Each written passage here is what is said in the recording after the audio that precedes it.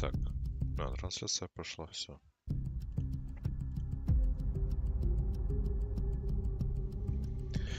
Так, что там Индия против Пакистана.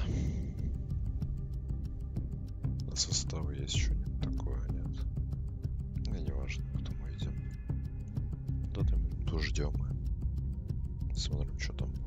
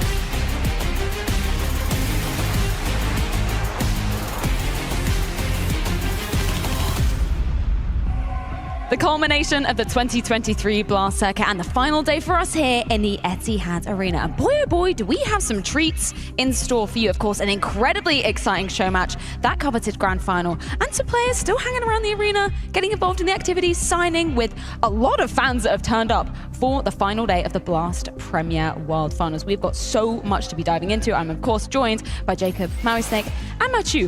I'm so excited to be diving into the final day of Tier 1 CS of 2023, man. You're right, it's our final day for whole 2023, the final championship Sunday here, surrounded by our friends. What can I ask for more? I mean, Jacob, I'll extend to you the courtesy for this. Yeah, thanks, man. I appreciate it. You say friends, I said a great colleague. Anyway, it's gonna be great. It's gonna be great to watch some Counter-Strike today. And as you said, it's not only the final time for us, but obviously also for the players to hoist one more trophy to the cabinet. But before that, we got a show match and some other fun stuff happening. Yeah, we do have some other fun stuff. As much as we have our disagreements, Jacob, we both love one thing. That's a bit of gossip, isn't it? Yeah, and actually, I came prepared for you. I brought some props. I got some popcorn that you guys can share over here. Me and Maui, of course, got some popcorn, and now we can chill a little bit and have a good time. Yeah, because there's been some news, some headlines, if you will, going on overnight with a lot of the rosters that we're going to be seeing heading into 2024. Maui, I think we start off with ENCE because, oh my lord, the tweets that have been going out, basically an implosion in that camp. What's been happening? They've been gutted. They have been stripped, torn asunder. They have lost so many players here. I mean, you're going to see, obviously, on your screen right now, Glaive, D-Hall, the people on the left, those seem to be the lone remaining players. Modern, Sunpius, they've joined up with Falcons. Nertz, his destination is fairly unknown. I mean, I don't think we necessarily know exactly where he's headed just yet, but they've also lost Saw, their coach. He was the backbone of this roster, and obviously you have to talk about the fact that all of this was spurred by the fact that Snappy departed a month ago. It's crazy how fast that goes, right? Because the three of us, I remember the four of us for that matter as well, we were doing Cologne and we were speaking about ENCE as one of the upcoming teams out there, top 3 team in the world. Could they go into another grand final? Could it be a team that would establish themselves as a real contender to be the best team in the world? It was such a promising project. It was such a promising team. And over a couple of months, it's just completely being split apart. Yeah, I think it speaks volume to the fact that they believe in Snappy and Saul. They believed in their leader. They wanted to be with their leader, and then Snappy just said, "Guys, listen, I have this other project going on. I'm going over here. I think y'all should join." And I cannot help but feel a little bit gutted for Glaive, honestly. Not that he would have for sure have success in that roster. That's not what I'm saying, but it's just like, hey guys, so wait a minute, y'all leaving? What's going on? He just arrived to the party and everyone is leaving, and now he's just left alone. Feels Glaive, man. I think this whole situation has been entirely unfair to Glaive in that there's no IGL in the world that can really implement a true system in a single event. So I feel like Glaive still has a lot to prove moving forward with this roster, and we'll see with the pieces that he has. Maybe that's Nertz. I think it will be D-Haw. if he's able to put something on the table, because ENCE, in terms of just as an organization, they're so easy to root for when you talk about people like Natu behind them, who have made esports look sustainable and look like it can actually be an industry that is built to last. Well, I think that was a great point we just had on our screen right here. The Glaive was aware there was a risk coming into ENCE. Okay. A lot of people were suggesting that, oh my God, he signed a contract, they didn't let him know, he's being hard done by. He was well aware there was a risk coming into this ENCE lineup, before he put pen to the paper. So I respect Glaive a lot. I think you're right when you're saying that it's a tough situation for him, but he was well aware of the risk when he first signed. Imagine the task that he's going to have now if we are just moving forward to the next few weeks or months, right? On one hand, we were wondering, is he going to be up to the meta? Can he actually do this? But we were assuming that this was going to be with the ENCE roster. We didn't know if that was going to work out, but okay, you got some good pieces. You'll have a... Мешает только.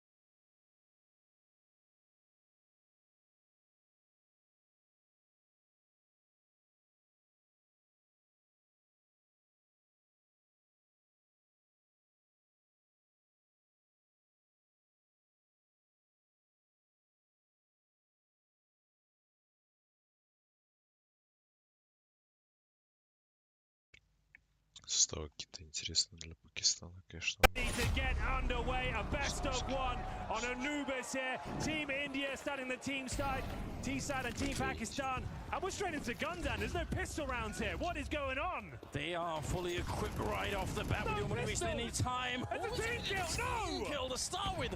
Rossi got the opening on Executor, but he went down straight afterwards. And then straight into a 4 versus 4 now. Some Pius here we in go. the back with the AWP. Yo! Perfecto of all players is going to be able to out-AWP him.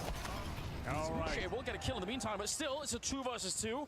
There's rotation happening, and there's a flank happening as well. It's actually Jimfat who's coming up from the T-spawn. Bear in mind, you can get involved in a show match. Get on Blast TV right now. You can vote what happens in the booth, who gets the punishment, and you can see raining nades or short fuse coming up next. So there will be raining nades and raining bullets from Jimfat as he finds the kill. 2 versus 1. He'll be joined by bullets as Defaulter fends them off. He does have 51 points of health, no utility. We'll see whether he can do anything about it. Should be a default plant. He's been engulfed by the flames here. First kill. He can't quite land the shot. The full defuse is coming in. Team Pakistan going to take his first round, and they absolutely will. Dominant victory there. Nothing he could do. Too many incendiaries, too much fire, and he's taken out of the equation. Double Molotov, Henry, to shut him down. He had an HE, and it almost got the kill on the guy defusing the bomb, but it wasn't quite enough. So, close call, to be honest, but yeah, it's a classic rush. No real setup for it. Just go hard at the bomb side. That kind of sets the tone there. We're not doing any nonsense with the pistols, and No. straight into the gun rounds here. Sam Pius is loving it. As it will be Team Pakistan to take that first round. So now it's raining nades. Hallelujah! the fans voted. It was overwhelming in the favor of the nades. You know what this means. I mean, if you didn't practice this, you could be left behind here. But just the infinite grenades that are going to be raining down. You can keep throwing each as much as you want. Cover the whole map in fire. If you buy the Molotovs, it doesn't end. Okay, that sounds like chaos to me, Anders. I'm not sure if It's you just can handle around. it. Imagine like 10 smokes going down at They once. could crash the server. It They could, might. yeah, actually, we almost did this higher last time in round. Copenhagen. I think we almost did crash the server. So just to reiterate, there are infinite grenades. You can just keep bombarding. The airstrikes are coming through Можно here. вообще The взять HG себя grenades. Widow's going to be an absolute nightmare. Presumably the CTs have the advantage here, Anders, because they can just lock off those choke points time and time again. It's Pakistan looking to continue the streak here.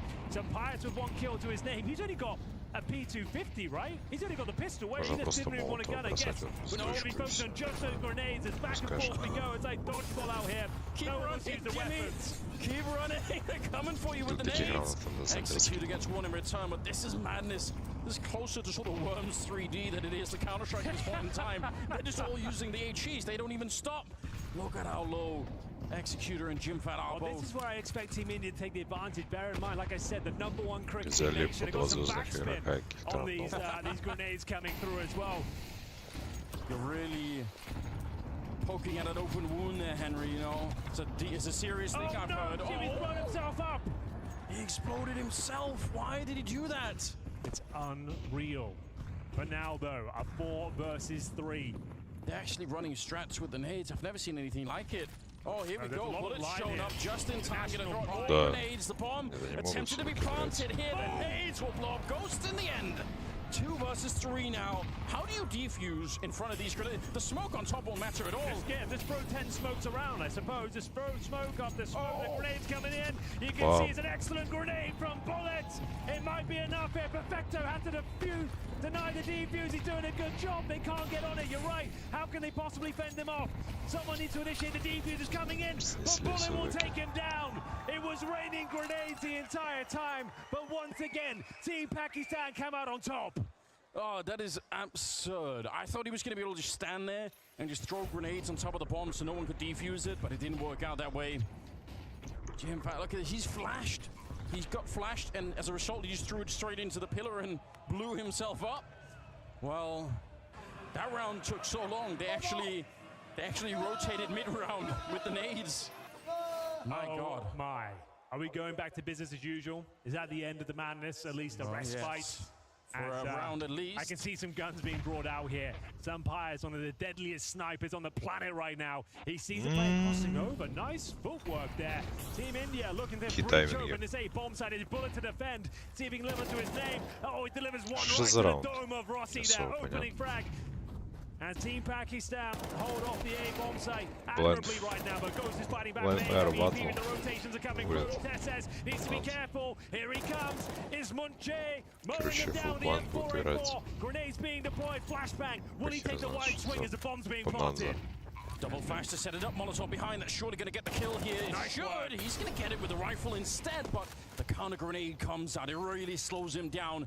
Not easy for Munche to come in and actually do anything here. Sunpius, he can't get the scope off in time. Perfecto will take him down. It's looking like a great round here for Team India. First on the board for them. Yeah, that's much more like it. It's a traditional round, showing their prowess, a nice little A execution, and it works out for them. The opening frag went in favor of Pakistan as well, but they couldn't quite fend them off here. Nice entry there from Bullet, but unfortunately overwhelmed. TeSeS showing some nice form here. Perfecto to close things out as well. Oh, he's loving it as well. That's what they needed. Team India on the board. I think this one's going to go the full distance, ladies and gentlemen. So let's have a little temperature check. If you're here for Team India, make some noise. Okay. And if you're here for Team Pakistan, let me hear you. Blindfire battle. I'd say the latter might have them there. Без мониторов играют все. That's unexpected, but all right. Wow. We are getting into another wacky round, Henry. I hope you are ready. I missed it. Which one is it next? The monitors are off. Oh, God. They are playing in darkness. That iconic moment. Remember Moses cheated when this happened. It still keeps me up at night. I can't believe that. I thought I knew Jason. Что этот гений делает? Cheated his way to victory in a show match. Друг друга уперлись. Just tells you, no matter how much you know someone, Henry, you really don't know what's at the core of that person. So just to reiterate, they can't see a damn thing. Every player has a black screen right now. TeSeS knows. So the bomb plan is the ace in this round. He's got the bomb. So he's actually doing a good job. He is actually working this one out. He's walking as well. He knows where he is. He's got a mind map of where he needs to make his way to in the A bomb site. Oh, they're hitting each other. Jimmy. Oh, yeah, Jimmy knows. Jimmy's aware. And the bomb, if he hears it, he'll get the sound cue. Oh my God, the bomb's going down. That is absolutely massive. Пачку поставили, все, не выиграли. They have 5 defuse kits. He's got them all. That's so early. Yeah. You throw it right away. But how can they possibly find the bomb at this stage? How can they navigate their way towards the bomb site itself? Look at Jimmy, the bat here. He can hear the bomb, right? He knows. Флешки, зачем флешки? Follow the sound cues. Has he got a kip? He has. They all have. He's trying, but flashes are coming out as well. Они ж не видят, что они There's a smoke on top Use the force, Jimmy. Yeah, he has to use that echolocation. Oh, he's got it! Oh no! Oh, he's on it! Нашел бомбу. There we go. Не нашел. Все. This is unbelievable. The blind leading the blind here. Тиммейт фигачит давай. Team India have done enough for their second round on the board, ladies and gentlemen. We're tying it all up. And it's all down to that bomb plant. Киберы разобрались. The best round with no monitors we've ever had. Like in terms of TeSeS somehow just absolute nerd, learning the map with his eyes closed, finding the bomb. So I don't think many people could do that. He did so well. I've never seen anything like it. I thought we'd be stuck in spawn. He ran straight towards that bomb site and even got a knife kill on towards young Jimmy as well. Oh, they're loving it. Team India starting to build up a bit of a streak here. I think we go back to a normal round now, but we'll see what's in store as we get into round number 5. What a show match it's been so far. Truly. It could go either way at this point. Sunpius need to find some form once again. As we get into it, we're going to see the weapons being brought out. The money's not an issue. You can see they've got $16,000. Buy whatever you like. Sunpius opting for the M4A1S though, Anders. Okay. Doesn't feel like the sniper at the moment. You know, it's kind of his usual day job. So now he's been let loose. He can do whatever he wants. Что это дефолтный раунд просто или что? Not seeing anything wild and crazy. So in the rounds where they're allowed to, they want to play a little bit more seriously. Again, it's a great rivalry at the moment. You brought cricket into it, Henry, as well. You know, that's also like a little bit of a sensitive subject because Pakistan are like ranked number 3 in the world, India number 1. They always have been, to be honest. But it's Pakistan looking to fight back here, but it's Team India overwhelming this B bomb site. It's Munche gets one, but it's not quite enough. Rossi will answer back here. They've actually got a solid grip on the B side itself. Bullet will remain, and he's put himself in a very problematic scenario. Upside down. Tries to blow open the smoke. I have no idea what he can do at this point in time. They know exactly where he is. A little bit of a flashbang. He actually runs in front of it. It's not a bad move, but there's 3 people waiting on the other side. Another good round here. Team India. Фан-раундах вывезти можно за счет скилла. They're packing together these rounds nicely at the moment. Пока что этот Team India вывозят на втором и на первом, в принципе. We've got more tricks up our sleeves, no doubt. Fans are voting over on Blast TV, so we'll see what the next round can come up with. Coming in. I want to see the smoke bomb against us. We've got to see that. That's always a crowd pleaser. Gets everyone going. It does make people happy, doesn't it? You know. Perfecto, you've been on the stage a few times. What could possibly be wrong? Come on now. Let's get on with it, shall we? Mine's not working. Got a little, little issue here or there. So the smoke round, that's one of your favorite ones. You enjoy that? Yeah, just to kind of like like anything that makes the players uncomfortable in the booth, I think is the most exciting. I feel like I'm curious to see what people are going to buy with the hyperspeed round. I feel like people always end up on the P90. Nobody ever buys the Negev. I'd love to see a Negev in hyperspeed, you know? Maybe the XM could also be good in hyperspeed, like fast reloading with a shotgun. A lot of people are saying that shotgun's overpowered now. It's overpowered. Yeah, I've heard it's too much. It's not true. I saw it on Reddit. I don't know how much the chat really means, but, you know, some guy said it. Well, if you're just joining us, ladies and gentlemen, welcome to yet another Blast Show match here. It's Team India versus Team Pakistan, a historic rivalry. And, what's coming up here next, Anders? I don't like the look of the main screen. Oh, this could get a really wacky. I don't like the look of this at all. Maybe that's why Perfecto's confused.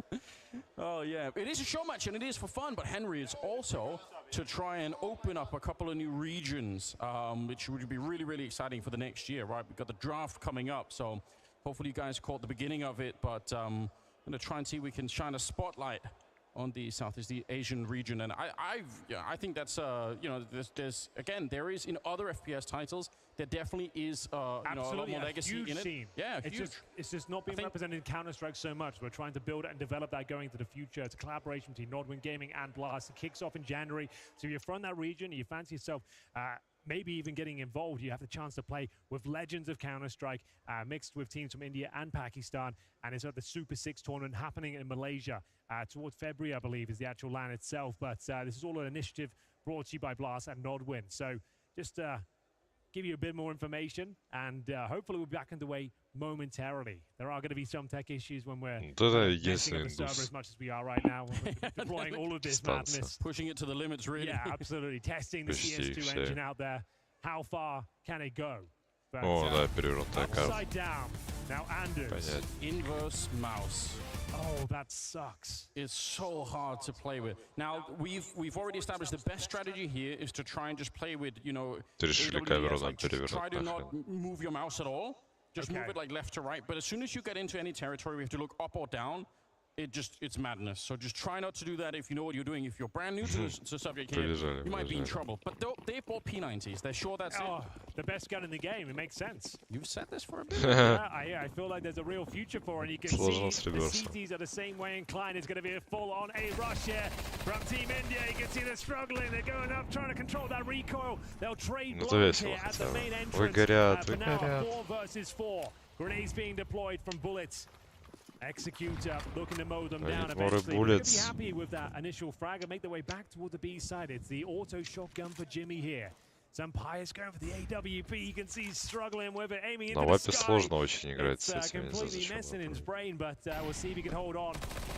Oh, the P90 as well. It's so difficult to control that recoil. Your muscle memory just working against you, Anders. You can see even in the back bullet, trying to get a couple of kills there. You got to aim down as he gets the double. Got to get that reload fin. Surely he gets dropped at this point. Doesn't really take much. Oh, Как no. понять? To find him eventually. 3 versus 2. Pakistan, they look to tie things up here. Wow. All right. Jimmy gets a kill. It's Perfecto on the other one. And now it's down 1 versus 2 here.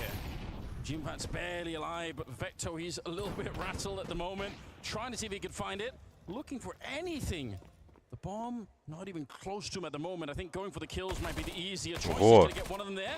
Sampai's has given up on the AWP. I think he's trying to use the pistol instead. At range. Может, Perfecto изначально будет играть с перерывным монитором? Yeah, they're starting to build up a bit of a lead now as well. The upside down round, one of the more challenging ones, of course. We saw that muscle memory working against Sampai's. Couldn't quite get his hand around it, and unfortunately the AWP doesn't have much impact. I think it's a great call though. Shotguns, P90s, that's where you want to be in that sort of scenario. You can see how it messes with your brain so much here. But Team India getting over the line.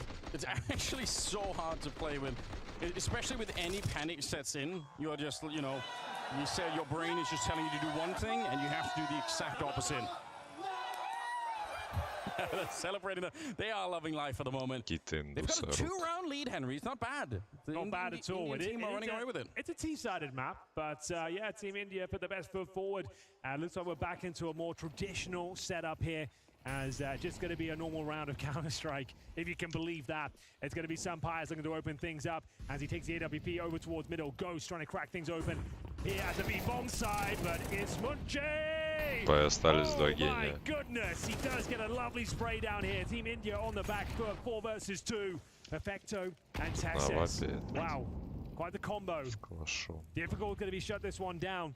They have got Jimmy alive as well, but surely this is where Pakistan can close the gap. Tessis on the hundo, looking down towards those canals. Yeah, he heard the bullet land on the wall behind him, so he knows that someone is in there. Perfecto, I think, landed a no-scope on Sampires. This is what I don't even know how it happens, but he's going to miss that shot, and it puts him in a little bit of trouble. He knows someone's down there. Yeah, good communication between Tessis and Perfecto. He definitely got the word in from his teteammate there. Well, he's still got a minute to work with. They're trying to pick them off one by one. Perfecto seems to know exactly where this... Oh my god, clarity! Ой-ой! He's brought it down to a 1 versus 1. Кто этот снайпер невероятный? Perfecto, 4 kills in the round. He's on for the ace here. Up against Jimmy, though. Почему Cloud9 Perfecto He needs to recover the bomb. 40 seconds. It's outside B for now. He has no idea where the young Finn could be. He's got the AWP and low health as well, just 10 to his name, but this would be for the Ace-Anders. And to extend that lead for Team India. An ace in a show match with an AWP up against Sampires as well. It starts with a no-scope. It's a lot to ask for. If he wants to go to the bomb side, he has to run right now. He can't really walk around any longer. Yeah, he has to go It's taken a long time. I think he might be dead to time. You know, it's a show match, but they can't help but take it seriously, though. This is a little bit tense. 8 seconds on the clock, and I think Jimmy's got the right idea. Lets him linger in the smoke for all of a second. It's Team Pakistan back on the board. A 3rd round for them. Absolutely true. It was hard fought. It comes down to the 1 versus 1. Perfecto, even with 4 kills in the round, wasn't quite enough. Oh, God. Perfecto the AWPer. We've seen it a couple of times, even this tournament. Nice to bring it out. And it will be a disappointing result, but Pakistan will be closing the gap here. Sampire staying away from that AWP. His main weapon, happy to operate with the M4 here. Bear in mind, they got $16,000. No craziness this round, but Jim Fats is Munche as smooth as Mumbai Chai. As we will see a Rossi response at least. Losing 2 people at the start of the round are definitely not easy. And they can vote on which team gets smoked. So right now it looks like it's going to be Team India. Team India, потому что Team India круче. They might have a bit of an advantage going into the upcoming round here. Oh, it's the smoke. It is the smoke. Your favorite round, Henry. Oh, it's actually happening. Yeah, well, they try to boost over to look through into the bomb side. Not going to find anyone again. Jimfat and his Smoochie coming up with some great kills. Индус должен быть классный to left. 1 versus 4. And they're not even really rushing him down. They're flanking him, in fact. And Smoochie gets the last kill on top of everything else. That ties the game here. Pakistan catching up to India now. Oh, they really are. Turning up the heat here in Abu Dhabi. You can think that there's been a tone shift out there now. You can see that it's actually turning into a competitive game. These real gun rounds, they're actually giving it everything they've got out there. This one falls in favor of Pakistan. We tie things up. And what have we got next, Anders? What could possibly be in store for us going forward here? We've seen absolutely everything so far. Oh dear, is it smoky in here? As we'll see, one of these teams suffer the fate of a very difficult round. It means an actual IRL smoke bomb's going to be deployed. And looks like Team India are going to have to be the ones to deal with it. Yeah, the fans voted, and this is the result. So, Perfecto, I think he's actually tried this before, so at least he can brace himself, but the rest of them maybe not so much. It does get thick with smoke in there. You really... And hold your breath if you can for 2 minutes. It's doable. Oh, we got the Krieger coming out now. Rossi picking that one up. Haven't seen a Krieg too much in CS2, so I applaud it. Try and see if we could pave the way for something interesting. A little bit of a shot here for Ghost. You can still see, it's fine. Executor goes down, 4-on-5 to ensue. Sampires still not with the AWP. Maybe he's just being, you know, a sportsman here, trying to play fair. I know what some Pius could do with that sniper. Rossi, look at this! Oh, Double kill with the Creek, Henry. Through the smoke as well. They've opened up the bomb site. They should be able to get the bomb plant here. yeah. Fancies himself the Sachin Tendulkar of Counter-Strike, it seems. As we will see Perfecto answering the call with the AWP. Finds himself a couple of kills towards the end. Team India back on the board. Beautiful work there. Rossi mowing them down, making that creep work as at range as well. Бомба. Yeah, he's actually perfected the scope spray. That's rare. You know, you don't normally get to see that, but good job. And Perfecto trying to land a job as a future AWPer somewhere. You know, the whole conversation on Cloud9 is that they need an AWPer. So maybe Perfecto saying, you know what, I'm it. He could be the guy. Let's not make any changes. Well, it's some Pius. He's had enough here. You can feel this game slipping away. We're getting to round number 10. Rossi opening the fragging once again. He's looking red hot out there. Снайпера, эти со снайпером играют. Oh my goodness, it is going to be great shots at range. This is starting to turn into a real competitive game. You can see this skill shining through from these players. 3 versus 2, Perfecto and Tesses. Slow mode, low gravity. Some Pius with Да, блин, какие-то тупые варианты towards the A выбирают. bomb site. So one way or another, they're going to have to rotate this way. Team Pakistan seem to know they are already grouped up, practically standing on top of the bomb. That could be a bit of a problem, but we'll see. Look at who they're up against. Bullet. Oh, he takes down Tessus. Great work in Smoochie, just catching the perfect timing and taking down Perfecto. That is a bit of a comeback in the making here as Team Pakistan start to climb back up. Tied up 5-5 as we head into the next round. It's neck and neck. And no one's getting away with anything here. Oh, and it's the gravity, Henry. This is where things get really wild. Especially, I think the skyboxes now in CSU being fully open, you can actually go anywhere. You could actually just jump over the map entirely, get yourself into a bomb site, and we'll see how high they can go. Auto shotguns. I believe you are super accurate in the air. So, yeah, you can just fly up. Off they go. Are they ever coming down? No way. Let's see how accurate the Deagle is. He's certainly trying, but Henry, you're also exposed up there. You obviously can't really find any cover in the middle of the air, so he's trying. Tess is looking up on top of the bomb site with a shotgun, raining down hell from above, even throwing Molotovs from up there. It's defaulted to get the killer return. Look at Rossi. He's not firing the gun. Look at how sneaky he is. The Indian space program is coming to get you. Watch out, Sun Pius. Here he comes, Rossi. Bam! In the back. Sun Pius didn't see it coming. Get the face full of lead. As Jimfap holds on for dear life. You can see the grenades are affected as well. They're floating through the air. And Tess says, oh, he's actually got some sort of insane position here. В текстурки залез. Can he fire any bullets? I think he might be there forever. Как вылезти, все. Inside of the brush. And there we go. All right, he found a way out. Unbelievably sneaky. He gets the kill, spins around, has to reload now. Yeah, use the Glock instead. He's trying to maneuver, trying to stay active so to not get shot down. Almost got Executor here, but Executor's now falling into the map. What level of madness is this, Henry? I've never seen anything like it. Who comes out on top? Executor's gone with the rifle. You can see it's not really working out for him. He's getting chipped away at that shotgun. Will eventually get him. The bullets aren't landing though. The Glock doesn't have the range, Anders. It doesn't seem to be landing. 15 seconds remaining. Who comes out on top? It's a big round. It's 5-5 right now. 10 seconds remaining. Tessis doesn't have the bomb. Needs to find the kill right here, right now. Few more pop shots. 5 seconds to go. One more will do it. Tess says no. He hits it. And the shotgun prevails. India takes the lead. One more round to go as we see 6-5 come through. He really squeezed the last seconds out of that round, and he really tried to make sure. What on earth is happening? Hiding inside of the walls. Where are you, Tessus? Yeah, Perfecto's asking, where are you, Tessus? Nobody knows. Unbelievable. The last round of the half is coming up now. India with a 1-round lead. See if they can make it 2 at the end of it here. We got normal rifles coming out once again. Some Pius going down, but he did take Rossi with him. Nice shot from Executor at range. That's Ghost being dropped in the middle. Pakistan looking to tie things up here. Bear in mind, this game's important for them.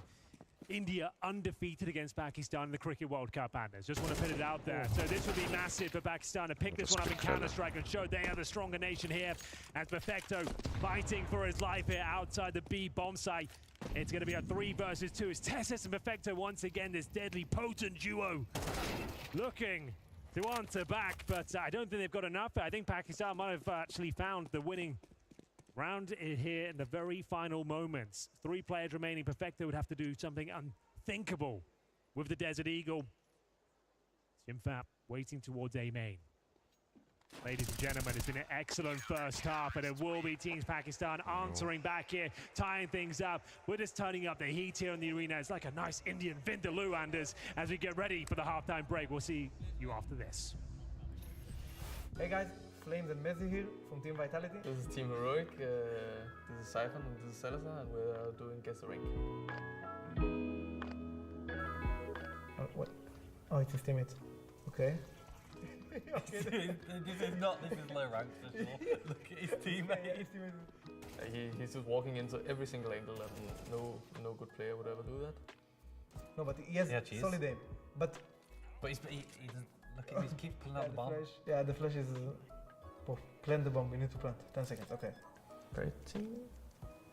I think it's more 15 or something. If I saw just the last one, I would think he's a pro player because he's holding like a. Yeah, but then you go back to his teammate who's running out full blind. Yeah, his teammate made me think it's like 5k, 12k. Oh my god. Yeah, I said 12 in the beginning, and I said 13. What's his name? Fish Puncher, boy. If we knew this. Mr. Fish Puncher. 12k. I don't want to bully too much, but Fish Puncher is not a name for 12k. So this guy has very good pre-aim, yeah, and he's not walking into every angle, he's peeking them. Okay, but he has cool roster placement. You see how he moves? Yep. It's Xantares. Insta one tap. Okay. Oh, Okay. it's like Zywo. Probably like 22 maybe? Yeah, let's say 22. But look, because yeah, this is good, 2 shots, and then the third guy is just a mess. Why is he running like a... Yeah, but look at his last guy as well. Look at the reactions as well. Look. Yeah, he doesn't react He to doesn't the enemy. react, look. Yeah. The enemy just stands in the middle of the floor as well. Yeah, I'm going with you. So I'm gonna come 20, and if it's 14, I'm a genius. But I believe in 20.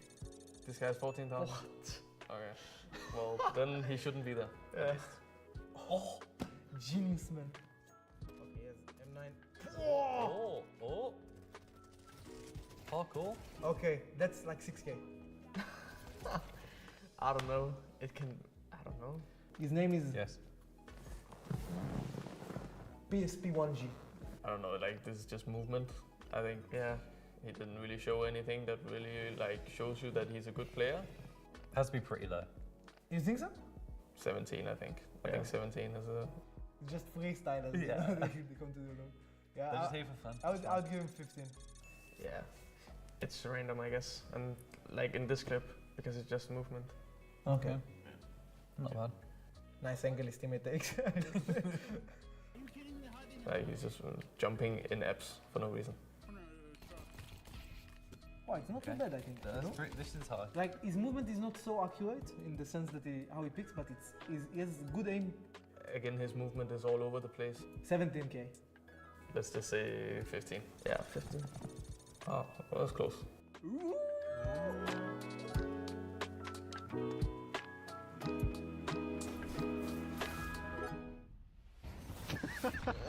Let's bait him. Oh, no. I flash mid, go mid. I flash mid. Go. What the fuck is happening? I think they are going towards middle. Yeah, middle. Oh my god. Mid. Nice. I'm netting the smoke. I'm dead. I net myself. What the fuck? Bro, plant the bomb, you win. Oh my god, you just want to steal. Let's go. No! Oh my god, we got it. I'm dead. Last cave, I think. Yes. No. Smoke. Let's fucking go. Nice. India known to have some of the best spin bowlers in the world, Anders, but it wasn't quite enough in the nade-only round. Team Pakistan managed to pick that one up. Nice insight to the team speak there as we get ready. Ladies and gentlemen, the final half. Team India versus Pakistan. Let's make some noise. Get the arena alive as we get ready for an opening pick. It is going to be Team India finding that first frag. Yeah, Sun Pius out-opening Perfecto finally. Perfecto's been getting the better of him so far. And they're off to a good start here. A little bit of a trade coming in, though. It's Ghost taking down his Smoochie, and Bullets will drop Rossi, so the trades continue. But it's Team Pakistan coming out on top, at least for the minute. A double push coming out of the palm side, a knife out, but he gets shut down, Henry. Ghost will take him out. Team India not wanting to get rid of this round just yet. It's Jimfat and Bullet left. 2 versus 3. Trying to see if he can walk into the smoke with an AWP in his hand. That surely is instant death if you come out the other side. Well, here we have it. A tense moment here, all the way back in T-spawn. Team Pakistan on the back foot here. Bullets. That was a chance he can save this one, but he is taken down. It's a hell of a flash from default here. Jimfat with the AWP, not known to be an AWP, but it will be Team India picking up the first round of the second half. 7-6, neck and neck. Oh my God, it was a straight up no-scope. What? I missed that. How's That's he done that? so ridiculous. Okay. Okay. We're learning something new every day, I guess. Yeah, don't see many of those. Why even bother scoping at this point, you know? All right. Calling for a friend, calling for some help maybe. Team India's pulled ahead once again. 7-6. It's a 1-round lead, but they're on the CT side now. Yeah, Team Pakistan looking to shove a bit of that biryani heat down their throats with the A main push. They've managed to trade out Rossi. We'll see the grenades deployed here. Perfecto to defend. Can't quite land the shots here. 4 versus 4. It's Ghost with the AWP as well. A double AWP setup. You don't see many of those on Anubis, Anders. They're blocked off by the utility, taking damage en route. Pakistan needs to try and get through. All of this utility has been deployed, and some players will find one, but they've taken so much damage. Double kill from Tessez. It looks like they're done for here. As the CTs are just holding on, it's way too much. Smoochie will have no chance whatsoever, and Team India will take yet another round, 2-0 in the second half, as they get closer and closer to victory here. This historic rivalry coming to a head. And you can see as Tess says how much damage he found through the smoke at that point. They'd already taken so much en route by virtue of the grenades as well. But it's a clean and clinical finish. He didn't see a single person that he was shooting at. All of them were just through the smoke. I think the second one was just the last bullet coming through the smoke, and he picked it up anyway. Well, you know what this means, Henry. Hyper speed has been activated. I hope you're ready for this one because it's going to be crazy. Oh, yes, indeed, ladies and gentlemen, it's the hyperspeed round. It's difficult to keep this one up, but we're going to see lots of kills coming from Pakistan. This is more like it. The bomb replanted straight away. We are going to see if it's going to be possible to retake the bomb site. There's absolute pandemonium out there right now. Goes with the P90. Oh, he's making it work. They got the defuse in. It's already over. It looks like it was going to be a perfect round for Pakistan, but they can't hold on. The fastest round in Counter-Strike history, perhaps. That goes by so quickly. The P90, it's a favorite for this kind of round. My God, that was lightning quick. You'd like to see it. And again, the scoreline slipping away from Team Pakistan ever so slightly here. I don't even know what happened towards the end. It was too quick. 9-6. Team India taking a sizable lead, and Ghost will take down his Smoochie to start the round with 4 versus 5 here. Sun Pius, KDB the difference maker. Oh, he's caught Rossi. Good timing. And Jimfat was flashed as well, but he will still get the return. 3 versus 3. They need this one, Team Pakistan there. Oh yeah, they're starting to get that deli belly right now. It's not feeling good. They can feel everything starting to slip out of their bodies at this point, as it will be Jimfat answering back. Pakistan, they do need this one. Perfecto, Tesses. And it's not going to be quite enough. I think finally Pakistan have broken through in the second half. Tesses with a mountain to climb here. Jimfat should be able to take him down. There it is. Pakistan will find their first. It's toward that A bomb site once again, this time finding success. Oh, they needed that. It's about time we heard something from the Pakistani side here towards the second half. We'll see if they can keep this up. I did like the start from Rossi. Looked like he had good timing. Looked like he had the aim to maybe win another fight there against JimFat, who just ends up closing out the round. Still, 9-7 the scoreline. Seeing the AWP and Ghost once again, but otherwise, no sculpture in play for this one. And Smoochie is actually top fragging with 16 kills right now. I guess Perfecto on the other side with 20, but yeah. What an experience for these guys. It looks like it might be the Team Pakistan next time that's going to be smoked off, Henry. The vote is rigged. No matter what you vote, it's going to happen. Yeah, it's a good point. It has to come through. And we'll now see round number 17 underway. Pakistan. Mid-control. Some Pious. Tip of the spear. Look at that first kill. Consents players on the other side. The smoke is blown wide open. And he'll take down Tesses. It's Rossi. Bit of a Bollywood star of Counter-Strike, it seems, Anders. He's actually managing to put up some decent numbers here. Gets some of the double digits. As we will see a 4 versus 3 ensue. Until he starts catching bullet, I'm not calling it Bollywood yet, but yeah, you're right, Henry. There's actually something. Default good shot on Sun Pius. 1 versus 1 against Executor on the other side. It's Default to come out on top. India to 10. Things are looking real good for them at the moment. Oh, yes, indeed. Couple more rounds, we'll find the map point. Bear in mind, it is a best of 1. We know the smoke bomb's coming once again. And it is going to be happening right here.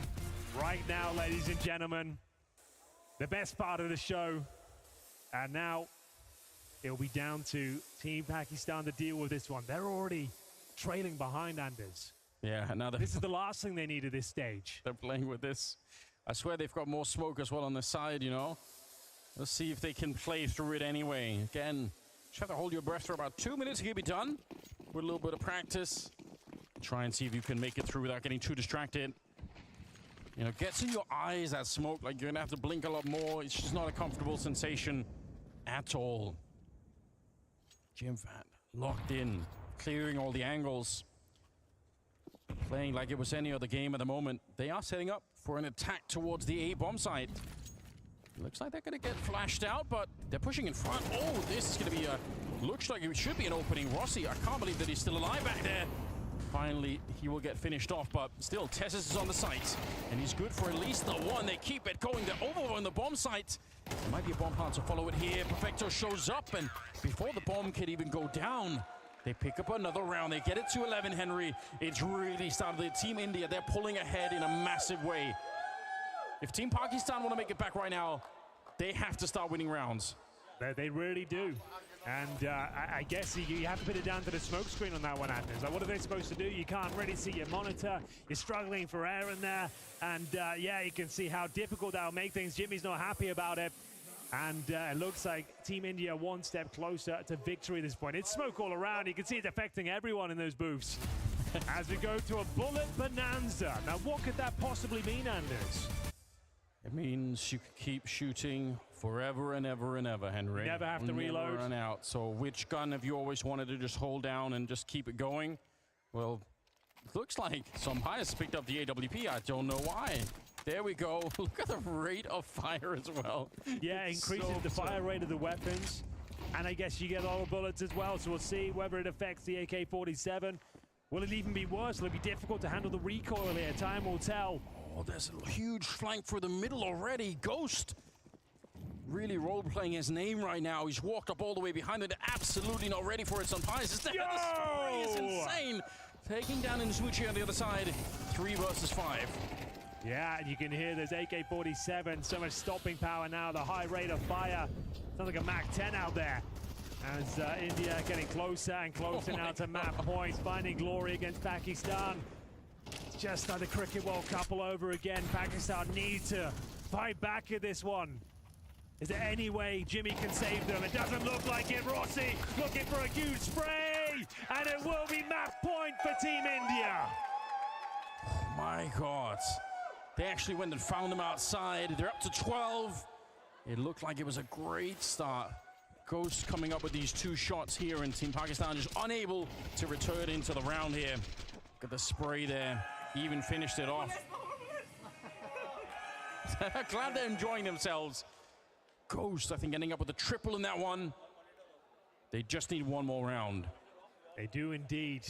Best Pakistan can do now is tie the game, and they can walk away. Well, that's the whole thing. But we're going into slow motion territory, and there was absolute pandemonium when we went hyperspeed, but now it's going to be a much more subdued affair. How do you feel about this? Well, you know how I feel about this. This is the Counter-Strike ASMR, Henry. This is where it just gets nice and chill. To be fair, this is how my voice sounds most of the time. This is my default voice. I don't think people would even know the difference. But we'll see if this is going to assist Pakistan. We're going bullet time here, Matrix mode. And we'll see if there's anything left to be said. One more round would do it for India. Bear in mind, this is all about the draft. Check it out. We will have more information on the Blast TV website. And it's kicking off in January. It's a chance to give South Asian Counter-Strike representation to play with Counter-Strike legends. There's a LAN happening in January in Malaysia, but it looks like India might have done enough here. Some players answering back. It's like a frag movie out there. It really is. It's dangerous. Any jump, any grenades thrown, you don't want to be doing that because it takes such a long time to get the gun back out. Oh, bullets. Some beautiful headshots keeping the dream alive for Pakistan right now. Some Pyres gets a shot. They're actually turning this around. It's just Perfecto, 1 versus 2. Perfecto. What have you got for us? They're coming in his direction. First kill will almost certainly be his, but some Pyres trying to bait out the shots. He nails it, and Perfecto needs one more kill. Are we all said and done, ladies and gentlemen? This could be it, but Bullet, he says no! Absolutely terrifying, Henry. But you know what? It's worked out. Bullet, he was the man to save the team. They get to play on. They need another 4 rounds behind this one, but my God, he was accurate in this round. Beautiful. Just when you thought it was all over, Red Rover, we do see Pakistan with a fighting chance here now. It will take 4 rounds in a row just to tie the game up. We've gone for a triple AWP setup for Team India. Led by Perfecto. He's got 23 kills right now. And it will be Defaulter. He's had a interesting second half as well. Rossi's been fantastic. Start for the future of India. They're actually doing great work at the moment. They really are. And that might be it. Yeah, getting rid of Jim 20 HP. What a massive player to take down. A shot onto Executor as well. He is dead. Perfecto will find him. Rossi out hunting. It's all on Sun Pyres. I don't think the Spaniard could do this. 1 versus 5 to try and salvage the show match for Team Pakistan. There's a lot of weight on his shoulders at the moment. Come on, Sun Pyres, you can do this. You've won better clutches than this before, but they're surrounding him, Anders. First kill will be his. Oh, no! It's the knife in between the shoulder blades of Sun Pyres, and it will be Team India to close things out. The favourites coming into it, and they managed to have a dominant victory there. A very, very good game. And actually, the individuals of India shining bright as well. It wasn't just about Perfecto and Tesses. That was a great team effort. Yeah, they had a lot of individuals showing, I think, on the Pakistani side as well.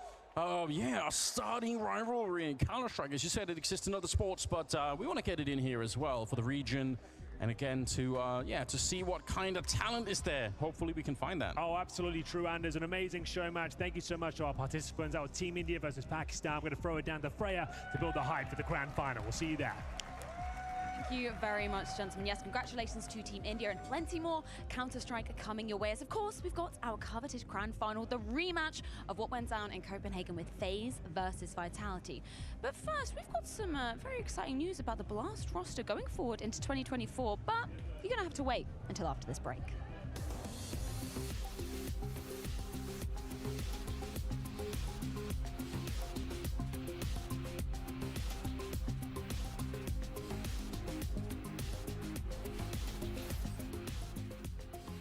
We're here at the Blast Premier Worlds Finals, where alongside some of the top teams in the world competing on stage, we also have the Blast Zone, where gaming fans can unite over a variety of different games. We've got mobile gaming, VR, racing simulators, arcade games, and of course, console gaming.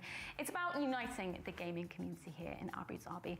And today, I've got some very special guests ready to join. We've got a sports star and an esports legend. So guys, if you'd like to come on. Thank you. Hello, Freya. Hello, guys. How are you doing today? Good. I'm doing fine. Do you guys want to introduce yourselves? Yeah, what's up? I'm Aldana. Nice to meet you. So I play sports. I do go outside and touch grass, unfortunately. Yeah, I'm 19. What else can I say? I guess I touch grass. That's the most important thing. The most important thing. We don't. We stay inside. Occasionally we do, right? Yes, but most of the time you're doing. Yeah, I'm Dupree. I'm a long-time Counter-Strike player. 5-time major champion. No, Nice. Obviously, we're coming here and talking a lot about gaming. So, how were you first exposed to gaming? What makes you love it so much? I live in a gaming family, literally. My aunts, my uncles, everyone plays games or played at some point. Okay, so can I get your tier list? So, Counter-Strike is obviously on top. No. No? No Wait, offense. No offense. Okay, Not okay. taken. Tell us to why. What's at the top? Obviously, Zelda Breath of the Wild.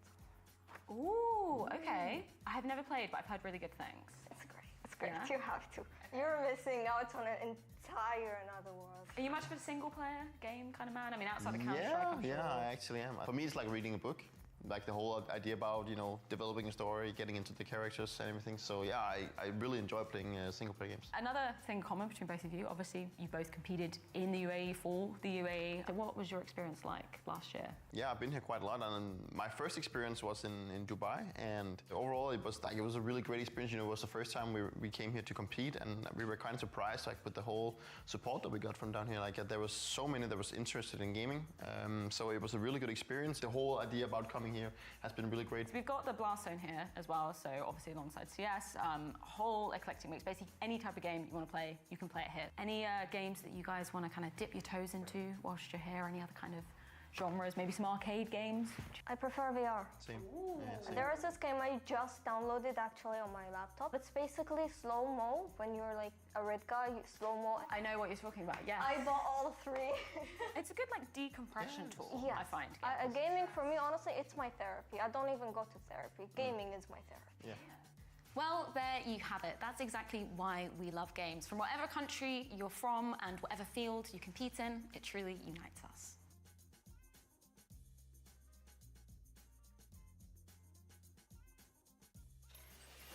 The final Tier 1 event of the year. We return to Abu Dhabi, this time to crown a king in CS2. A banger of a series here. Ends take on Na'Vi in the lower bracket. Na'Vi will be posting 8 rounds in a row, kicking Ents out of the tournament. This game is set up to be another banger. Cloud9 taking on Vitality. Vitality to pick it up and make it straight to the semifinals. Mao's back to winning ways. Farewell here to Heroic. Abu Dhabi is where they end. It is time for our winners, Matt. It's FaZe Clan. Against them is G2. FaZe Clan going the distance into OT to take themselves to semifinals. What a game. What a performance. Mouse have done it. This team are looking deadly across the board.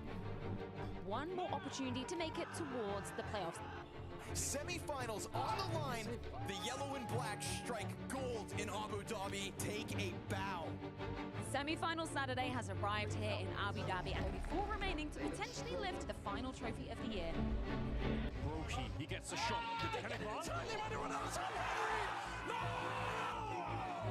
They didn't get the bomb plant. FaZe instead to the grand final in Abu Dhabi.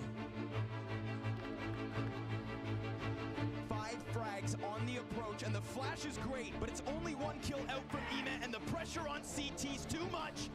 Pinned in, and Vitality to the grand finals.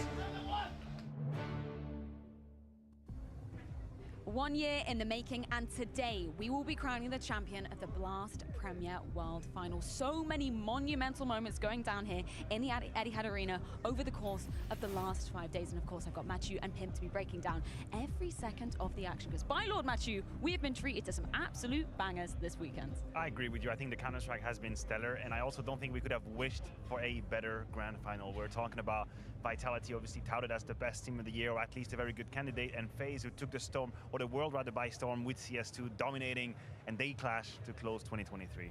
There's been a decent amount of upsets throughout the tournament, but not enough upsets to make sure that we didn't get the final that we wanted. As you said, Vitality taking on FaZe in that grand final. Honestly speaking, coming into the tournament, I think that's what most Counter-Strike fans were hoping for, to end the year in a cool fashion. Yeah, I feel like the initial playoffs matches, the quarterfinals that we saw, was where the crazy stuff went down. G2 and Cloud9 being eliminated, obviously set up Na'Vi and Mouse just yesterday. They were the two teams that did get eliminated in those semi-finals. So let's start off by talking a little bit about Na'Vi, because I think we weren't totally sure where to be placing them coming into this event, because obviously with Simple's departure, massive hole that they're going to be needing to fill. What's your take on how they kind of ended the year here? Well, I think this is probably the first event, barring EPL, obviously that was on CSGO, but ever since, it's the first event where I feel like they punched upwards. I think they got Ws that we might have not expected. The G2 one is a very good example. It was a strong showcase of resilience as well, a complicated game where Na'Vi actually fight back. We got a couple of positive signs. We saw IME, or rather what used to be IME in Gamer Legion. We had a couple of glimpses here and there, but I think the main takeaways we had from the desk as well is that the word is potential.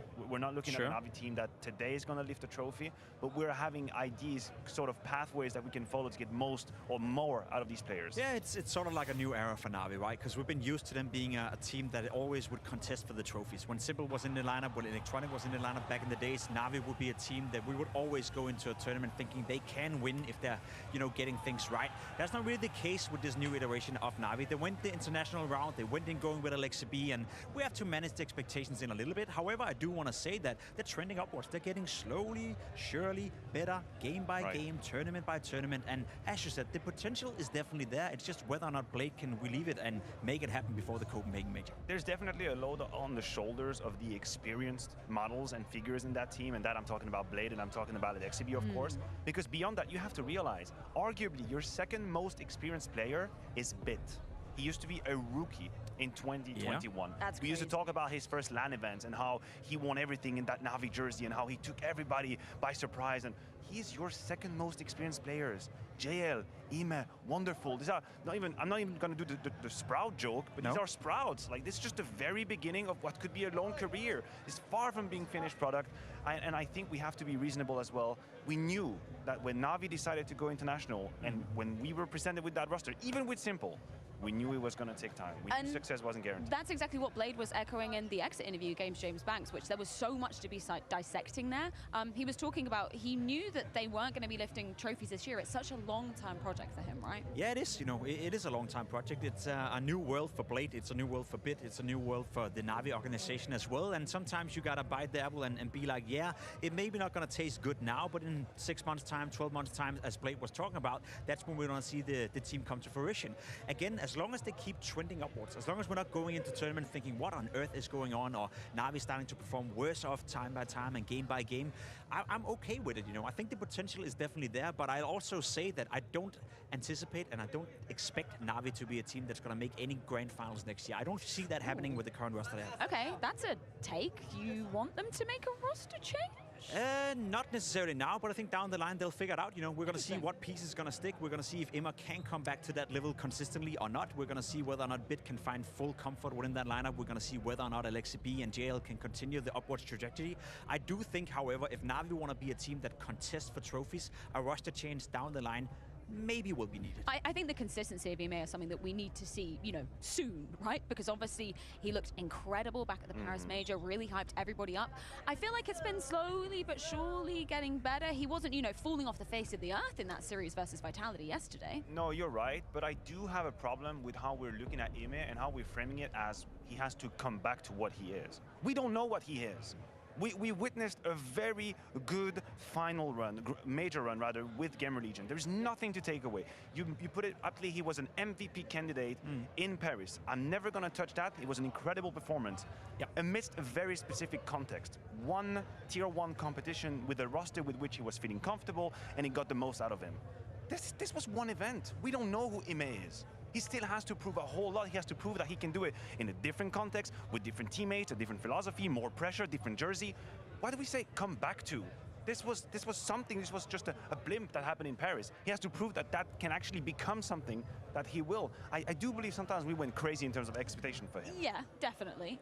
But I think with what we saw in Paris, right, it gave us hope. It led us to believe that if he could replicate that form, then he would be something brilliant. And obviously coming into this new Na'Vi project, it's been a bit complicated, right, with the stability of the roster. And I want to give some props to Alexi B for just how he's handled that as a leader. He hasn't let, things implode in the camp, which we have seen from some other rosters. Yeah, I think Alexi B is doing a good job. I think the work between Alexi B and Blade seems to be working. There seems to be a healthy conversation going on between the two. And I think over time, they'll be able to form a playstyle that's going to be interesting. Just want to note on the comment on Emma, I agree with you. He set the bar extremely high at the major. But the problem for me with Emma coming into Na'Vi was that he was dropping below the level we saw for the vast majority in Gamer Legion. That's my issue. I don't expect him to come back to be the MVP candidate for every single tournament.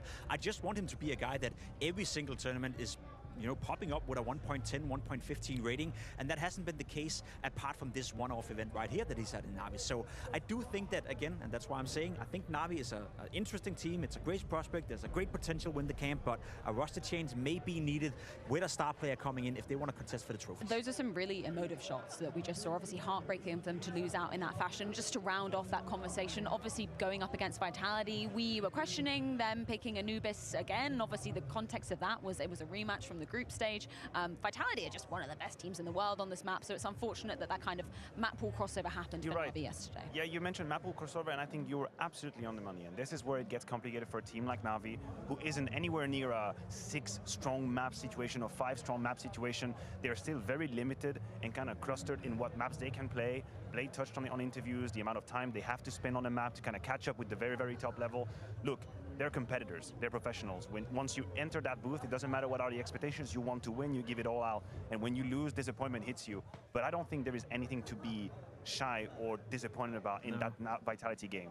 It's okay to lose to Vitality right now if you're Na'Vi. This is not a result that should make you hit your head against the wall. I don't see it this way. They weren't supposed to be in the semifinal, right? It was supposed to be G2 coming into that semifinal, and I do think that, as you said, they shouldn't be shy, they shouldn't be ashamed. No, they did a decent job. It was okay for Na'Vi, and again, we're talking about them trending upwards. So, fair play to Na'Vi for doing a good job. And same story for Mouse in the other side of the equation. I love that we got to see that grudge match going down, because obviously Frozen departing, joining the FaZe camp, but fair play to Mouse for really holding their money and making FaZe sweat in moments that I didn't think they would. No, I think there was many ways yesterday that Mouse could have won a map at the very least. There's also a world where they could have won 2-0, to be completely honest. We brought up the point yesterday, Matthew, that FaZe were winning a lot of the pistol rounds. They were converting on a lot of the pistol rounds, and one can only imagine what would have happened if FaZe weren't able to do that, let alone the fact that Mouse came into this tournament with a stand-in. They came in with Brolin, limited practice. We don't even know if he's going to stick around with Mouse, that they're going to scout somewhere else. So the core and the foundation, the blueprint that Cyclone has built up with this young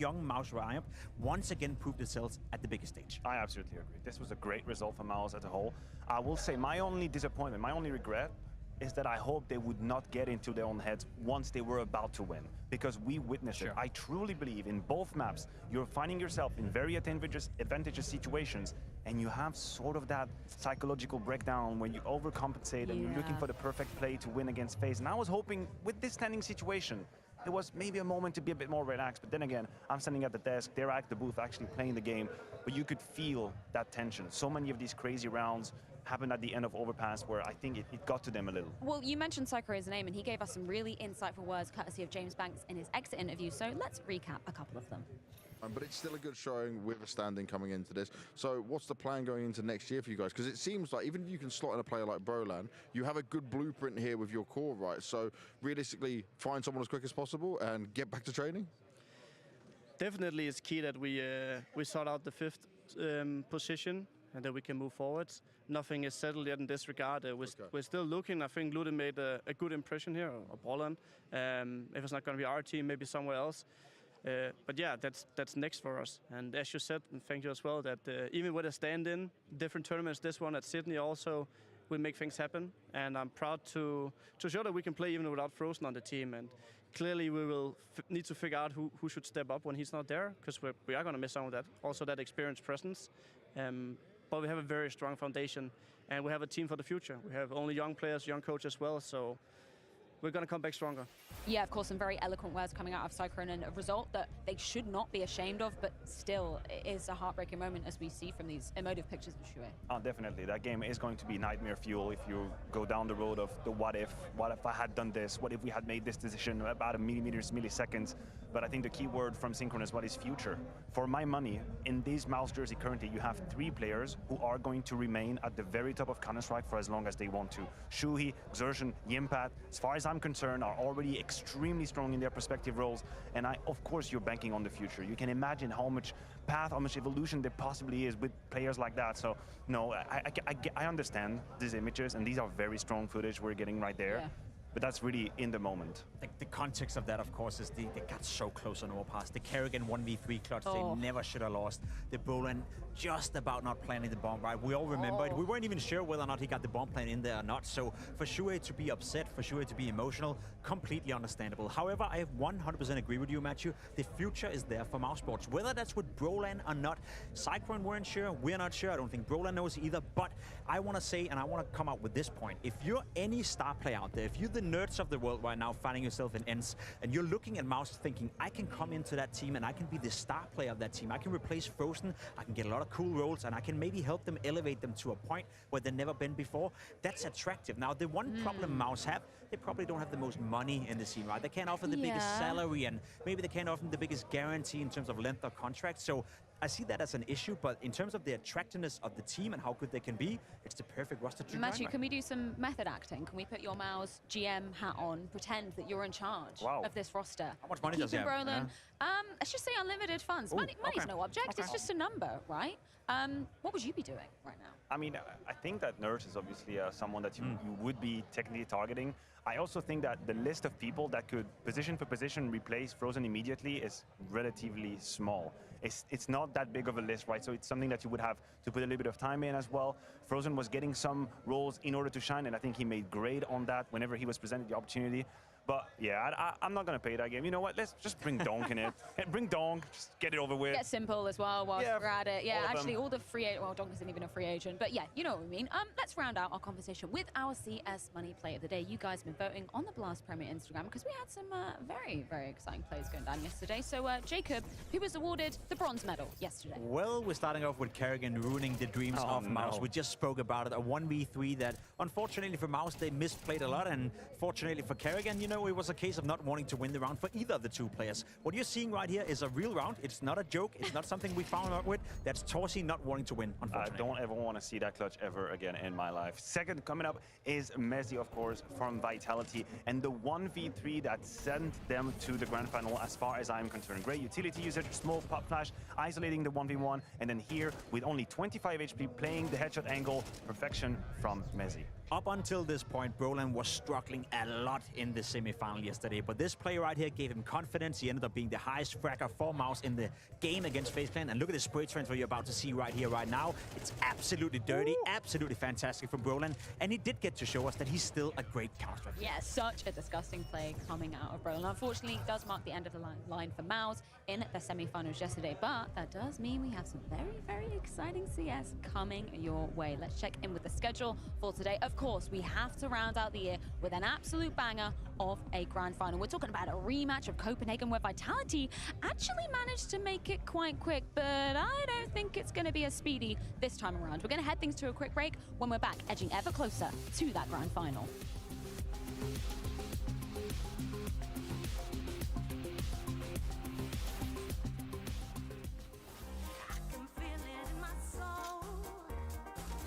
Magnum Almond is expertly crafted. Velvety ice cream, crunchy almonds, and premium Magnum chocolate. A timeless classic. Magnum, for pleasure seekers. Are you ready to kick things up a notch and push play on some epic gaming action? Step into the ring with Arena Esports, powered by Etisalat by EM. Play, watch, engage, compete in some of the top leagues and tournaments within FPS, Battle Royale, sports, MOBA, fighting games, and so much more. Watch live stream games from the pros to learn and up your skill level, or connect with some of the region's top players in our online gaming community while sharing your achievements and connecting with fellow players. The time is now. Jump online to register today and let the games begin.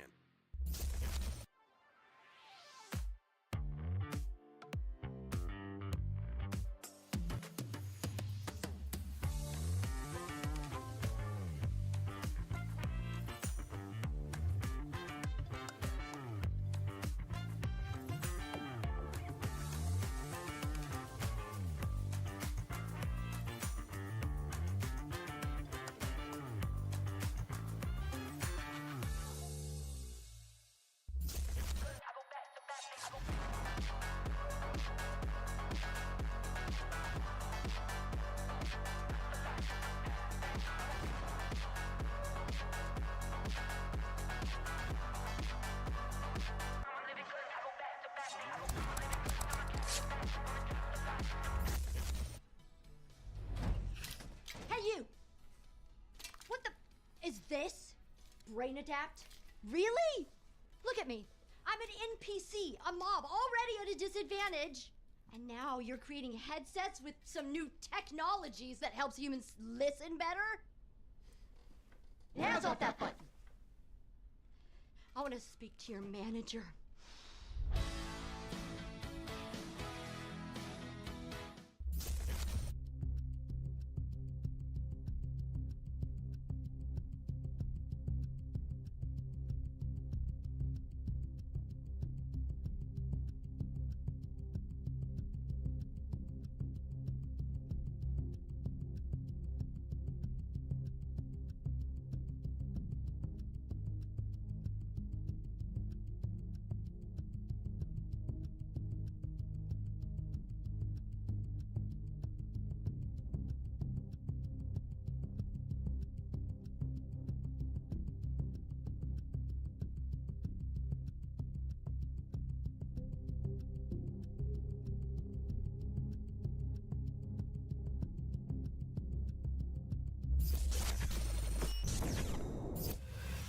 The Blast Premier 2024 schedule is split into spring and fall seasons and culminates with the World Final. Here's how it works. 12 Blast Premier teams will begin their quest for victory in groups. Teams are seeded, creating 3 groups of 4. These teams play out a double elimination best-of-3 group stage. The 3 group winners go straight to the season final. The remaining 9 teams will fight it out for 3 season final spots in the cross-group gauntlet. The 6 teams that fail to qualify from the gauntlet will be cast into the showdown. There, they must fight to survive in a merciless single elimination format. They will compete against 3 invited teams and 7 teams from global qualifiers. This year, each showdown is no longer split into regions, but is a single tournament played in Europe. 2 teams from the showdown will secure their place in the season final to join the 6 teams from the groups. At each season final, the 8 teams will face off in a GSL format, leading into a single elimination playoff bracket with quarters, semifinals, and grand final. The champions of the season finals will be joined by teams who qualify based on their performance in tournaments throughout the year, including the winners of the Copenhagen Major, winners of IEM Katowice and Cologne, and top-ranking teams on the leaderboard. These 8 champion teams will come together for one last clash as they battle it out for a prize pool of $1 million.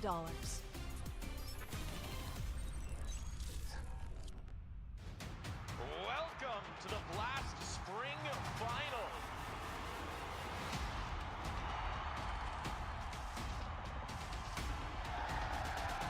Hell yeah. I'm ready. I'm excited. The stage is set. Who's gonna lift that trophy? Oh! What is that? It all comes down to the next 3 maps of Counter-Strike. All right. Okay. And he can't believe it. Oh my God.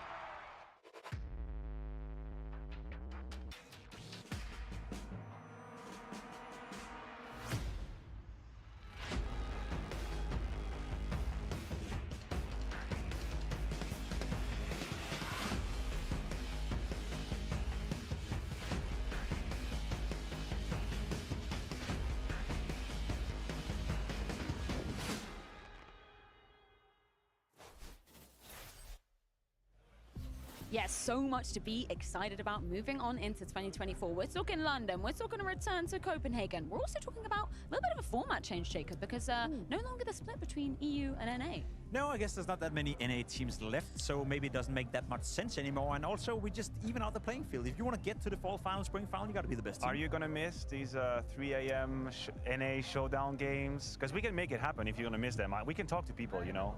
Nope. No, you're good? All right, Jacob good. is good. He's got the approval. We've also got one more very exciting change. Oh, we that do? If you've been eagle-eyed over on the Blast Premier Twitter, you'll have already seen, but there has been a substitution in a partner team. EG out, Cloud9 in. If I've ever seen a straight-up upgrade, that would be that one. I'm not gonna lie. You know, EG, they gave us some fun moments, and Cloud9, they gave us some quality. I mean, listen, let's not sugarcoat it. It's an excellent change. Everybody's happy about it. Maybe not EG. I'm happy about it. Most people are happy about it.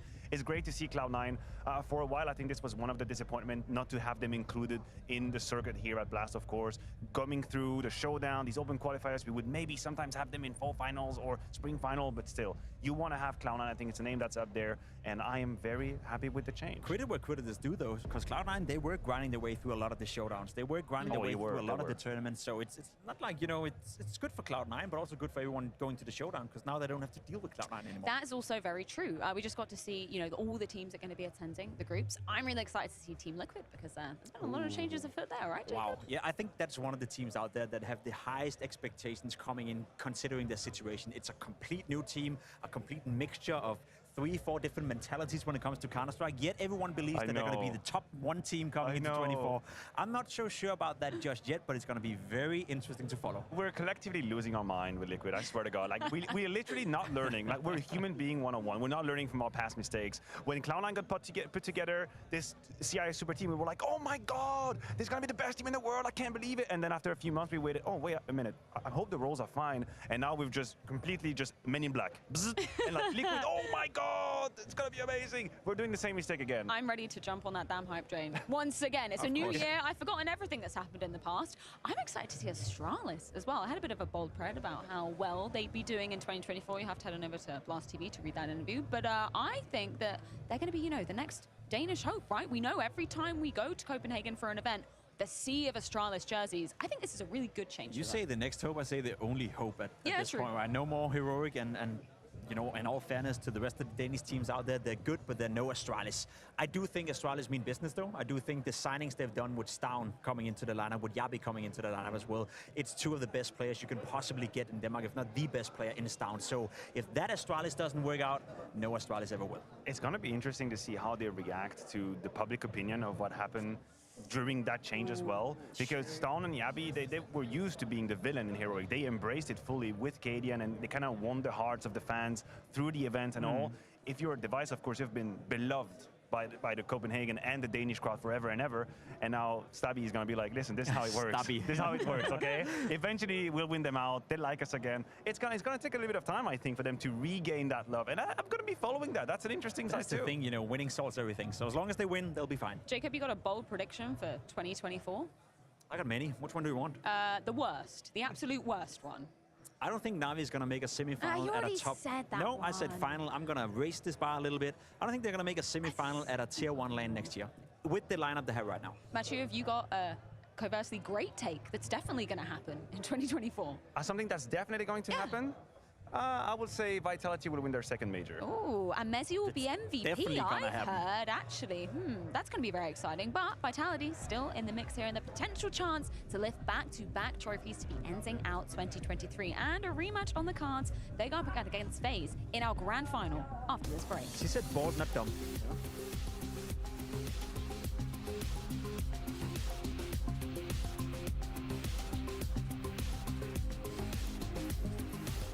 I actually know. I know this player. G2, and today we're gonna be playing against the rank.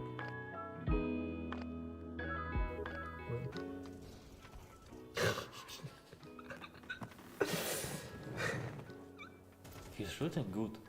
Who is this guy? Better players like do everything a bit more smooth. In my opinion, 9k. 9, 10, yeah. He's 15 to 17,000. No, 10,000. Okay, I'll say that. 12. Oh, you 12. 12? Okay. Your movement, I mean, you can be better. At least he got skins. I actually know. I know this player. He shoots good, the first three, but movement not that crispy. 20k. I don't think if I know this player. I'm not sure, bro. Nothing really special. I mean, he killed good, but if you could see what enemies were doing, it's terrible. My opinion, 15k. I'm going 17. Ah, okay. This guy is so good. He's smurfing. I don't know. I didn't know. Let's go. Oh, good skins. First of all, okay. Whoa. I just thought I know this. Bro, I saw it somewhere. Is this guy from YouTube? I think he's pretty good at crits, but not that good probably at classic CS. Movement is like 30k. But yeah, movement is full script, man. Obviously he plays the game a lot, but I would say maybe 13k. Maybe they don't take it as serious. 15k. I put 20 because he's cheating. 11, MR. 12 for me, I think. I say 9. You can say 9. 14. 14, okay. I don't know, talk about it. Like how? Bro, it's a pistol round and he bought a grenade only. Whoa. Chill. No, he's played it so good. If he's screaming like this, he's not high ranking. Bro, why Like, did you buy grenade on pistol round? Yeah, you buy grenade and nothing else. Bro, listen, you have USP, you need to shoot in head. Don't buy grenade. Okay, it's 19 or 18. 14 is intriguing. I will say 14 again. Okay, I take a gamble I and think I say 15. this guy is 22k. 15. They're all 14k. Okay, They're all the finally same. I got 1 point at least. But it's better than previous one. 14k. You're gonna be 20. Good luck, bro.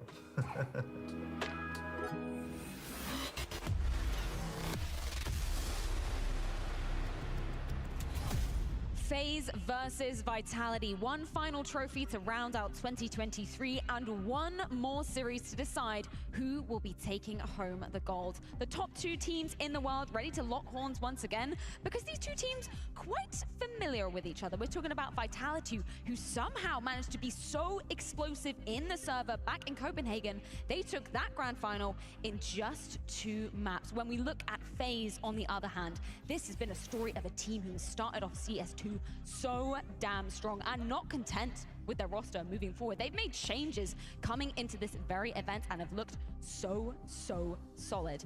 We've of course got Maui Snake joining myself, Matthew and Jacob down here for the grand final, gentlemen. I am so excited to be diving into this one, not least because it's a rematch, not least because this is how we end out 2023. Yeah, because contextually, these are the two best teams that are in CS2 currently. That's it.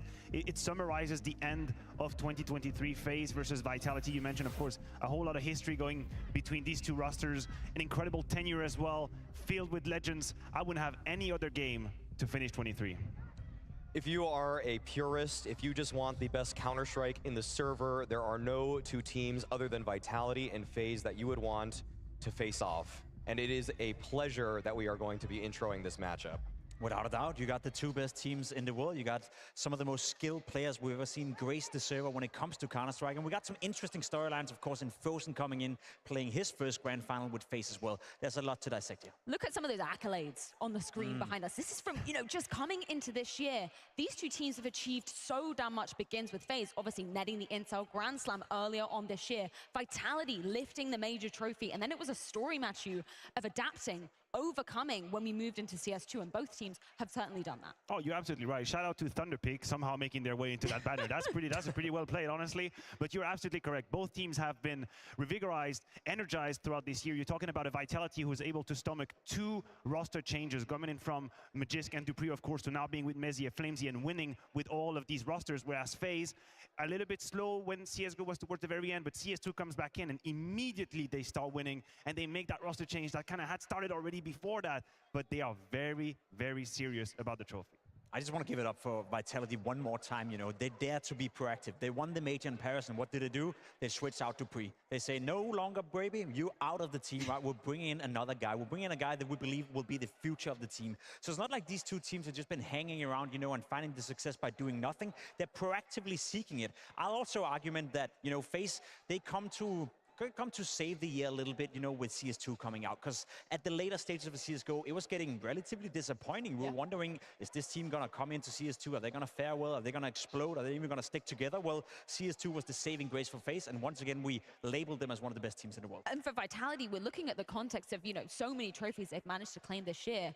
4 with 3 different rosters. Like, Maui, that is such an accolade for them to be putting together as a squad, and not least for Apex leading the charge, right? It's a testament to how strong the core of Apex, Spinx, and Zywoo are, because those are the 3 people that have stood and made sure that this team, even with the swaps that have moved around them, stayed incredibly consistent, stayed a contender, and for my money, have punched themselves into that #1 position in the world. Now, I'm sounding like a bit of a broken record, but of course, this is a rematch of the Copenhagen Grand Final, and one where Vitality's results surprised us a little bit, Matthew, because they were quite handedly able to dispatch a FaZe clan. Oh, definitely. I mean, listen, the talk was obviously FaZe allowing Vertigo to go through as a first map. Yeah. Immediate punish coming in.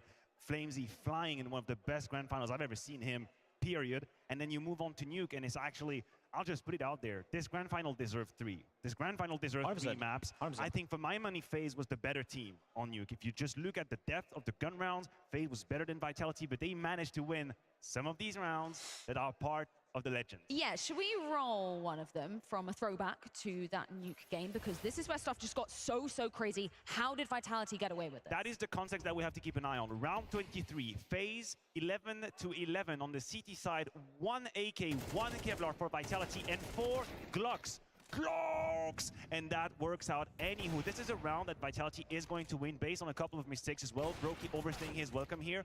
I still cannot believe to this day that this is the round that had them net that trophy. No, of course not. You're coming into the round with 4 Glocks and just a single AK. I do, however, want to say that we don't often criticize Robs because we can't, because he's just Mr. Perfect Counter-Strike. He should never have stuck around for that long. He kind of built his team in a sense right there. Brokey did the same mistake, and of course, it's not one man's fault that you're ending up losing, but it was such a pivotal moment in that game, and I 100% agree with you. That final deserved 3 maps, no doubt. I hope we get, you know, the payback. We get the full 3 this time around. But it's an interesting question when we're talking about the map vetoes, because as you perfectly preface, Matthew, the Vertigo allow from FaZe, that was kind of crazy. Are we going to see that again? I mean, listen, Kerrigan is famous to drop a little bit of a shenanigans here and there. I don't think he's going to play around with fire this time. No way. I think Vertigo has to be removed, and that's it. Oh, wait a minute. Good. The Vertigo is out. But now, what would you go for Vitality? I would go for Inferno. What FaZe did last time when they substituted out Vertigo, when they let it through, is that they didn't want to face the Inferno that Vitality has in store for them. And yes, that is the pick. These are the two strong maps that Vitality had in the bag over FaZe, and so they're at least able to get one of the punishes out. If I'm Kerrigan now, I'm going back to Nuke. I'm telling you, I keep beating on Nuke, and I'm picking it again, because they were the better team on that map. Vitality won pistols, they won crazy rounds. In the depth of the playbook, Kerrigan had the weapons to fight back on Nuke, and that's a call out for this. Oh, I was actually hoping for Mirage to be that 3rd deciding map. That's not going to happen. We're looking potentially at an Ancient or Overpass at this point. Overpass or Anubis. Yeah, Anubis, sorry. Yeah, at Overpass. that point, you know, we get some Overpass. A map that we've seen them play, but I am not necessarily comfortable in it. It's an uncomfortable position to be in if you're Kerrigan, because Anubis is one of the maps where you have a 100% win rate for FaZe. Yes. But the problem is, against any other team in the world but Vitality, you would pull it out. You have to respect the Anubis from Vitality, and you go to an Overpass where we have seen the limitations against Mouse as well in gun rounds. If it goes to 3, against Mouse rather. Yeah, FaZe should have lost on Overpass yesterday. I think we all agreed with that. They went up 4-0 in the first half, 3-0 in the second half. It took Kerrigan to win a ridiculous 1v3 and Brolan not to plant the bomb for them to win. So I agree. If you're Vitality, you're looking at that veto, I'd crown them as the winners. They should at least walk into this final feeling comfortable with the playing field. You're nodding, you're agreeing with that statement, Maui? I would say that you look at all 3 maps, and Inferno, I would say solid favorites for Vitality. You look at the second map in Nuke, and it's pretty much a coin flip for me. And yeah, map 3, I think Overpass. I just feel like Vitality's a little bit more settled in the roles. I haven't always loved what Rain has looked like now that he's had to change positions, given the fact that Frozen slotting in for his spots. Let's keep some high-level overview of just the context of this particular matchup and what this would mean for either one of the teams to be closing out, because I think we look at Vitality at the moment as being the strongest team of 2023. Would that change the narrative if FaZe were to take the trophy here? I think we all agree right now that Vitality Vitality have been the better team throughout the year. Obviously winning the major in Paris is a big reason to that. Some of the other trophies they've hoisted, and as I said, the proactiveness they've come out with in terms of changing roster, in terms of allowing themselves to still find success after Magic for some reason decided to leave the team. I think this would open the conversation, you know, if FaZe were to win right here, if they could beat them at this stage, you know, there's a lot of money on the line. It's the final tournament of the year. This is a big one for a lot of these teams. I still find it hard to argue against Vitality having been the better for 23.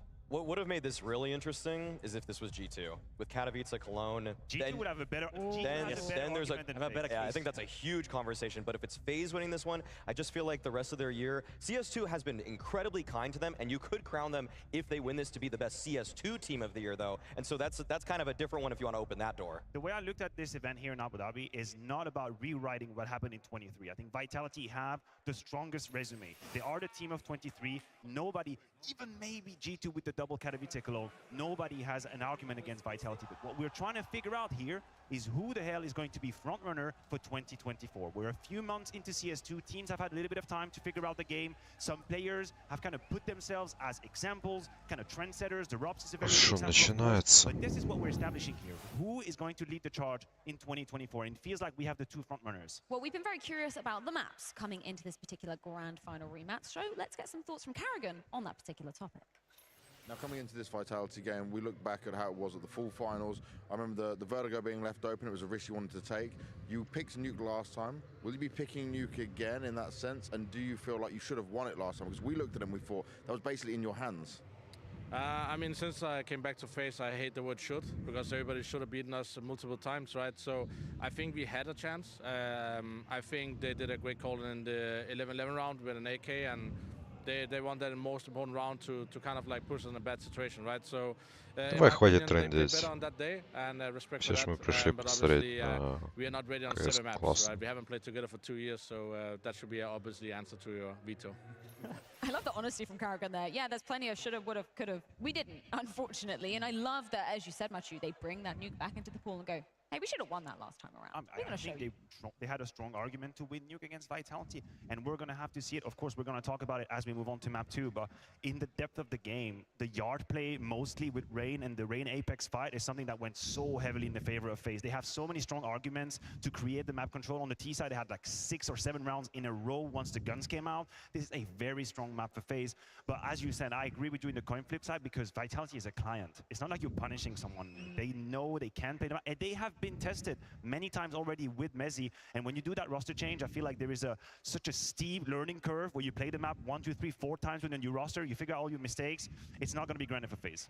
Obviously, differences in the map pool coming into this, and another obvious difference right in the middle of our screens. Frozen now on the side of FaZe and looking pretty damn good in terms of the eye test so far. I think the debut has been great for Frozen so far. We couldn't really expect him to go in and dominate from the get-go. Obviously, he has to slide into the team. We were questioning certain positions, certain roles. We learned a little bit throughout the tournament. We haven't seen all the maps being played out for FaZe just yet, and as Karrigan said, maybe they do have a 7-map pool up their sleeve at some point. But for Frozen to come in to this lineup and not be a liability at all at any point in this tournament, to me is just great for him. He's gonna grow within this team. We know his qualities, we know his capabilities. I would argue the past 2 years he's made a strong case for himself to be a top 5 rifler in the world. So if he can just be somewhere close to that level in FaZe, they got an upgrade for Twist.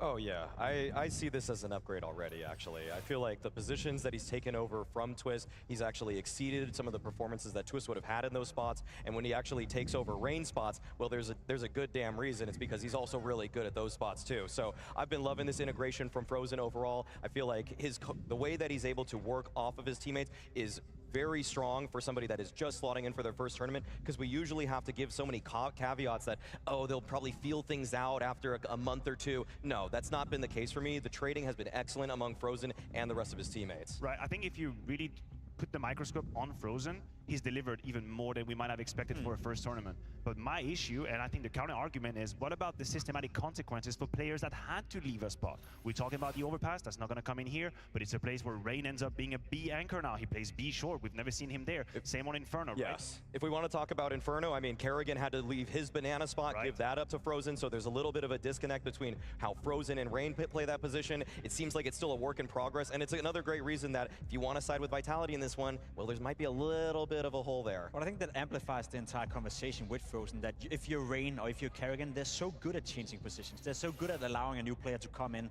slot in, feel comfortable. So as much as we want to give credit to FaZe only for slotting in and being a great player, it's also around the players, you know, it's the support cast to FaZe that is allowing him to feel comfortable and still allowing themselves to play well. Take Raven as an example, overpass B side now. He's the anchor player down there, and what we've seen in glimpses so far has been great. I would feel very comfortable if I were Rain giving up my position for FaZe, because both can move around and both are versatile. But there is one issue, is that if Kerrigan does not have a very good game, and we are just talking about individual performances here, he's gonna find himself in positions where he can be exposed. The A-side rifle on Inferno is not a place where you can miss. You're gonna have a whole lot of skill-based duels. Think about all of the leaders that throughout the ages have played that secondary B player, setting up their other teammate with a couple of good flashes. They had the Vista Apex, famously did that for Vitality for a long time. And now, buddy, if you're playing long or short, when they come at you on the A-side, it's you're M4 in a dream, and you better shoot in the head. Everything you said is true. Everything you said is right, but I also have seen Kerrigan in this tournament go 1-10 in the first half with 12 ADR, and the team still ended up winning, right? So that's the crazy part about it. That is pretty cool. Kerrigan is surrounded by some of the best players in the world, and the FaZe mentality, the FaZe DNA, we haven't even mentioned it yet. You just know that if they're down 11-7 or 11-3 for that matter, they will find a way to come back. Rain even said it in an issue. Whenever it goes into overtime, whenever it gets close, that's when he's going into the second gear. And that's when FaZe wakes up, I'd almost say. Yeah, you coined the term the great procrastinators. And I think that has actually continued somehow for FaZe coming into CS2. I want to get your take though, Maui, on another member of the FaZe squad, Rops. How would you rank him in terms of where maybe he's going to end out the year of 2023, maybe in player rankings? If we want to go back to the beginning and talk about the entirety of the year, I would say that Rops is safely a top 10 player. I don't think there's any question about that. It's just how far up is he. But in CS2, if we want to talk about this game now, I think he's top 3. So I think that he's elevated his performance in the latter stage of this year. And for me right now, if it's just CS2, he'd probably be second behind ZywOo. I think it's I agree with you in the sense of like he has discovered ways to play CS2, and he'd been the first one to do that. And there was a moment in the game where you would literally discover things about the game while just watching his POV. But I don't know if he slowed down slightly or if it's just that people have taken notice to hold up a second, like this is what Rops is doing. Like watch his goddamn POV, watch how he's playing. And I do wonder if we are not playing catch up right now, and he's gonna, I mean, I know he's got quality. He's an extraordinary player, but it becomes complicated when you have to fight back against people targeting you and exactly what you're doing. And this is the next step for him. If you ask a lot of players out there, they would 100% have felt inspired by Rops. They would look at Rops, they would look at his demos, and they would learn from him. I agree with you. People are catching up right now, and we're seeing, I wouldn't say the limitations of Rops, because he has no limitations. He is, as you said, a top 10 player in the world, but he's not a Nico. He's not a top 3 player that's consistently year after year going to be up there in that conversation. He's just below that category. The one thing that I think is slightly hurt Rops is that people have adjusted to CS2, and everybody has now realized that pushing is good. Rushing is good. If you are the person swinging into an angle, that's better. And Rops has a natural proclivity to be a slightly more passive player. And so sometimes when you see him get charged, as we did in that 11-11 round against Vitality, that's when he broke, when he couldn't actually hit the spray transfer on people that are just rushing him. And so unfortunately for Rops, I do feel like the game's mechanics are slightly moving away from him, despite the fact that he has put in tremendous amounts of work and is still, to me, in my eyes, he's the top 3 player in CS2. Yeah, he's been a pioneer coming into CS2, undoubtedly. There's so many delicious layers when we're coming into this grand final, not least the, debate, the battle for who is the current GOATed in-game leader, and it has to be between these two guys. Yeah, I guess so. You'd argue Kerrigan and Glaive are taking up the reins for the GOAT of all time. I think Apex is now entering into that conversation. As of right now, I think, Maui, you said it yesterday, if you could pick any in-game lead out there in the world to form a new team or to build a new team, you'd probably go with Apex. He's calling the best Counter-Strike.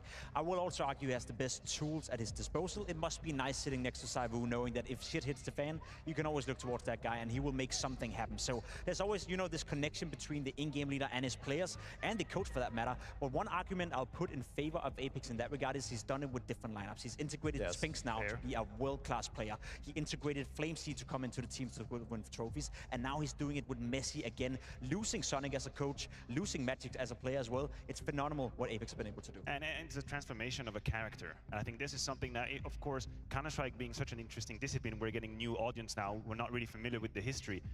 Apex used to be an extremely emotional, crazy-ass entry fragger. That's who he was. That's who he is. He's always got that flame, that passion for the game. And in order to be an IGL, he needed not only to be able to maintain that level of passion, but to control himself a little bit more, to become a leader of man. And when Apex ascended to that role in Vitality, I was the first one to say, what? Dan? Like, Dan Madesclair is going to be the IGL of Vitality? There's no way it works. And he proved me wrong the best of way. He has become a leader. He has become someone you can refer to not only tactically as finding a solution, but inspiring for his teammate, being the one that is the example to follow. And for that, I tip my hat. Yeah, the emotional angle, you know, can be a benefit. It can also be a cost when you're kind of weighing things up. And you noticed something very interesting yesterday, Matthew, when we were listening in to the game. So let's recap it in this mic'd up moment. Oh, but boys, I'm talking, just listen and stop talking, please. 3 times I said, I repeat what I'm talking about. No way we lose this because I keep repeating because you talk above me. Guys, listen to me, guys. I'm sorry, listen. Oh, I said 3 times Joker, 3 guys dying before me. Oh. That second one is what I want to focus on. That was around day 1, yes. Matthew. And that's very, very, very important because this is one of the side of being a captain that we don't like to talk about. We'd like to think everything is always great and you just have inspiring word for a teammate. There are moments where you feel your team is kind of losing track of how they're supposed to behave and you have to hit your fist on the table and make sure you regather everyone, you recenter everyone. But there used to be a time where Apex, in that very situation, would disappear from the server because he would let his emotion get the better of him. He would become very agitated in the server and it would be the end. Here, it's measured. He knows that at this very moment, he has to regather his teammates because what the hell are you guys doing?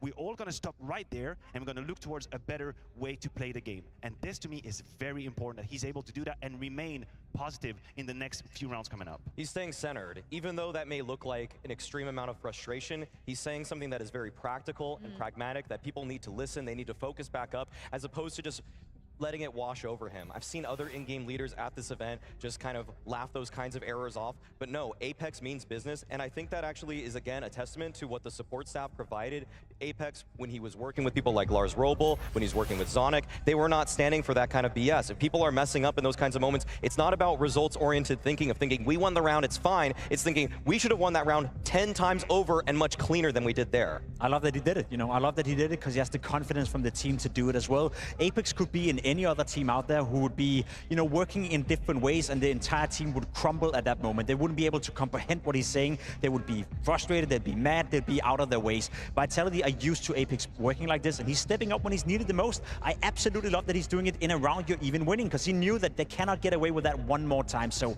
again, he's my leader. He's one of the greatest out there right now. And this is what's so poetic about when we look at Xtaz rejoining the crew, right? Because he echoed this exact sentiment when he came in to Copenhagen where they just lifted the trophy. He said, the biggest difference that I see in Apex is that emotional angle. He knows how to harness it and not let him tilt off the face of the earth. Definitely, and I'll go a step beyond here. I think for most of his life or probably career, Apex has been told, you cannot be like that. You cannot be emotional. You cannot let it get the best of you. It's impossible.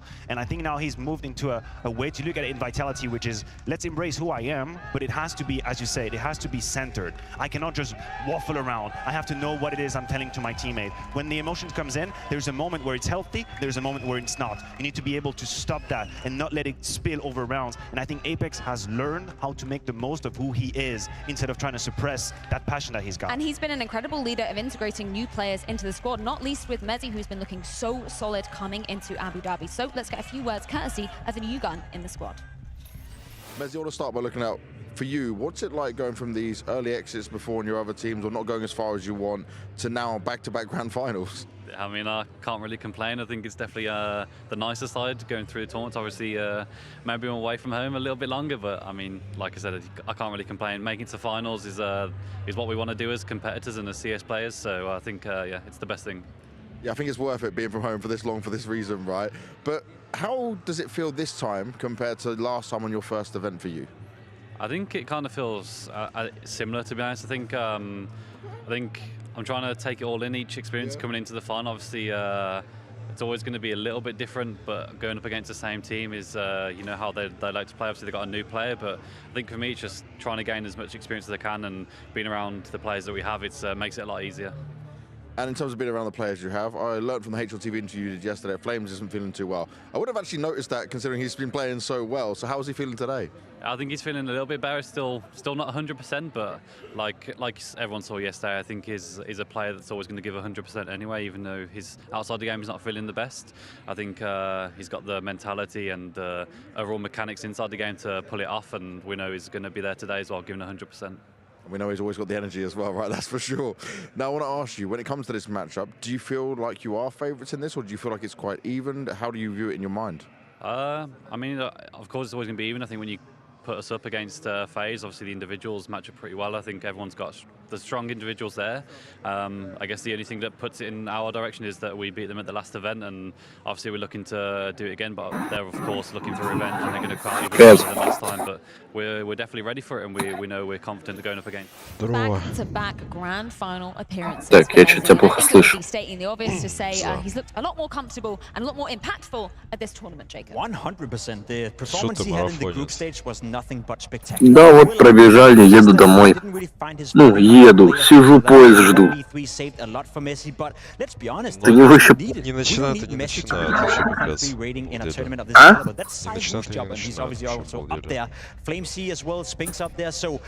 Ну, финал только через 20 минут. Че будем начинать? With the way that Apex has talked about them integrating Mezzi, it is clear that there is a focus to make Mezzi more comfortable, and that has borne fruit in this tournament. The flashes to set him up, И шо, сколько кадров? T-side gun round is a play for Mezzi. Sometimes ZywOo is throwing a flash for Mezzi. That seems so unheard of. Неплохо, неплохо. Я сейчас пересмотрю, потому что что-то с текстурками этих случилось. Машины, они все белые. Короче, пересмотрю сейчас другую версию. So many weapons. We talk about just ZywOo and Sphinx. That's not really the case anymore. Apex has been playing well. Mezzi's been playing well. Every single person has pop-off potential on this roster, and that's why when you look at больше кадров. Самое интересное. Это что другой ноут. I'm not sure if that's the case. А, да? ZywOo has been playing well, so I'm looking at attributes of vitality. Это старый ноут на Pentium. Нет, тогда понятно. Нет, там у меня было бы was a little bit complicated, and now that feel like that discussion has come to bed. But you have to realize, and for a second take in what this could mean for this guy. You're looking at a player who is on track to be not the best player in the world for the third year. He would tie symbol. This is a record that only these two players in the entire world actually share. 5th year back-to-back between the first and the second best player in the world. You're talking about a potential 18th MVP that could be on the line if he had that W here as well. And that's a stat that I found myself. ZywOo in Vitality has never had a negative LAN event rating ever in his entire life, ever since he put the jersey on. But here is the thing, here's where it gets interesting. People have always thought that I would just protect him from all of the criticism and shelter. I still believe there is a level that he can reach in terms of accolades, attributes, the Katowices, the Colognes of the world, kind of escaping him.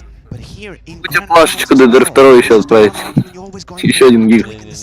Тут прикол в том, что разломанный этот, ну не разломанный, а сломанный второй разъем оперативники. Something that we were talking about back in Copenhagen, you were saying there's a percentage, you know, the ZywOo has to be going up and up and up. Have you seen that? Have you been satisfied with the percentage increase we've seen? Yeah, I think ZywOo is just getting more and more comfortable, and he's getting better and better. That's why he is as good as he is. You know, I don't think there's ever been a conversation whether or not ZywOo would be great. He is, you know, in my book, you know, the greatest of all time in the sense that he would have been that if had it not been for Simple being born 10 years before him. It's not ZywOo's fault that he wasn't popped off before and his parents didn't really do this up.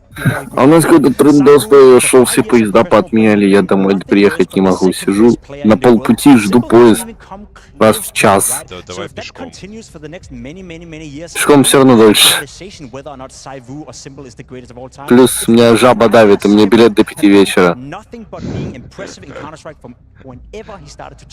Ты сейчас зайди, может я сейчас там комп найду.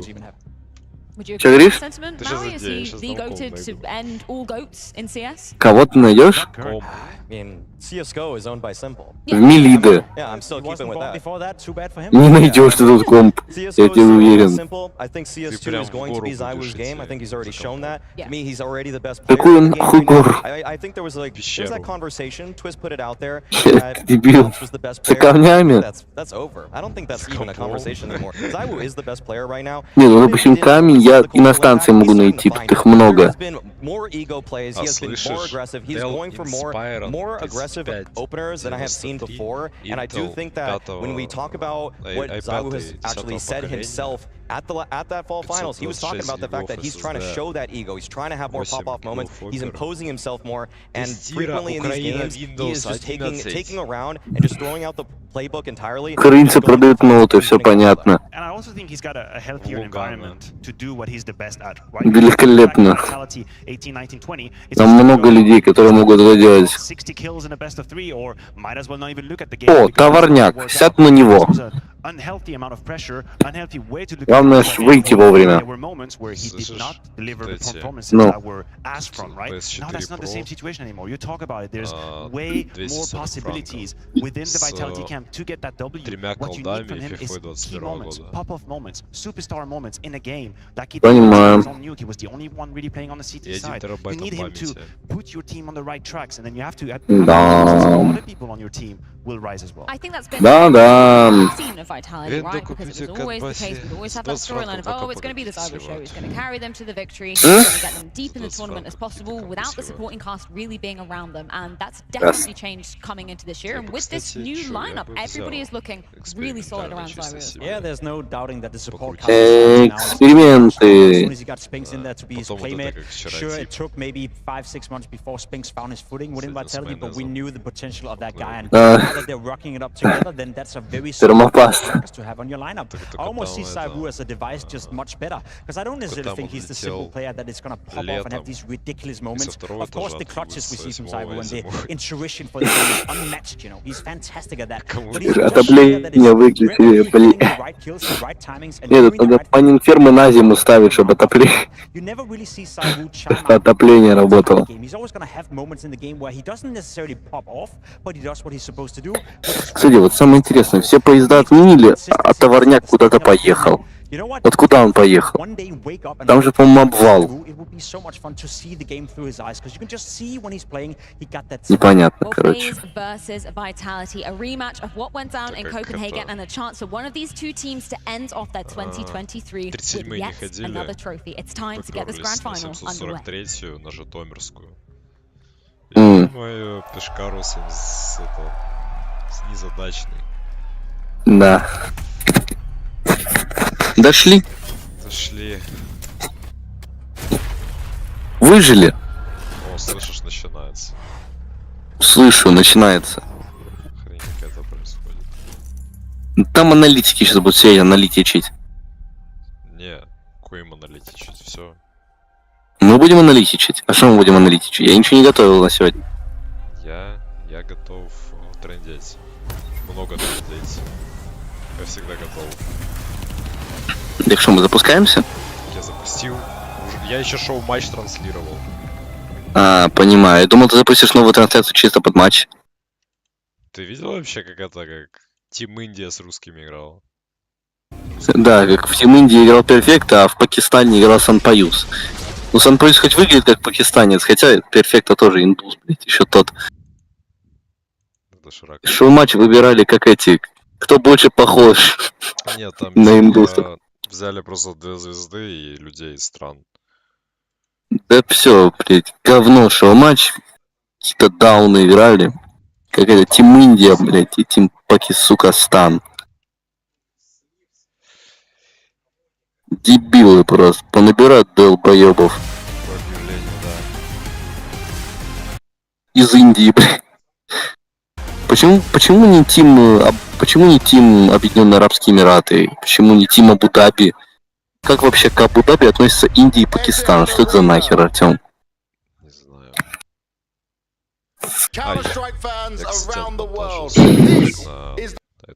На 8 часов он охеренным получился. А по поводу чего ролик? Потом. Смотришь. Ну, хорошо. Шорты. Are you guys ready? А, на 8 часов шортс? Класс. Не-не-не-не. Я другое-то. Хотя я могу, в принципе, завтра 12 отмонтажить еще. 8 часов. Now for these two teams, they have Главное, чтобы я не сел в поезд, а потом мне пишет отец: ну я приехал, ты где? Классика. Вот это будет вообще прям пиздец какой-то. Ну-ка, пойду чекну телегу. Да блин, порог за 21 косарь привалил, он сразу лагать начал. Козлы.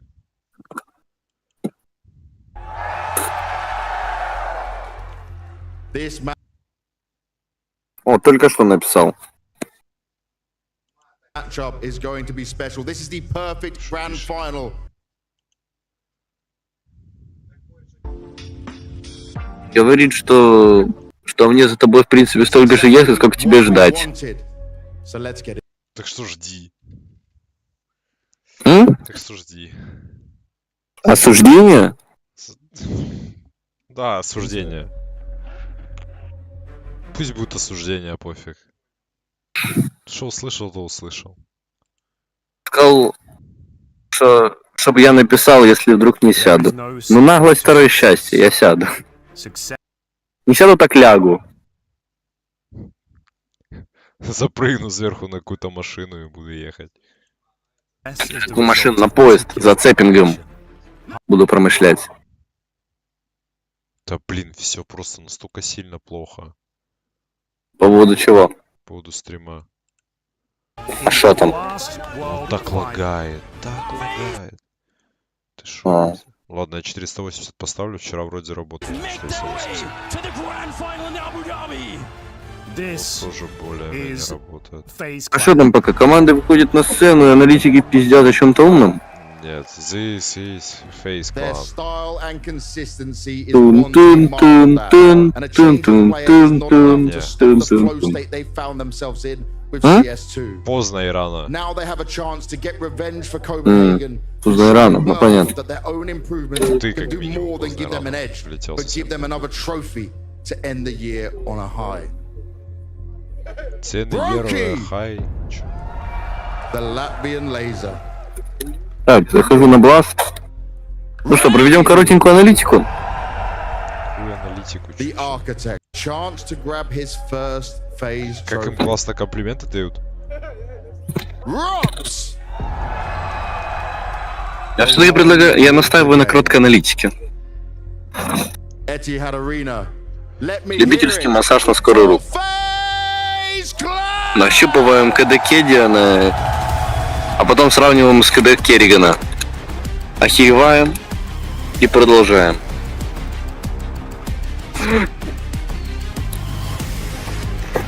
Так, ладно, я когда сяду в поезд, отпишусь. Это мне очень неудобно смотреть, если честно.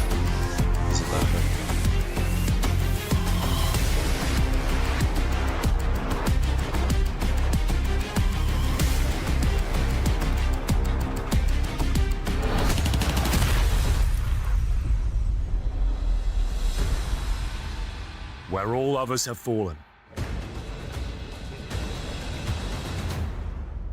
Vitality remains standing. Their every move throughout this journey has been a masterclass of consistency. Their strategy and camaraderie, a marvel to behold. All eyes are on them as they take to the stage for one last time this year. Messi. As they stand on the precipice of greatness, Apex, Zaiwu, Flames, Messi, Spinks have all shown unyielding grit and determination. Together, they stride into the final challenge, intent on becoming Blast World Final Champions. These bees are going from strength to strength, looking seemingly unstoppable since they made the change. The first success was found in Copenhagen, and now here, with a 7-match win streak to their name and only one game standing away from glory. This could be the toughest test yet, but one this squad has proven ready for. Spinks! The ferocious. ZywOo! The chosen one. Apex! The adaptive and accomplished captain. Flames! The fiery one. Mezzy! The king, British royalty.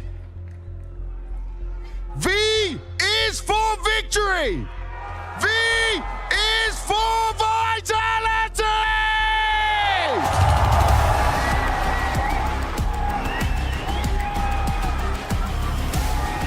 Ой, все зависло вообще. Что ж такое? Что они так с трансляциями косячат-то? Может, это с интернетом?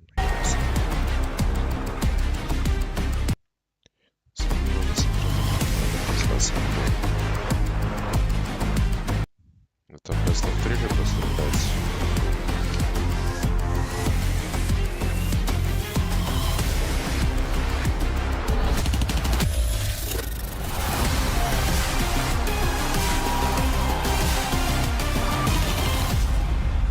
Vitality versus FaZe, the top 2 teams in the world, now within touching distance of yet another gold. Matthew, I could not ask for a more emphatic way to round out what has been an absolute whirlwind of 2023. You're absolutely correct. And what kind of comparisons we can draw between these 2 teams? I was looking at Apex there with his teammates, and he was pointing towards the trophy and he was telling them, look at this trophy. And I make the comparison with Kerrigan as well. 2022 was a year where Kerrigan won some of the trophies that had eluded him his entire career. He worked to get some of these trophies.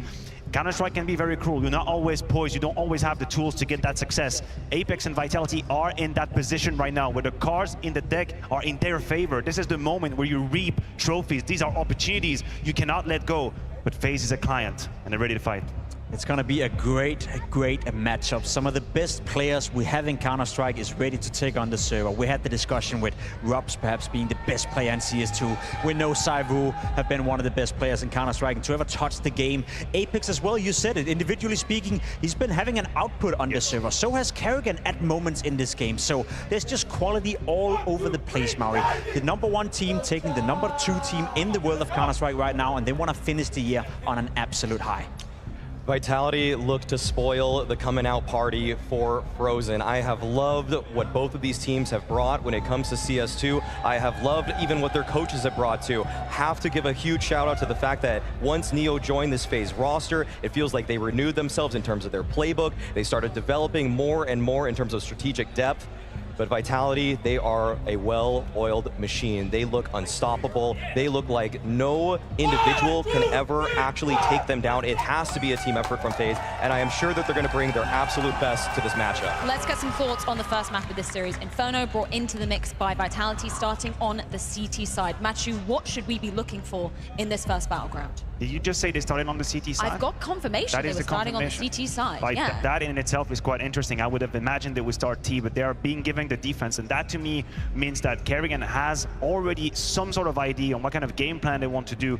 We usually put as a potential weakness the Flames Apex duo, and we have seen it being abused at the very beginning of halves in the semi-final. We needed Vitality to do adjustments, to have adjustments. ZywOo been pulling with the AWP, but that to me is a defense that lacks stability. If your only win condition is to bring ZywOo over with the AWP, it's going to get complicated in terms of decisions. The problem is FaZe have the exact same problem. We saw FaZe play against G2 in the group stage, and G2 were bullying FaZe on their CT side. They were up 8-1 G2 on their T side. Then FaZe won 3 in a row to salvage an 8-4 half, which is somewhat respectable, but FaZe had nowhere to go on the CT side. So I want to pose the question, Maui, right here. Is that Kerrigan feeling that they have a good idea on their T side Inferno, or is that Kerrigan trying to avoid starting out on their weak CT side?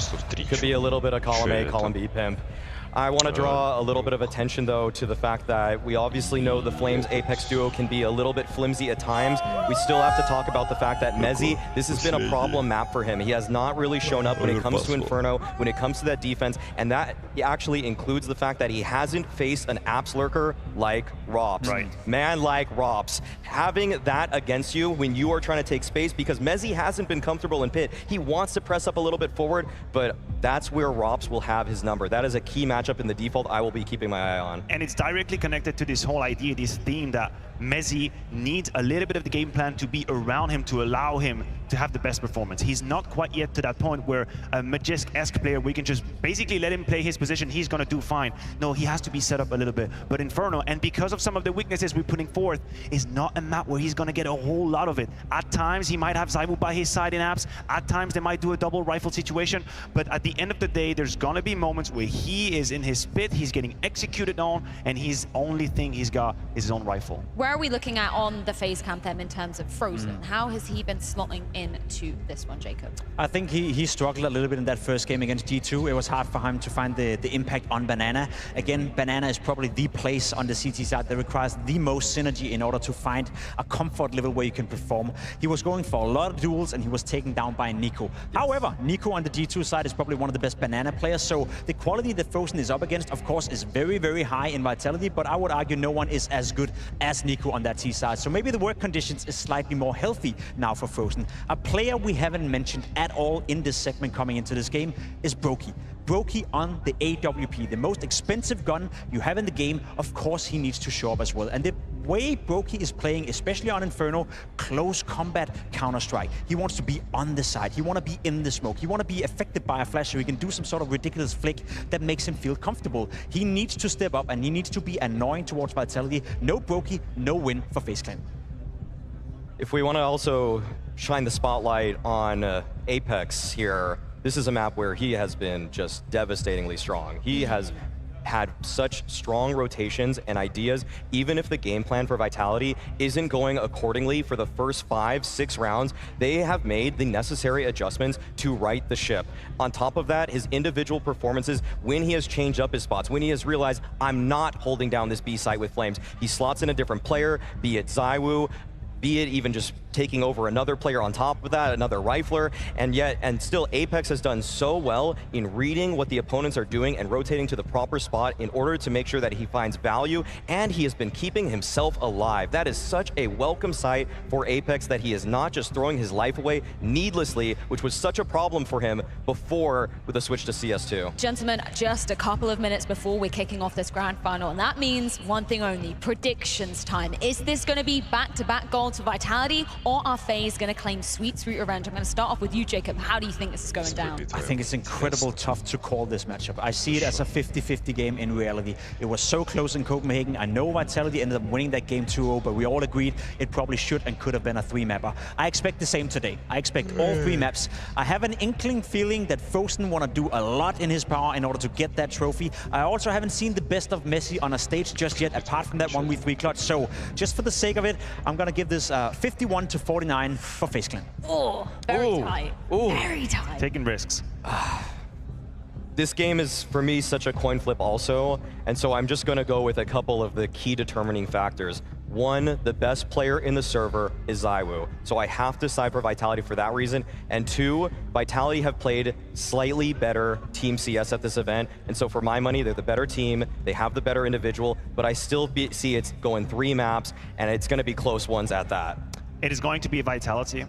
And I think the chances that Vitality pull a 2-0 are greater than the other way around. I think Vitality are better candidates on Nuke than FaZe are on Inferno. And if we go to 3, this is where we're going to test the limit of the map pool and the playbook. And at that game, I think Vitality is ahead. I have Vitality. Well, we've got our predictions, we've got our maps, and we've certainly got our teams ready. Only one thing left to do. Let's kick off this grand final with Scrawny and Launders.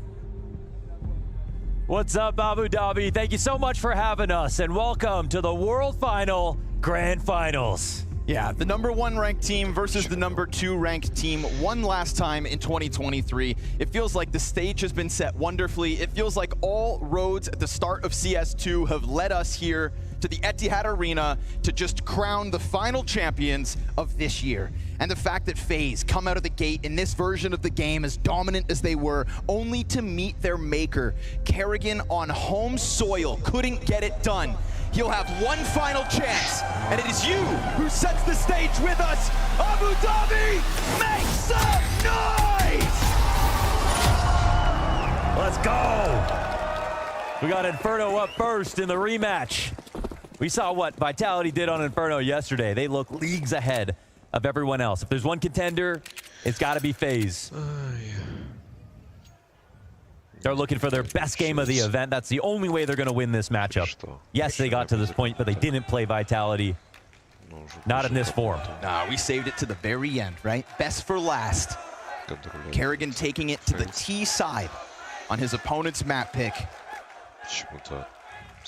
Battle of the minds between Apex and Kerrigan. And Apex, just on an individual level, looking sharper than we could have ever expected to round out 2023. They get a little bit of brackets control off the flash. Nothing too rowdy so far from this T side. They're waiting for the flash lane retake. It's not coming yet, just now. Exec will be, however. Defense is calcified completely. Full passive setup, sitting and waiting. Apex smoked out of library. Suddenly ZywOo's going to feel like he is too exposed, so understandably dropping towards pit. His dualies, they go down with nothing.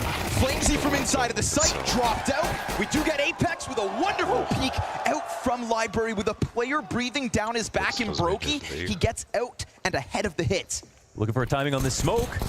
It could be his head. It is. He gets domed by Brokey. Oh, good trade back from Spinks, though. Frozen into the clutch in the first round of the grand finals. And he tucks it in. And they've lost track of him, but there's two of them. And they're both fully health, and they've both hit hard so far this event. Nice push! Block up close! Falls to the hands of Spinks. It's Vitality with CT Pistol. Yeah, there's the #2 on Vitality. Okay, we got ZywOo, who's won every single MVP for this organization since he's joined the roster. But when Spinks started playing well, that's when they started winning more than one tournament a year. That's this year. That's Paris. That's Gamers 8. That's the Blast Fall Finals. That's Rio. That's them looking for now the Blast World Final at the end. On either side of the FaZe victories here in CS2, it has been Spinks, the #2. Frozen coming into this squad, obviously looking to, I think, touch a trophy as soon as he gets to put on the black and red of FaZe Clan. He looks so right in that jersey. He really does. Speaking to Kerrigan at the start of the event, he says any single time FaZe takes to a stage, any single time they're at an event, it's for the win. It's for the trophy. You don't play for FaZe to get a top 8. And so expectations on Frozen out of the gate have to be massive. The best North American player to ever do it is who he replaces. Each of these teams with fresh faces towards the tail end of 23. Now we talk about the great minds of Apex and Kerrigan, both of them kind of going through the same motions, implementing new stars. Flamesy falling back, done after the one. Speaking of Frozen, he does get his kill, and Apex doesn't like the amount of health he's left over, so they fall back 2-2 to the sites. It's an effortless high-low setup here with the cover being in the perfect position. Flamesy could actually afford to die. He even gets a kill, so that helps out a lot. FaZe looking for an econ victory. They force up, they have good guns, but Vitality know that they were buying into this round. Met by a smoke at 50 seconds, not ideal. Yeah. Happy to see it there rather than at 30, but it looks like there will be a refresh of it as well. So, yeah, and then an incendiary not long after. But we've seen a problem sometimes when they try to block. I think there still is a chance for FaZe. They want to brute force it. They're grouped up, and Mezzy starts to lean closer to Arch. Here comes the execute. Good amount of nades for FaZe to get this done, but there will be a Molly front sight, which means Spinks can just stay locked in. And Apex buying a lot of time before that one goes down. They're gonna have to charge through it. rain down to just measly points of health, and Spinks is a single kill. Remember, 10 health here for Apex. If he wants to charge down this bomb, it's little bits of HP, and he can't stop it. So we've got a force buy bomb down post-plant for FaZe, and they're not able to get off site. Kerrigan trades right back, and ZywOo's up next. There to take them both down. His SMG succeeds, but it's a costly conversion for Vitality. It is, yeah, that's a clutch for Vitality, but as you mentioned, it cost a lot. So 10-second Fuse comes in, and FaZe will at least have made some money on this round. It could have been worse for sure. They ran in through a smoke, had to run through a Molotov as well, and if there wasn't an instant dink on Spinks, you better believe they wouldn't have even got that plant off. So here we go. Between Rain and Kerrigan, the entries of FaZe consistently coming in at 25% of the opening attempts for FaZe. Linking that one together. You know, Kerrigan's been giving us some uncharacteristically good rounds as of late, but it's hard to catch up to Apex because he is just that much better. Also, for whoever just watched yesterday, not so much, obviously. Yeah, so Kerrigan's been good for sure, but he has actually kind of gotten worse. The event's gone on. That won't cut it now. Early kills for him. Oh. A lot of pressure out of this. Man, those were two pretty big opportunities. They were walking up, weren't expecting someone to be there, missed their shot. But what's important for the CTs is they stay alive.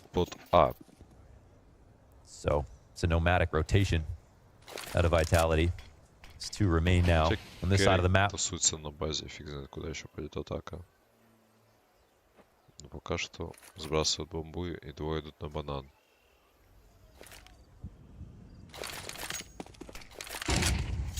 We've almost got a Na'Vi-esque setup out of Vitality with the amount of passive angles being held with low information. Let's see if the read is correct. We're going to follow that bomb.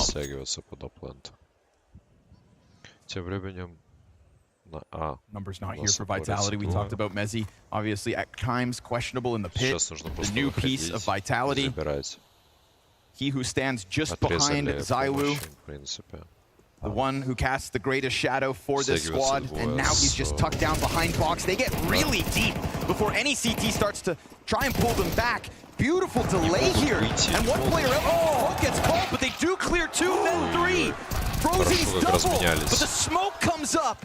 And now Frozen stuck inside sight, goes for the bomb plant, gun comes out. There's a gap on the side of this, I think. ZywOo presses alongside, sure enough, just coming out and catching Frozen on timing. Yeah, that was brave. They couldn't go through the smoke right away because of the reload, but they still were ready to go through at the same time. Impossible to break up that split. And that fresh smoke, that would have given Frozen too much. Vitality let FaZe get dangerously close to that bomb site. Definitely. That was an amazing hold, honestly, considering that they were getting wrapped fully, right? That's the idyllic split for the T side. They get arch control to get this much space. So it's pretty impressive to have two players put up frags like this. When FaZe look back on this round and they think, okay, well, we could have definitely tricked them both easily, playing within the site. Another close round, but another close round win here from Vitality. Yesterday, we saw them go down 6-1 versus Na'Vi on Inferno. It looked so ugly at first, and they came back into that game. Yeah, what brought them back, of course, was some of those more aggressive peeks out towards the A site, putting ZywOo's off on mid, just getting eyes in apartments, and pretty consistently catching Bit over there for Na'Vi specifically. You know, that'll now be Rops in this instance, in this head-to-head, who's on the other side from the front line. Flames onto Frozen to kick it off, and good grenade damage as well. There's a little bit of a chase here from Kerrigan. He has found timing that could very well catch a half-health Flames off guard. Yes! Kerrigan wastes no time getting into the site. Brokey, instant headshot. Just like that, B-site crumbles. Yeah, that's it. That's an off-game plan play out of Kerrigan. Just heads up. Decided to make the decision. Wasn't spotted and noticed that they were in the middle of rotating out. That's something that he needed to do. Kerrigan smelling blood in the water on the B-site. Even with his support in Brokey being half health because of the grenade, Kerrigan still tries to make that happen. And with it, FaZe's 4th round is the first on the board. This is why we always talked about them as land plan. And those are the kind of plays that they're willing to make. And it's not actually Kerrigan who is often the one to make a play. It's everybody else who has the ability to come forward with an aggressive lurk. For Rops to peek out of halls, for Twist to try to peek something as well. And Kerrigan can do it too. You know, this is FaZe showing the range. More than just a game plan team, more than just a system that executes. There are 5 autonomous individuals that are armed with all the knowledge that they need to make informed choices, even if they're alone. And in this circumstance, he had his team behind him. Perfect cover here from Broky.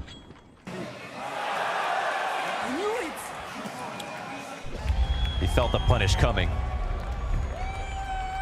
Довольно сильно Apex. Они проиграли один раунд, это большая потеря. Maybe cool guys do look at explosions.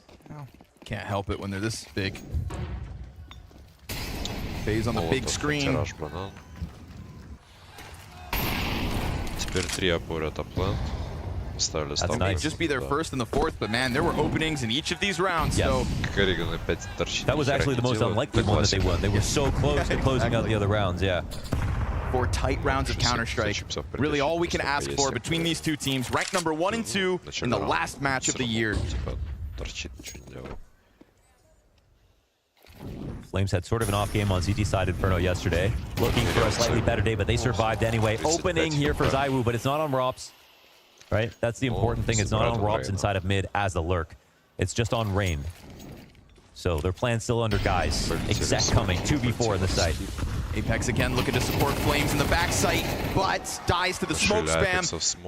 Flames looking to carve a player off the top, but it's just the pit push first. Kerrigan on smoke, gets it for the second. I mean, he's off to the races. 6-3 start. That's something really smart that FaZe do. Everybody is playing off the coffin smoke in the exact same way right now. We saw what ZywOo did from that position. This is so key, that FaZe. They jumped up for a second, but they didn't commit over like you would in CSGO. Now, is there a chance that they go for this retake? It looks like they're intent on punishing exits. It's 3v3, lots of time left on the clock, but they're walking away from this one. So again, if we compare this to previous rounds, CSGO, you jump up oranges, you clear it as your teammates go all the way across to the grill, and then you start to clear the back of the site. You punish the left side peak from the top of oranges from quad, you punish the right side peak from grill, and then you take the site. But in CS2, that smoke is so poofy from coffins, it's working out very well for the CTs to push out. And if they committed, Flames would have definitely got a pick off, if not 2. Oh, you could see him staring at oranges. Hell, the first player almost climbed all the way up. Yeah. Decided not, went pit. 2 of them did that, yeah. They're breaking habits right there. And this is 4v5. And ZywOo, obviously, just so clean, snaps back, right? You try to get a flash on him, get him off his angle, but ZywOo mechanically just the best. Kerrigan doing great things at the start of map 1 here. You know, feels like very much so. Vitality's floor has risen thanks to Apex. 3rd highest rated player behind Mezzi and ZywOo coming into the last match of the year. Kerrigan hoping to go tit for tat tonight.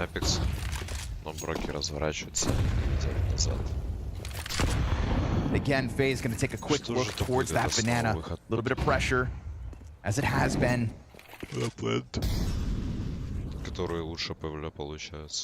Yeah, these are 2 inspiring rounds. I thought this was going to be a 5-0 start, and FaZe were going to claw back into it, but they got their X Factor round early. And I think they survived a couple of disappointing losses as well within this already. So we start off with a very exciting game. Now Vitality down to their bottom dollar on this round. Low grenades on Inferno is first sign of a loss. You need to have that more than you need to have good guns. They almost don't have both. Now they have the op, at least on ZywOo. Что, они разворачиваются. Опять Керриган не может определиться, куда идти. And he has been swinging it lately. Yeah, but nobody... Oh my god, they're trying it again, but guns out this time? Yeah, they're just more careful. ZywOo will miss a shot, and Spinks is instantly dead. But Mezzi's position with this SMG, he could just peek off the side of it. No second kill out of him. ZywOo in the pocket, the most dangerous man in the server. And Apex has come through already. Missed quick scope. Ой, не попадает. И сгорает в смоке. Almost dead. Сгорает в 4 health смоке. left, all he has to work with. We're gonna get a slow wrap as Rops looks for the impact. And ZywOo, he can sense him, but he can't see him. Rops comes wide, gets the clear. And now the last CT slow to the approach. Flamesy off of middle. Both of these Ts for FaZe in the pocket. He can give him full info, at least. It's gonna have to be sick headshots coming out of Flames here. A close approach. The lead is on the line. FaZe tie at 3. Oh man, are FaZe gonna have more fight this match? Because that's what we're seeing right now. 3-round comeback. 3 раунда отобрали On the site hit. multiple guns failing in decent positions. Vitality yesterday get 2 apiece on a couple of these players. The MP9 doesn't do enough. ZywOo can't find this trade on Brokey. Flames gets nothing again. Even 1 kill in that retake, and I would have wondered, is there a chance? Vitality are getting caught off a little bit. Попал хорошо. Give ZywOo enough chances, he's going to hit something. Early scout damage for Rops to deal with. But that scout's not supported by much. You just said the utility is essential. Barely any of it here in round 7. Vitality were caught early on versus Na'Vi yesterday. 6-0 lead to kick off Inferno before the CT side started to get more aggressive. And we've seen a glimpse of that, but I do feel like Vitality had already just returned back to more passive. Hyper passive at times in the A site with 2 players behind boxes. Right now it's top orange. Kerrigan snaps up, gets there. Oh, and they don't even try because last time Brokey was posted on the shingle. Kerrigan with 2. Another double for Kerrigan on the B play. Sure, he'll expose to ZywOo on the cross, but now that the smoke's there, there shouldn't be an issue. Just don't jump up. Brokey almost offering a second. Now, you've got Rops tagged, you've got Brokey tagged. That's ZywOo setting up the pistols. Oh, frozen. Just sends a couple rounds through smoke and takes the head off. This is massive for Kerrigan's story at this event. This is a great way to start this map. And him being the tip of the spear on that first walk-in is where they started, and now they're 4 rounds back on the comeback. Don't think this is going to happen, Mezzy, but let's see if he can get any punishes. Если бы сейчас Mezzy не спалился, можно было бы попробовать дождаться. Dancing with death right now, but I think there is an incentive here for the CTs to try to get a kill because almost every round so far has been 2 or less alive for FaZe. This will be the first where they have 4. So not only Spinks failing a little bit. Yes, sir. Mezzy not getting 2 on that pit round. Flamesy struggling with his spray. FaZe are mad about the fall final. I mean, as they should be, right? Denying Kerrigan a trophy lift on home soil, denying FaZe the continuity of being the best CS2 team out of the gate. You know, nobody will ever touch the Ninjas in Pajamas, but FaZe were making that run. That's what they were trying to be at the beginning of the new game, essentially. And their streak soured by Vitality. Big time. And it was well earned. It was well earned from Vitality. I mean, their strugglesome event was Sydney, where ZywOo only got like the 1.10, which is human. And for Vitality, they had to let sort of FaZe take over from that point. But they came back right in at the end, at the fall final, to end the streak. Their aim is to make FaZe look as bad as possible here at the World Final, and FaZe want revenge. 8 rounds deep, full buy. Ironically, this time, no off. Они надеются, что хотя бы раз это He проканает. presses this again. We saw what happened when he tried to test Apex, but now it's versus ZywOo. Oh, Kerrigan finding all the timings right now. And he's able to jump into the arch.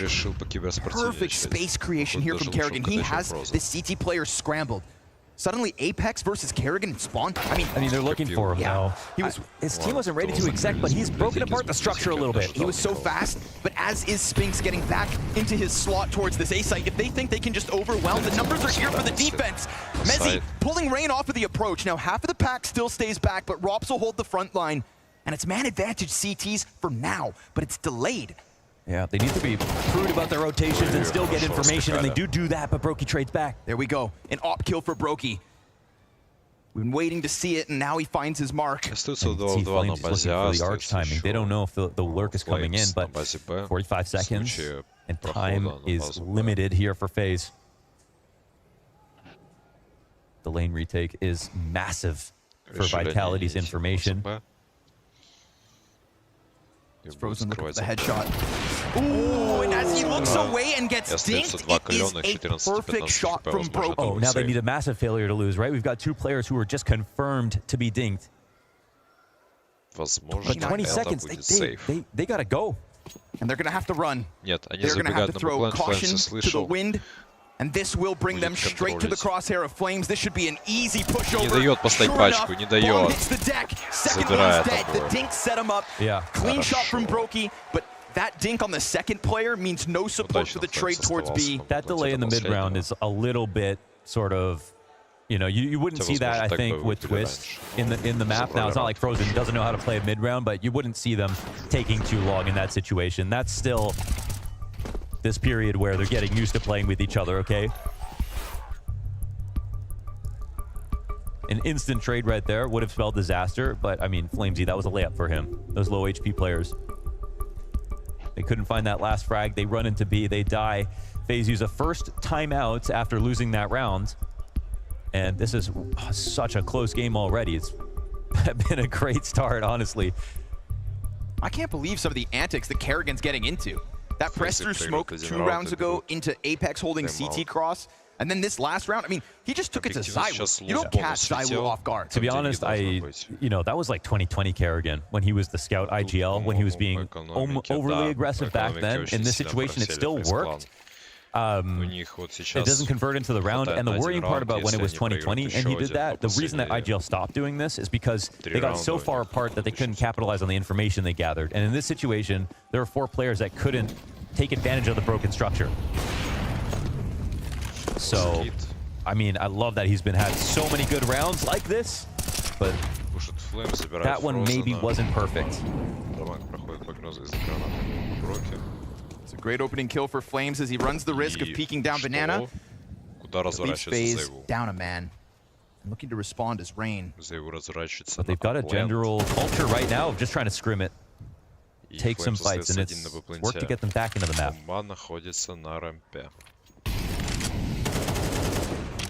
Eyes fall on Rain here in round 9. One of the few pieces of FaZe that isn't online at the moment. 1 and 6, a cold start. But still feigning presence towards brackets. It's got Spinks occupied. Another smoke. If FaZe, I'm thinking about B again, just because of how weak the right. Но Броки разворачивается, идет под секонд. В это время ZywOo возвращается на бэкплан. Just grows with strength the more time that ticks Kerrigan в одного. 8 players on high alert. And a question that still remains above Mezzi's head in terms of his ability to anchor and hold pit. They have arch info, they have pit control right now. This feels like it's FaZe walking into the meat grinder. But there's a chance for Rain to bring it back. A duel that he loses. Spinks ready for another, but Brokey gets the better of him.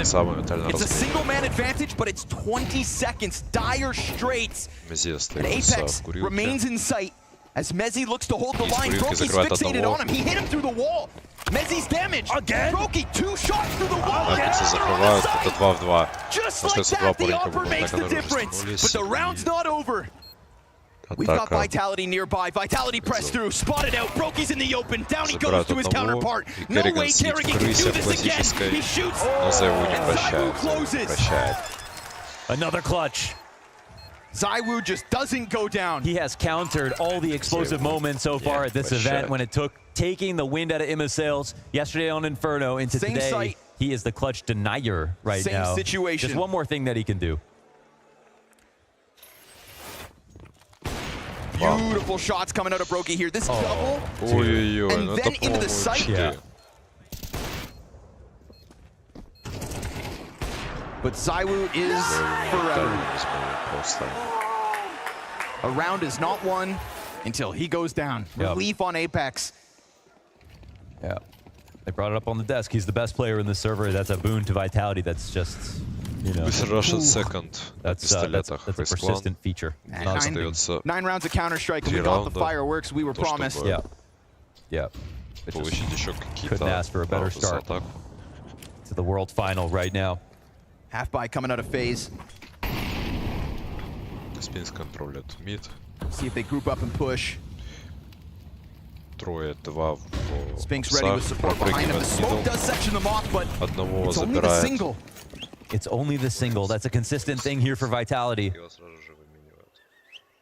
FaZe getting the X Factor frags. It's a great trade back. Of responsibility for ZywOo right now. Solo banana hold. Как обычно. And a whole pack of FaZe clan coming his way, but show him a shoulder, and he'll take your soul. It's frozen down, and everybody else on the chase. A fast rotation back from Flames. ZywOo hits that. Spam comes front. You cannot move this guy. You cannot best him. Your pistols mean nothing in the face of the best. The wide left side peek. Not a single shot missed in that sequence.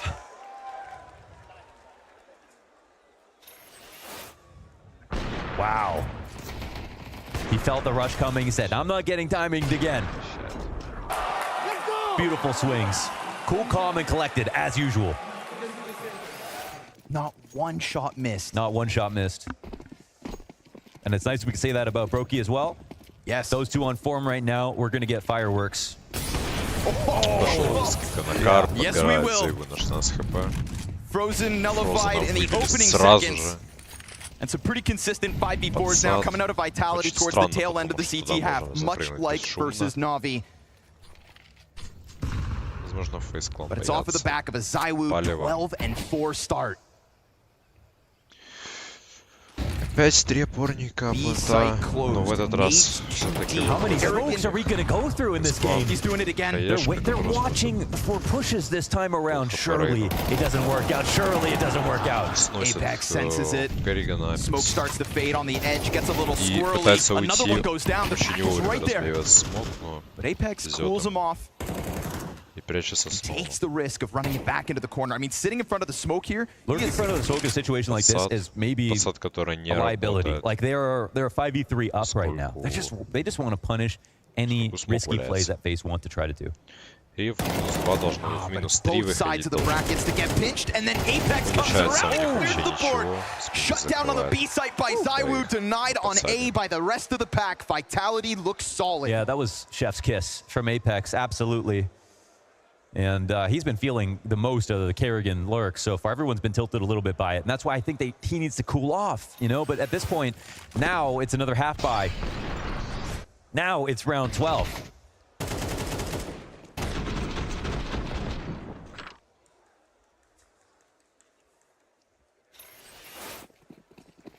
Damn. The fiery rounds that got FaZe back to 4. Made it feel like they weren't going to stop.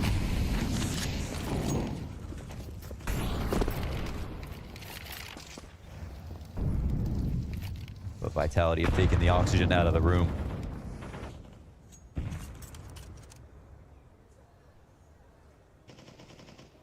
Seems there might not be anything more to feed off of. One last attempt here in half one for FaZe. Blind as a bat, ZywOo survives it. Oh God, they're just gonna keep pushing forward, and Mezzi, easy pickings for the double. Now he's starting to miss, and with those first misses, at least Frozen gets in. He left the door open for the FaZe push. Brokey and Frozen again in a 2vx. Final round of the half, and the nades are fantastic. Brokey blown to smithereens, and the new kid on the block. Waited a long time to put on this jersey. Mac 10 in hand, softened up by Apex. He can sense him. And he has certainly softened him up. You can see the desperation of Frozen as he hides into the back of the bomb site now. Only 10 HP. Nice things coming through from the Mac 10, but it is indeed a resurgence from Vitality in this defensive half to get double the round count. FaZe post 4.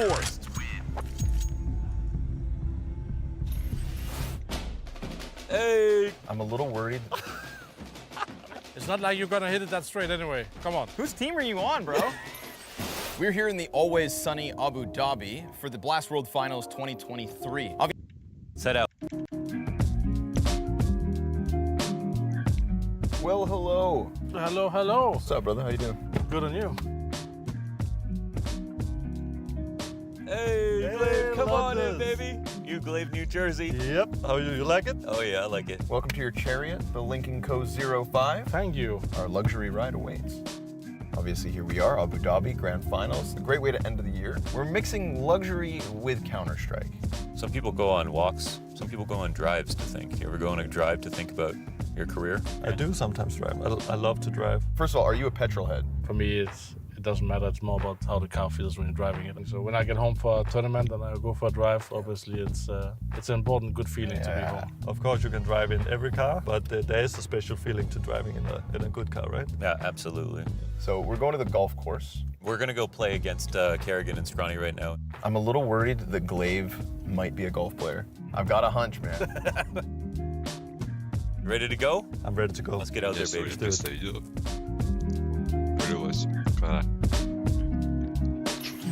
All right, so it seems our ride of luxury has led us here down to the tee-off, boys. The winner walks home with a golden Lincoln Co. jacket. Best of luck. Since I just won the knife round, I'll go first. Congrats. You can go first. Good luck, then. Good luck. We'll take All right? this. I'll remember that. Good luck. What is the tactic? Hit it hard. I just gotta check the wind.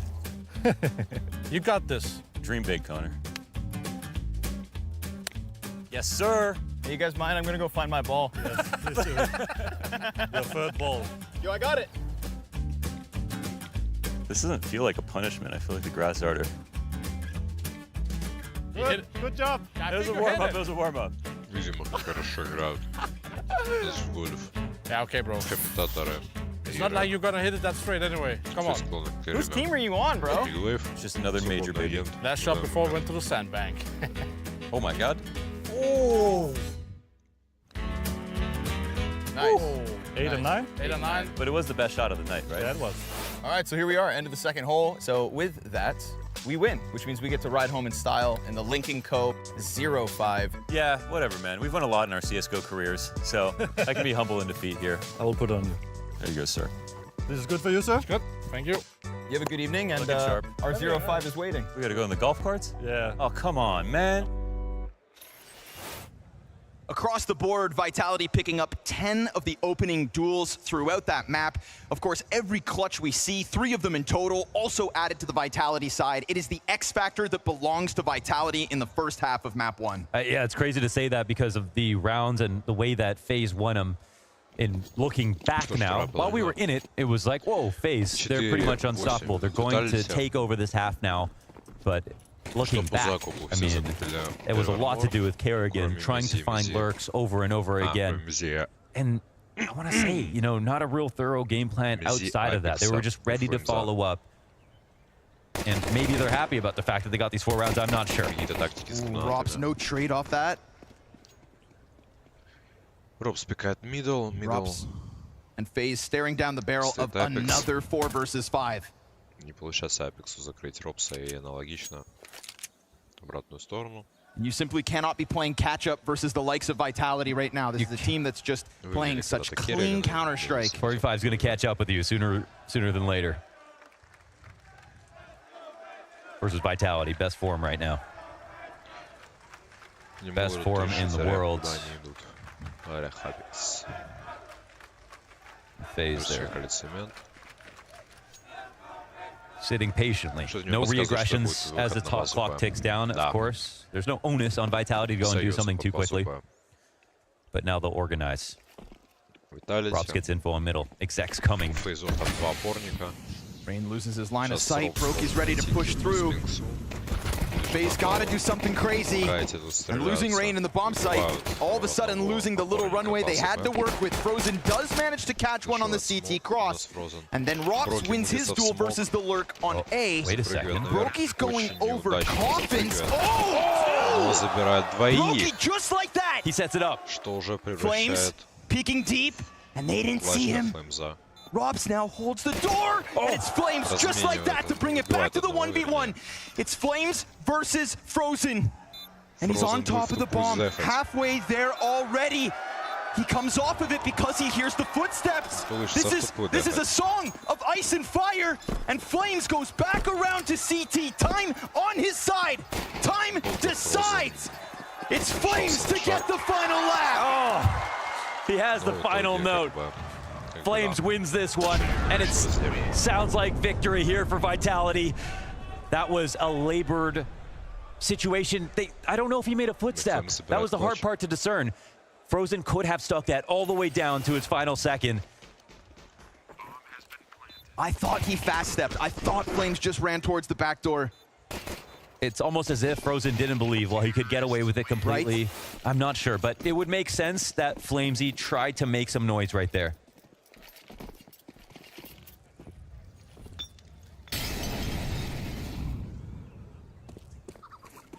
All that matters right now is Vitality get a pistol round in this situation. FaZe still on pistols here. Ooh, what could have been for Robs. is also what could have been for Vitality. Another 5v4 on the brink of it. 8 HP. He'll get back with that Deagle, but I mean, he's alone here. You've got 8 health between Vitality, their 10th round win, and this A-bomb site.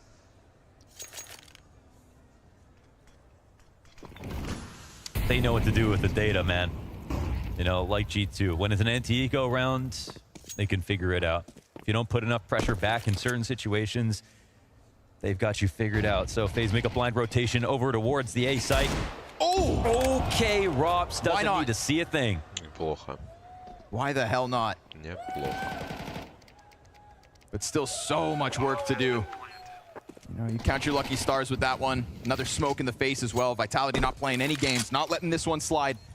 They've come over to try to make it painful. I think that's the only thing they can attempt now. На песках остался один игрок сидит в курилке, один чекает апарты, в то время как идет убивание с пистолетами. Тут сейвить нечего, в принципе, поэтому... Now they're trying to block off every single exit point. Okay. But Spinks opens one back up. They aren't ready to go through halls. Можно попробовать оставить тут несколько девайсов и не дать The high health засейвить players can stay alive in the pit. We're looking for HEs, an extra shot here or there. One USP ding. Yeah, exactly. Would have brought somebody down, but it is 4 up and the board swept by FaZe. They're so good right now, man. Vitality are so good right now. There was a moment in this game. You know, it's crazy because like FaZe kind of approached this like they were the underdog in that first half, right? They were doing, Kerrigan's doing art stuff, right? That was sort of a Furia approach to that first half. And, well, it did catch him off a few times. We'll give him that. But that's way in the rear view now.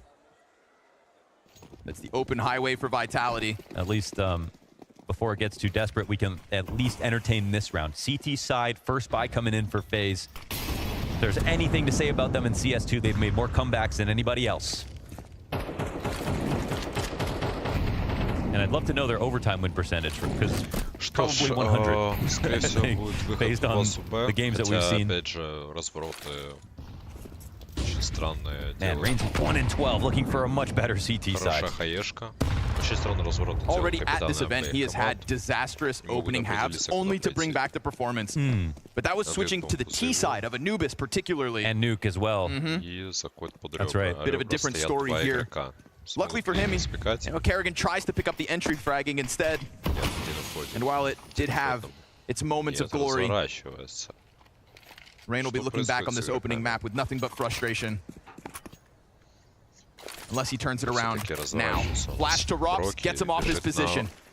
To evacuate that fast leaves a huge gap for Vitality to just slide straight through. Broke the perfect lineup, easy does it. Then a peek off of the short side, but that end gets punished.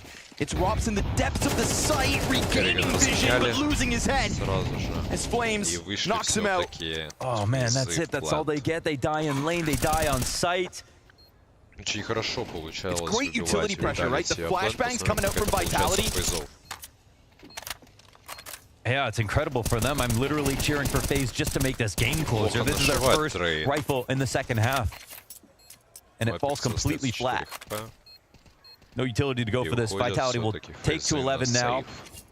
2 rounds away from closing out Inferno. And this is another series where Anubis wasn't the map pick here of Vitality. It was floated into a ban from FaZe, so it won't be seen at all.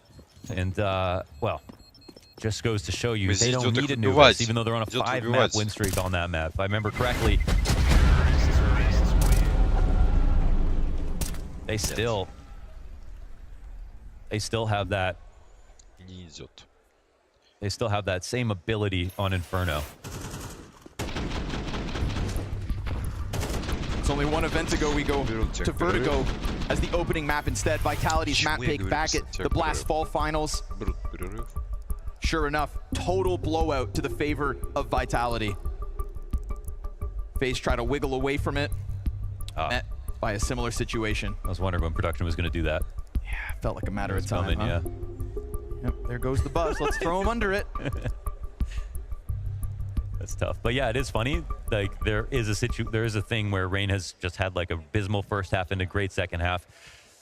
It does have to do with the map and side in the situation, as you pointed out. Like he probably should have already been doing a bit better. And that's why, I mean, it was so disjointed between him and Kerrigan, who should have been the guys going for entries. Like when we saw, you know, the dink on Spinks at quad, it was Rain into Kerrigan trading it out. But there was less of a tag team in this match overall. FaZe. We might end on a solid note here. If FaZe don't get something. Rain just can't buy a real chance. He's in the background behind Frozen, and he's dropped to 40 health. The two of them trying to apply enough pressure to keep Vitality at bay. What's amazing about these two IGLs, of course, the conversation around them is they're unmatched right now. These two this year, there are people who are somewhat close, but, you know, Cadian and Snappy don't stand to their accomplishments and their consistency. Oh, okay, this is the last thing you need. I heard that Flames rise. CT peek through and while blind. He goes ahead and slams down another. Nasty on the entry, a jumping AK headshot. They're already up 11-4, and he hits him while in the sky. You're kidding.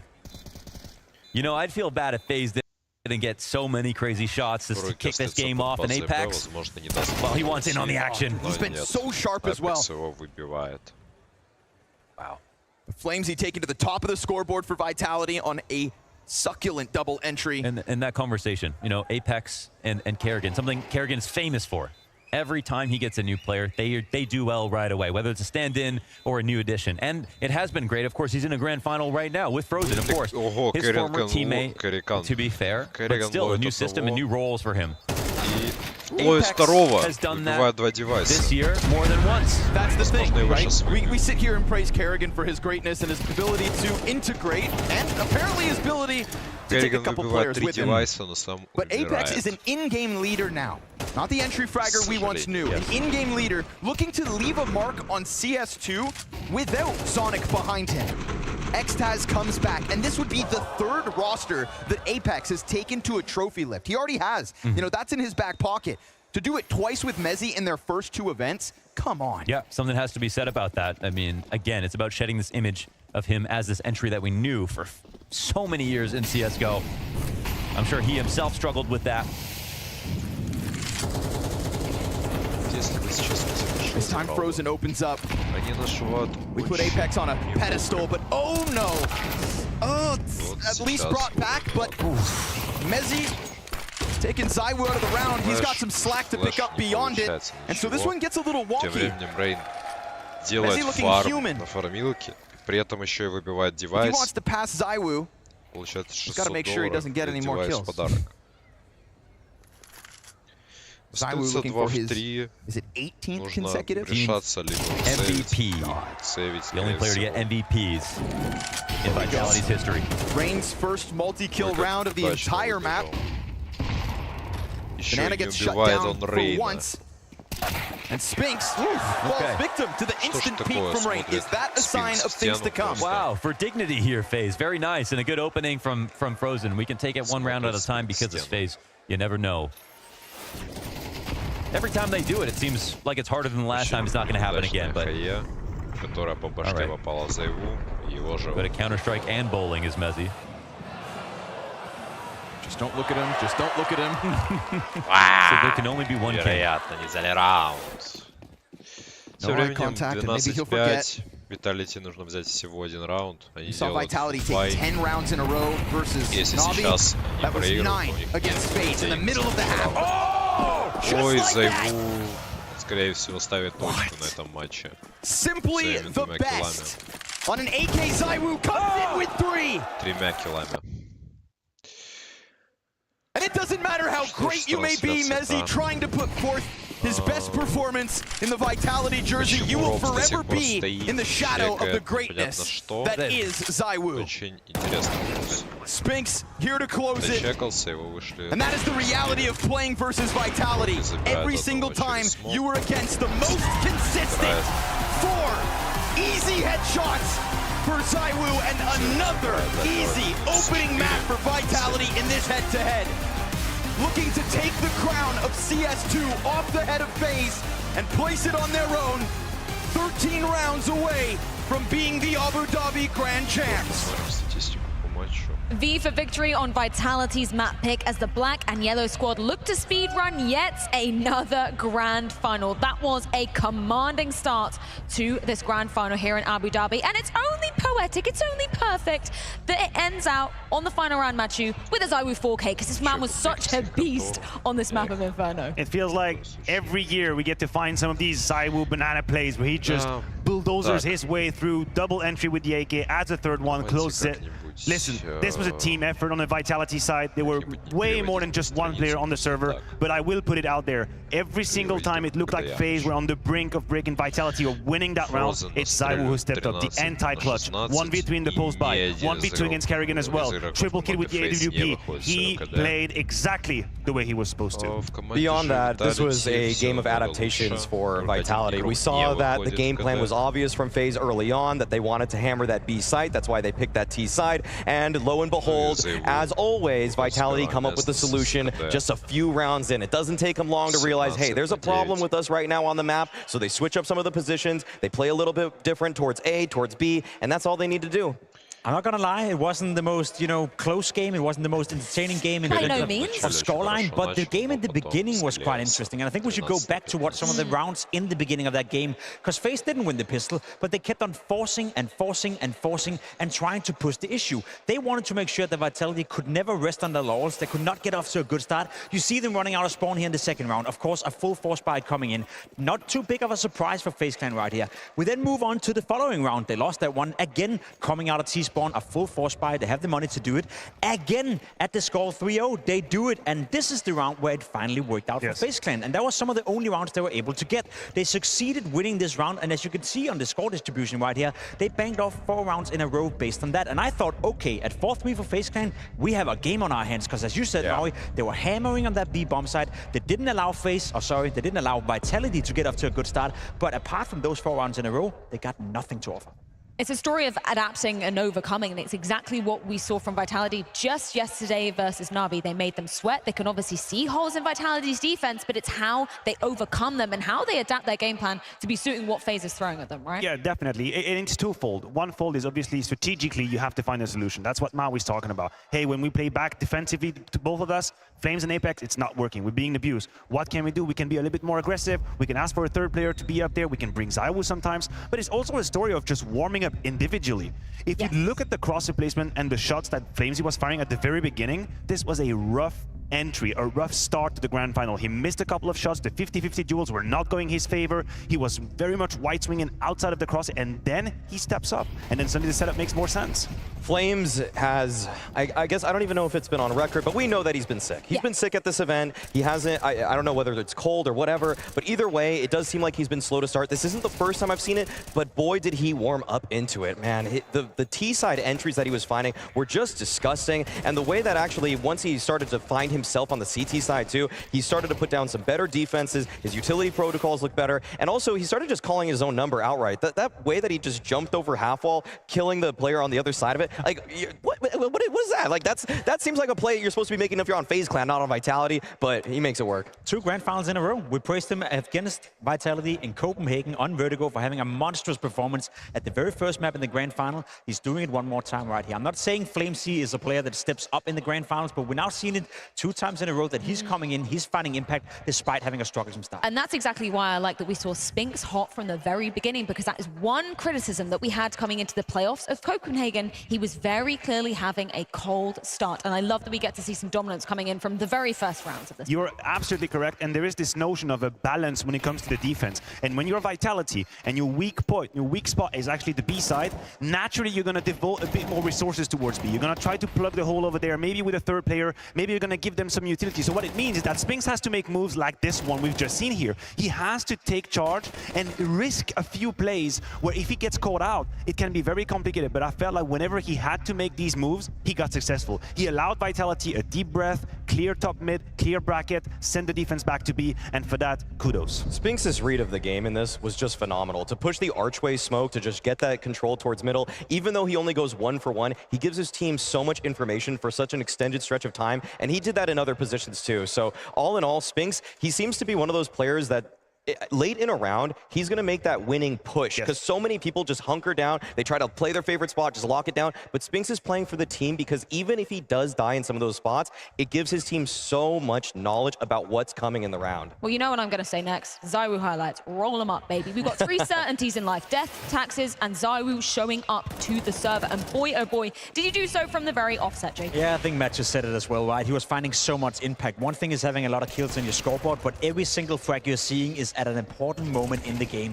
Every single frag you're seeing from ZywOo is dictating the round or dictating the outcome of the round. We didn't see him show up, you know, and hunt a lot of eco frags or get a lot of easy kills. All these are hard-fought kills. You see the entry right here. You saw the AWP action as well. You see the entering on Banana with the AK-47. It is absolutely ridiculous how good this man is at Counter-Strike. And as I said, coming into this game, in my mind, there's no doubt he's the best Counter-Strike player we've seen the past 3 years, and it's not even a discussion. Well, we do have to flip the script just for a moment and talk a bit about, you know, the deficiencies of FaZe. It doesn't come down to just one person, but I am going to put the spotlight on Rain. He was very, very slow to be starting into this this series, Maui.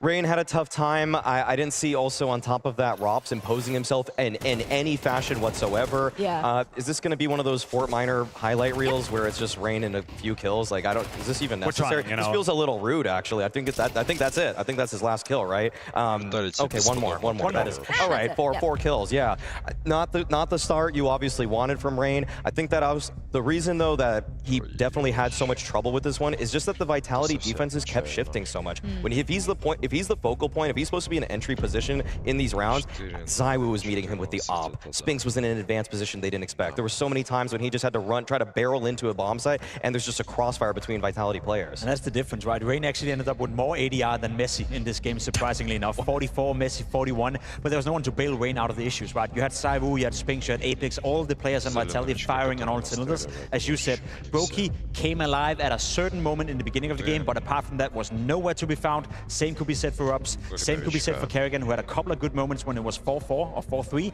and at that point, it was just like the entirety of the FaZe was just missing from the server. It's obviously never down to one player, but it is very problematic that I have more images in mind of Kerrigan catching ZywOo off guard towards long than actually Rain. And Rain should be this guy. He should be the tip of the spear, going out, either fighting Spinks with a rifle or ZywOo with an AWP. It's not a great position to be in, but anywho, he never really had these moments, and FaZe rely on it. And I think, of course, we're going to talk about the second map, but it is going to be a defining factor. If you have to find strength for FaZe when it comes to Nuke, Rain is the name top of the list. Yeah, potential silver linings for FaZe. Obviously, their map pick lays in wait, and it's a map where we know they want to be claiming some sweet, sweet revenge over Vitality. That map is going to be Nuke, and it's going down after this.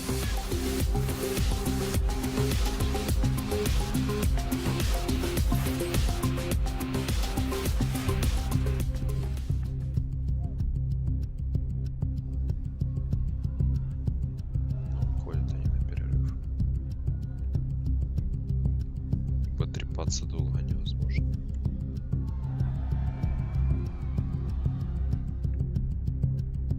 Ну прям ни о чем трепаться. Понятное дело, что как у кого дела, блин, это намного интереснее.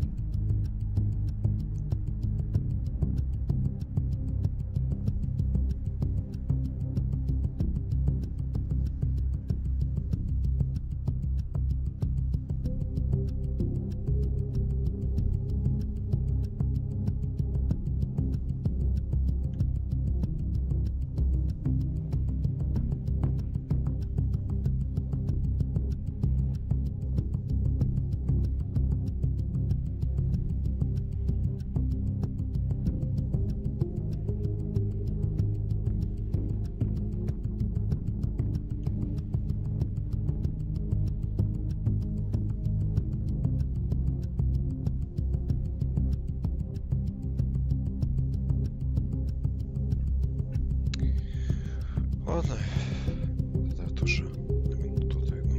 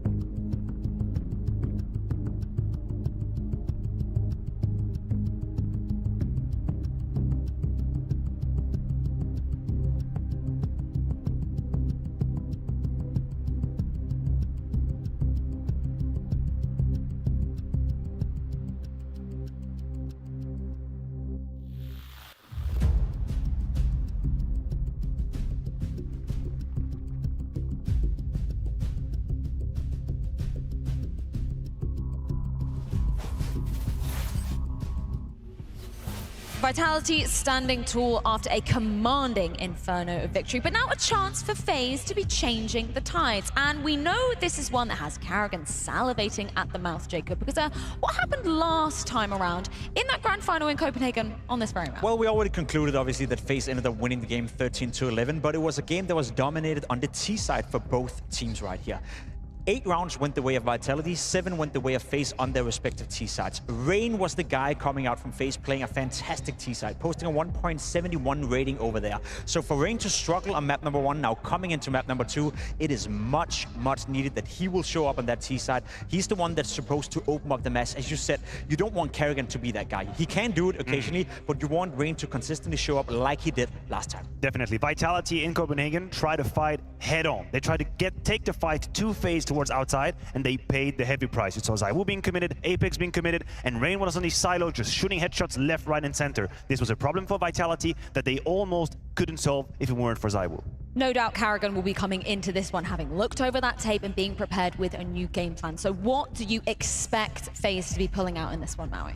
Well, obviously, given that they've had a personnel change, Frozen is going to be coming in instead of Twist, and so that could tip the scales in the favor of FaZe. He's taken up, Frozen that is, the spots of Twist. He hasn't actually gotten any of his old spots. He's now, because Rop's got his T-side spot that Frozen used to play, and Rain's still playing that outside yard defensive side. So this is a map for Frozen where he needs to just play in that pack and make sure that he trades off his teammates. We've talked about the teamwork and how it seems pretty good. Well, it needs to be airtight if FaZe want to have a chance to change the story. Speaking of some of the individuals, you guys at home can have your say in our Mersk MVP vote. Follow the link down below and you can select one of these 6 fine gentlemen to be taking home that title. No bias here, you know who I'm going to be voting for, but yeah, make sure you have that say before this map does conclude. Jacob, you want to jump in and say maybe some other adaptations that you're hoping FaZe might have brought to this map? I just hope I hope Vitality are paying attention, because you're right, you know, test Frozen. Test Frozen if he's comfortable in that position. He's playing that in a bomb side, CT side, and that can be hella hard when there's flashes, smokes, grenades flying around you. If Vitality is coming out with a blistering pace, then Frozen better wake up from the get-go. I think Mezzi also will probably be under the spotlight. We saw that a couple times in Copenhagen where Karrigan tried to force the timing. I think FaZe identified that Mezzi had a tendency to leave his position, be a bit more rotate-oriented. That's a gaping hole that could be in the defense right there. So Vitality have to be ready for that and sometimes just stop them right in there. Well, we are ready to see if FaZe can begin off that redemption arc, and hope lays on the horizon as Nuke is their pick, but it was tricky last time around. So Scrawny, Launders, how do you think this one's going to be going down?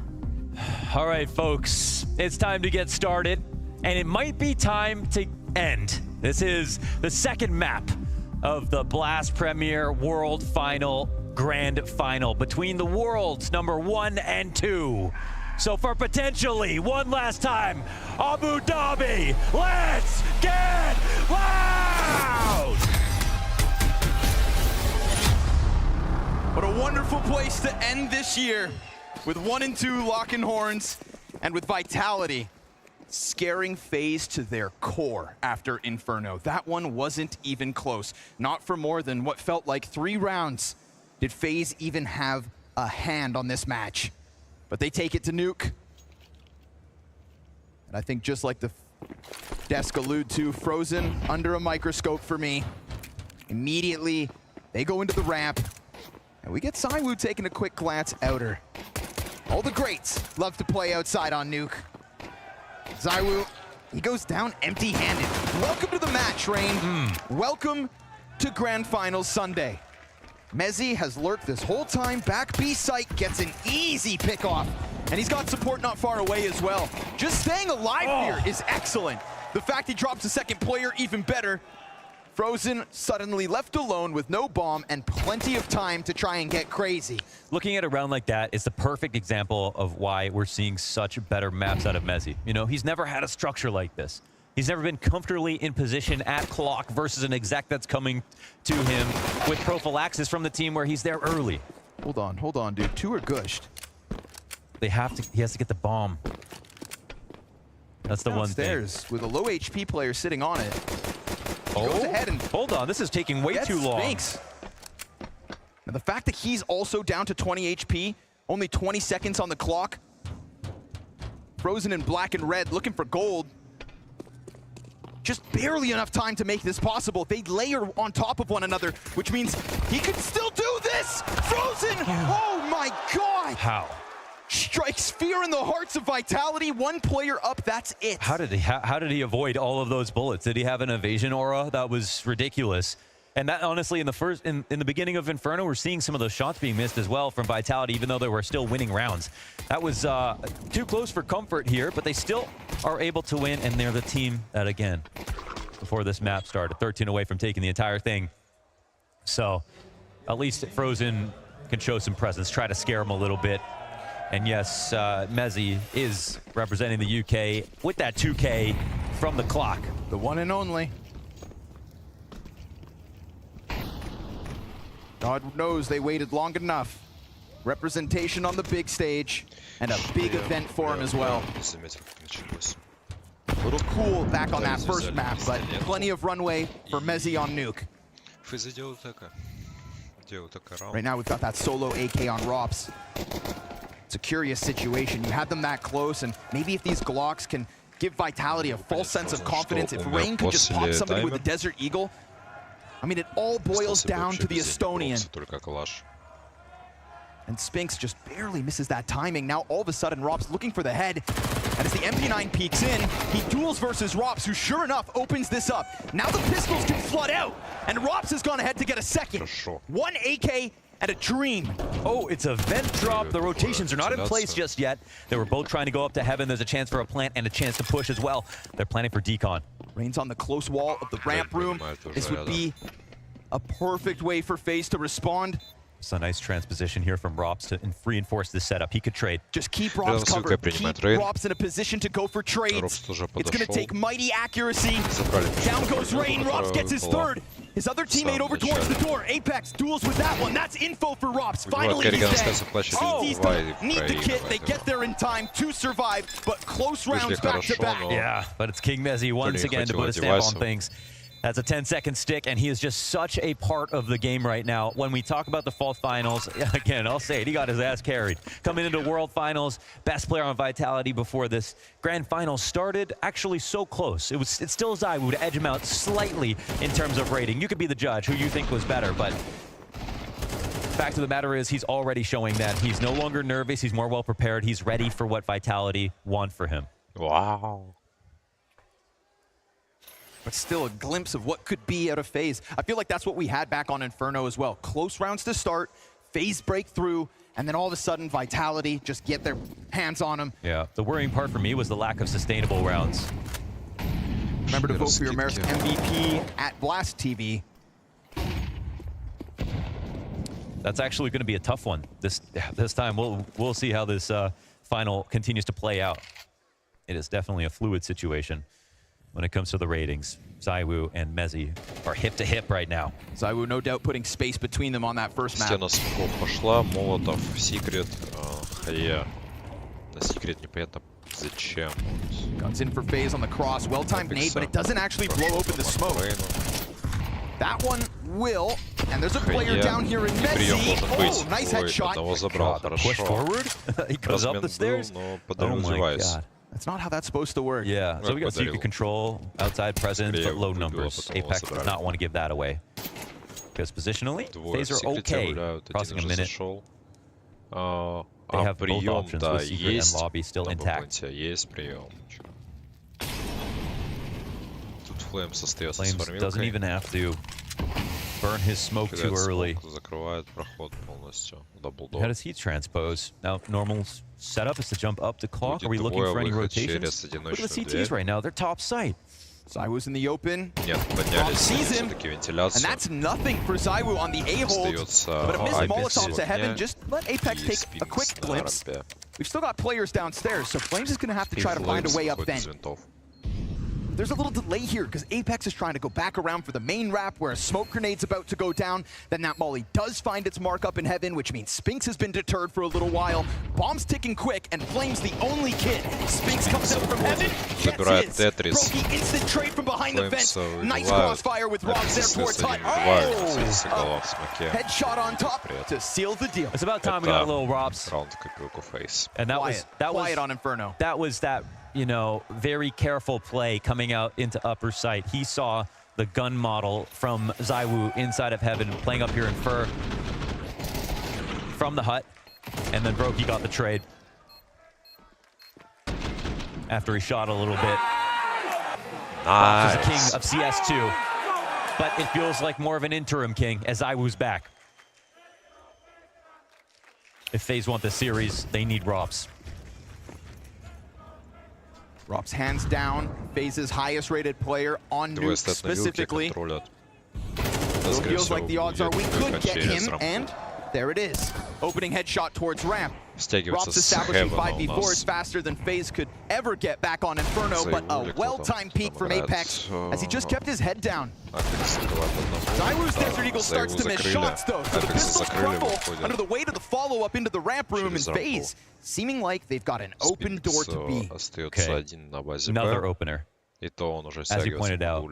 And when we talk about nuke teams, again, it's litmus test for all the top teams and all the top operators in the world. When we talk about 2021, it was Na'Vi, it was Simple. When we talk about 2022, it was FaZe, and it was actually more like Rain. You know, even though Brokey can have that impact, it was Rain playing that Nico role outside both sides. And in 2023, it's been Vitality, whether it's CSGO and maybe CS2 as well. That's a lot to stand up to. But FaZe have recent memories where they were the best. They're just trying to get back to that. Ну, Флеймзу сейвить нечего, можно попробовать найти девайс, в принципе. And that's the thing you pointed out about Rain. Like, he was star of the show at Antwerp. That was the best nuke performance of the entire year. Him in that final at Antwerp. T and CT side. Hell, go back one event. MVP the event. He was making a run for the top-rated FaZe player at Copenhagen as well, up until Grand Finals. Yeah. Here we are again. Yeah, he's been impressively good, you know, at the new game, which is something that we expected. A lot of new players want to see Rops and these types of guys to fly out in front of their competition after sort of learning from them for all these years, prepping for the chance to pass them. Засейвили пистолет, молодцы. But Rain learned fast. Now he just needs that consistency. A couple missed shots out of ZywOo that round. Could have coupled nicely with Apex's 1D. And this could be a big half from Rob. So I just want to say the other day when we were talking about Nico putting on a reference game on Nuke, at the exact same time, Rops had almost a mirrored scoreline to Nico. He was slowing down the moments. He was one-tapping a lot of the frags. He was getting a high number of kills. So if it could happen again, it would happen on Nuke. Rain looking to carve a path. There he is. He does it again consistently. These 5v4s. But really nothing matters other than where Spinks gets up to. Unless apparently ZywOo with a U. Whoa, hey! Settle down now. Mezzy to the moon. Пока что Рейн очень хорошо смотрится на карте. It was all about Spinks' solo M4, and he didn't even get a piece of the action. This was just a clean, easy upper take out of FaZe. How is this USP doing all this damage? It's just in the hands of the right man. Ропса просто его постоянно не показывают. The other cool thing for FaZe here when we talk about Nuke is Frozen. The fact that, you know, he comes from Mouse, their best Nuke player. So they get to seal that away. Now, of course, Twist was one of the explosive players on the T side for FaZe as well. It's just about Frozen being able to supplant that. Could he pass him is the question. Хорошо за его закрыл. И сам выпрыгнул с девайсом. Красавчик. Но его нашили.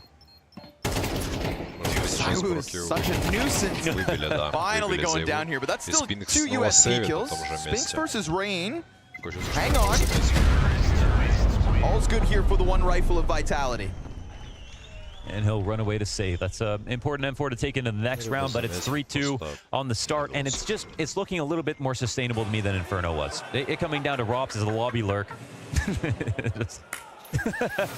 Oh, they want 3 maps. Yeah, it's less sort of crazy aggressive, catch the timing, push a smoke. Так, что у нас по закупу? These default base round wins out of FaZe. Там, в принципе... Последний раунд для Vitality, если они проигрывают с девайсами, а FaZe с экономикой все получше, конечно. He doesn't see it. He's gonna sniff him out. Now Spinks gets some damage in, but on the reload, he gets pushed. Rops just barrels out of hut with a teammate and the heavy player's dead. Nicely tethered there between Brokey, Rops, and Kerrigan. Yeah, crank that pace, FaZe. They thought spraying on the close squeaky smoke was going to be enough to deter it, but FaZe just slipped right in with an electric pace here in round 6. They overtake the A site. Wow, that was pretty unexpected. Just paying attention to the nades that were going down outside. That's the first layer of complication that Kerrigan has added to the calling so far. It's a fast attack, but it feels like a slow one. And so when ZywOo gets his kill, you think there's going to be a moment of relief. But I think what happens is a full mag of ammo gets sprayed into Squeaky, the reload happens, and then they jump on it immediately. They say, okay, start throwing your grenades. We need to get out there. Maybe those 2 moments coalesce perfectly. Maybe they knew they could elicit the spam. Either way, it's a perfect punish.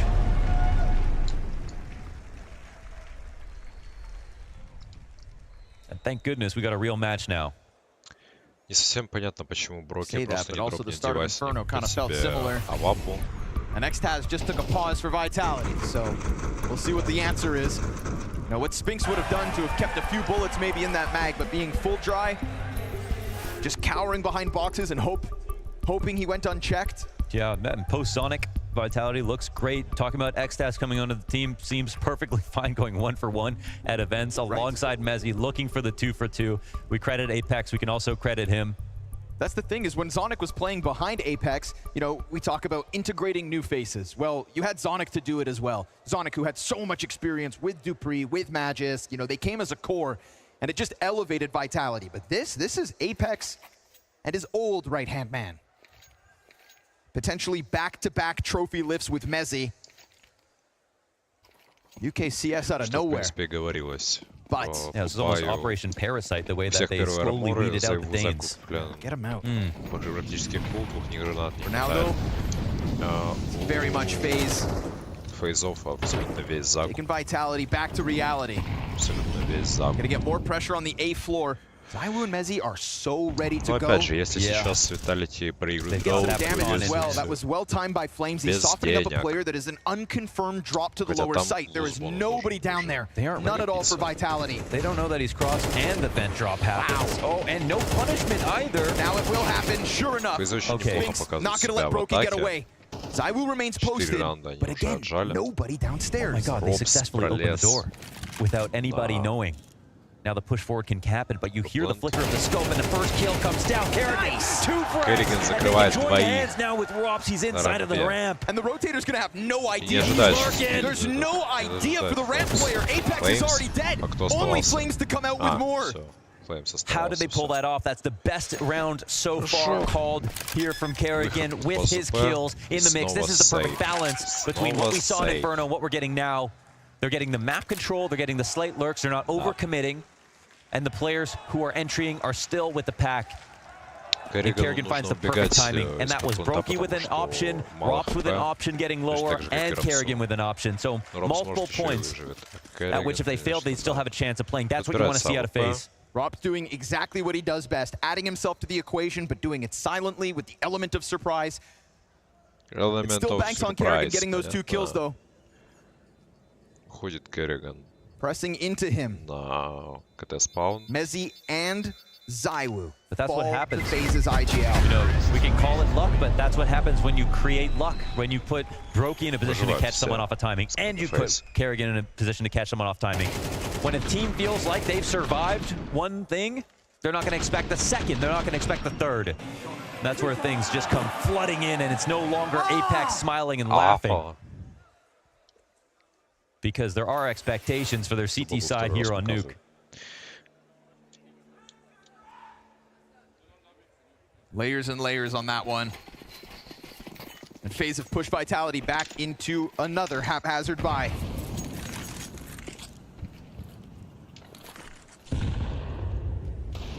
Rops feeling unstoppable at the moment, and sure enough, he's got the sense, but didn't know which way to look. Too many options, overwhelming Rops. You're in the right to try to put it on But this is a round that's actually an anti-eco. Actually, it's an anti-eco. Is this the risk you want to take?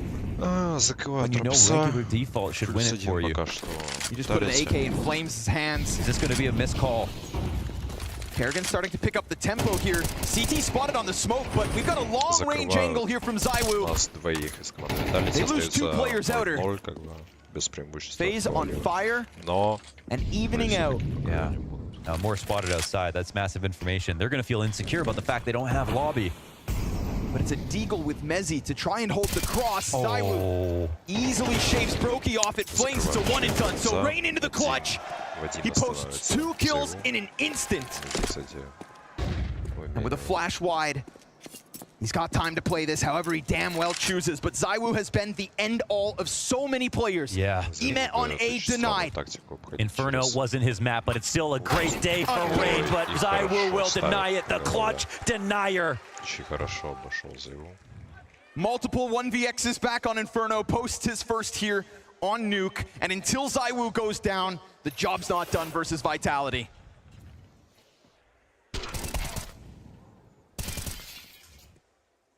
And that might have been a missed call here. This is Robs lurking out of HUD in a round where it's your opponents who don't have much to play with. They were happy to pick that up. It's also a gun upgrade instantly into a player who has half armor or full armor, and a 5v4. We'll see if that's a mistake they can't afford. Oh, do they need to save him? That spread gets big sometimes. He's okay. It fizzles out. Oh, he can punish this now. Yeah. Easy. Flash drops, but it's okay. He's able to exit. And I like that Mezzi gets aggressive as well. Off of the lobby frag, now they've got trophy control, so suddenly... This is how they came back versus G2 as well. They continue to play aggressive even when they just made the comeback happen. It's how they happened to take Na'Vi back on Inferno. They always play like they're winning. Easy to do when you're the best. FaZe very clearly wary of the possibility here. Messi's about to have his hands full. Shadow advantage. He knows it's coming. He's on high alert, and he tries to take the peak, tries to take the initiative. But now they will flood into the waiting arms of ZywOo, who misses his shot off the flash. And Rain simultaneously gets downstairs. I mean, he could post up on vent. So it's going to have to be Apex. It has to be. His support far off. Frozen comes wide. Apex keeps all his health. Flames picks up the upper kill, and Brokey able to answer back in the bomb site. Robs plays on a classic position. Posted above on full display for any kind of a ramp retake. The CTs aren't coming in. No way! A shot through the doorway. Robs off the top rope. He knows their approach, but until they exit, he can hit them. ZywOo the first. Spinks, it's a beautiful split between the other two, and Vitality close the gap. It's perfect spacing and perfect pacing. That's a beautiful way to make sure they win that 3v1. Robs is on it today. And ZywOo hits that blinder through the door. Another good start out of the round from Vitality. Another mistake from FaZe in the first few seconds.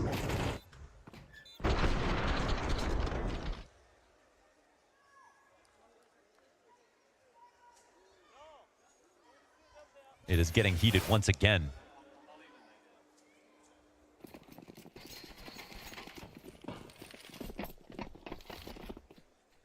They still just keep buying, though. They've earned that at least. Oh my god. I mean, man, you just said they play like they're winning. The aggression is unbelievable here on all fronts. Now, at least FaZe are already playing outside of lobby, so you'd think Robs will be just hyper cautious on the approach. He's going to be extremely slow in the situation, and now that there's nades outside, there's so much information gained. I don't think they're expecting another push to come out, and we've got the full clear happening right now. This is so much for Vitality to work with. How cautious can Robs truly be? As Rain tries to be his contrast. Now, it can be a scorched earth strategy here outside as they give them space, knowing that they are missing some. There is no threat of an upper exec right now. We've got Frozen just tucked behind Unbreakable. We got Rain on the golden gates of heaven. Wow. Nobody moving. Everybody has so many different positions, but nobody wants to make that final step. This is an incredibly high-level position right now. The passive setup, but a lot of information gained. Who gets nervous first? This is a game of chess. Raindrops make sound, and Mezzi's on high alerts. Easy pickup for Mezzi from the corner.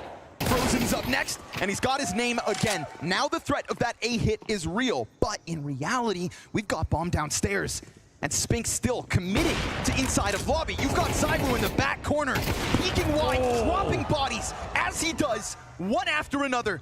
And with Decon swung, now the T's know that there's two down here. ZywOo's gonna try to close that distance into Brokey. He's coming for it. Battle of the Ops, he shuts the door in his face, holds the trigger, T's cannot. Ой-ой-ой, по одной двери, ой, хорошо нашил. Но не успевает поставить бомбу. Не успевает поставить бомбу. Oh my God, from ZywOo, the way he controlled that, him opening that door. He could have won that staying outside. He's trying to take it to the next level and doing it live.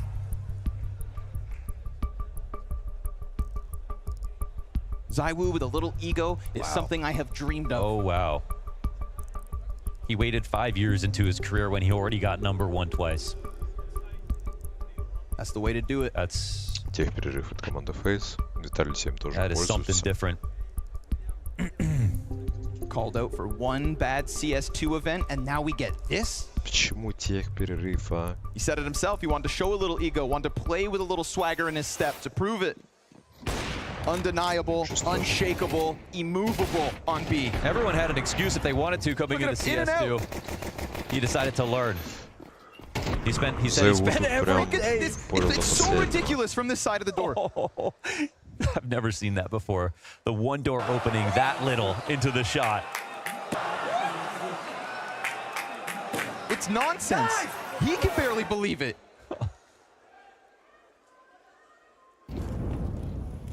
And they go in again. Why not? Up the ladder he goes. Oh my God, this is a big blind spot right here. But it's gonna take time to get onto Silo silently. Every round, Spinks has learned so much. Apex gets one frag, Spinks still goes unnoticed. Everybody's chipping in. Robs has to activate inside lobby, so now that just reopens the possibility of Spinks, who's gonna be coming in from T-spawn. And there's no way Robs would see this coming. At least Robs has been able to get Так, beyond his Робс у initial нас point. игроки остаются So suddenly Vitality all kind of scratching their heads. Like, 4-4. where the hell did Robs get off to? Robs is literally looking Робс for him сидит right в now. очень He's literally неприятной looking for the позиции, guy поскольку on его top закрыть site, могут откуда trying to figure out угодно. when he's going to finally peak.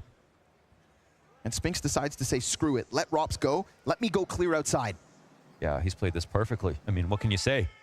It's going to be an easy shot to the Ну, back это of Brokey's будет brain. сейф, скорее It's going to be всего. bombed down Хотя, outer, and it's going to be да, Robs in a Спинс disastrous убивает position here in одного, round остается 11. Робс на He tried his планете, damnedest, 13th без frag on the бомбы. round as he exited into А так the A могут site быть with that даже one клатч. kill, and he's looking for something else, nothing Ну to или tug минимум on. деньги за and he's постановку бомбы. finally got that info. Oh, wow. Guess he had pushed Hut. And Robs decided to hold it one way. Spinks goes in again because he wasn't spotted last time. He ended up looking like the ramp player when he went to trophy side to hold the angle. Still never got spotted. So he had the right to do that again. We look at every single round here on this comeback for Vitality, and it has involved some kind of push, whether it was trophy, through Hut, Squeaky, or outside. Outside being the least of which is the most surprising part, because that's where the CTs most often try to get their aggro in. What a comeback. You get to see how Apex just lean back in Garage, and then Flames on the delay, right? Just shaving players off as they try to respond to the first one to shoot. Everyone got flanked this round. Every single person got flanked this round from FaZe. Outplayed, outpositioned, and now outnumbered. When we say they have better team play, that's what that means. Because even a toddler holding a gun would have got those kills. That's the whole point. They came in behind FaZe. 3 different counts. That's the evidence. Final round for FaZe to try and take. And it's not even majority guns.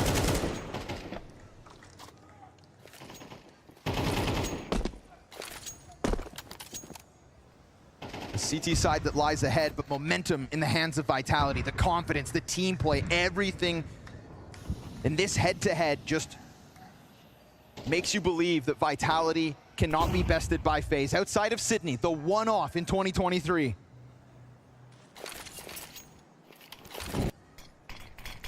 History states Vitality are better. 5-5, выход на базу, скорее всего, предполагается. Ага, улицу вскрыли. Улицу вскрыли, да, выход на базу через Квик. Скрывается в банке, остается игрок, один еще на Тетрисе. Ой-ой-ой, как хорошо.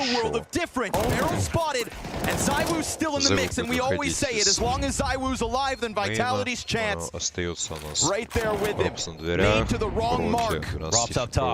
12-хитровый за реактором.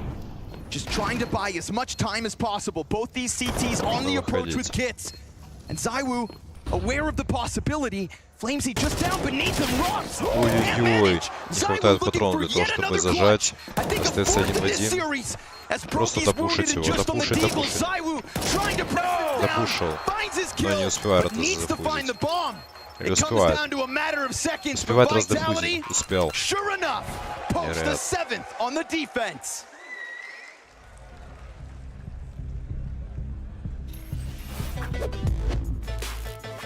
I would ask if the map is in a competitive pool. Yeah, sure. Is it not possible not to be there? Yes. Yes. Oh shit, we already know. What the fuck? Okay, repeat the question. Высокоинтеллектуальный перерыв между половинами. Is the map in competitive pool? Wait. We already know he is in the pool. No, it's one question. Could have saved that one. So, is it like, wait, how should I put it? Yeah, was this map being played in 2015? Yes. Yeah, but you need to guess the position as well, no? Yeah, but we forgot to guess the map first. Step by step, bro. You have 8 questions, good luck. Yeah. Does the map have a window? Like a window position? Window. No. That we call window. No. Ooh, okay, so it's one of those two. Bro, what is this question? Windows? The call-out window. Oh, the call-out window. We need to learn the map still, no? Yeah, that's what we mean. I'm so confused right now. So we asked... call it window, you know? Yeah. Like Mirage window and... Inferno. Inferno window. There's no window on Inferno. Yeah? Yeah, that's the problem. Is it Inferno? Yes. Okay, now we're getting there. That's the question. Now we're getting there. Yeah. Is it on A side? No. Okay, so that's mid and B. Yeah. Or second mid or apps. Because you say A side. It's like... Is it close to a B side? No. Yeah, maybe Maxi. Is it close to mid or second mid? Yes. Ooh, okay. So now bench, Maxi. Like, is it T-Apps? Yes. I would say kitchen. Okay, we go for bridge and kitchen. Okay, is it bridge? No. Is it kitchen? The name is not kitchen, but kind of yes, it's called living room. Yeah, so that's what we call kitchen. Hey! We're on the same page. Woo.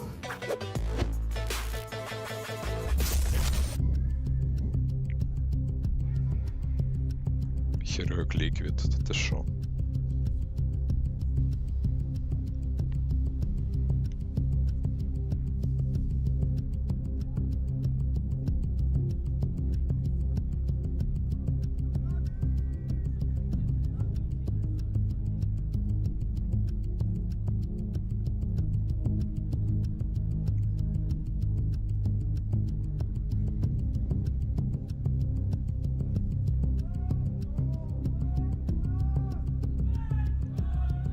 Стави. Та те шо? Крисеті. Как так-то? Взяли Хероик развалили. Нормальная ж команда была.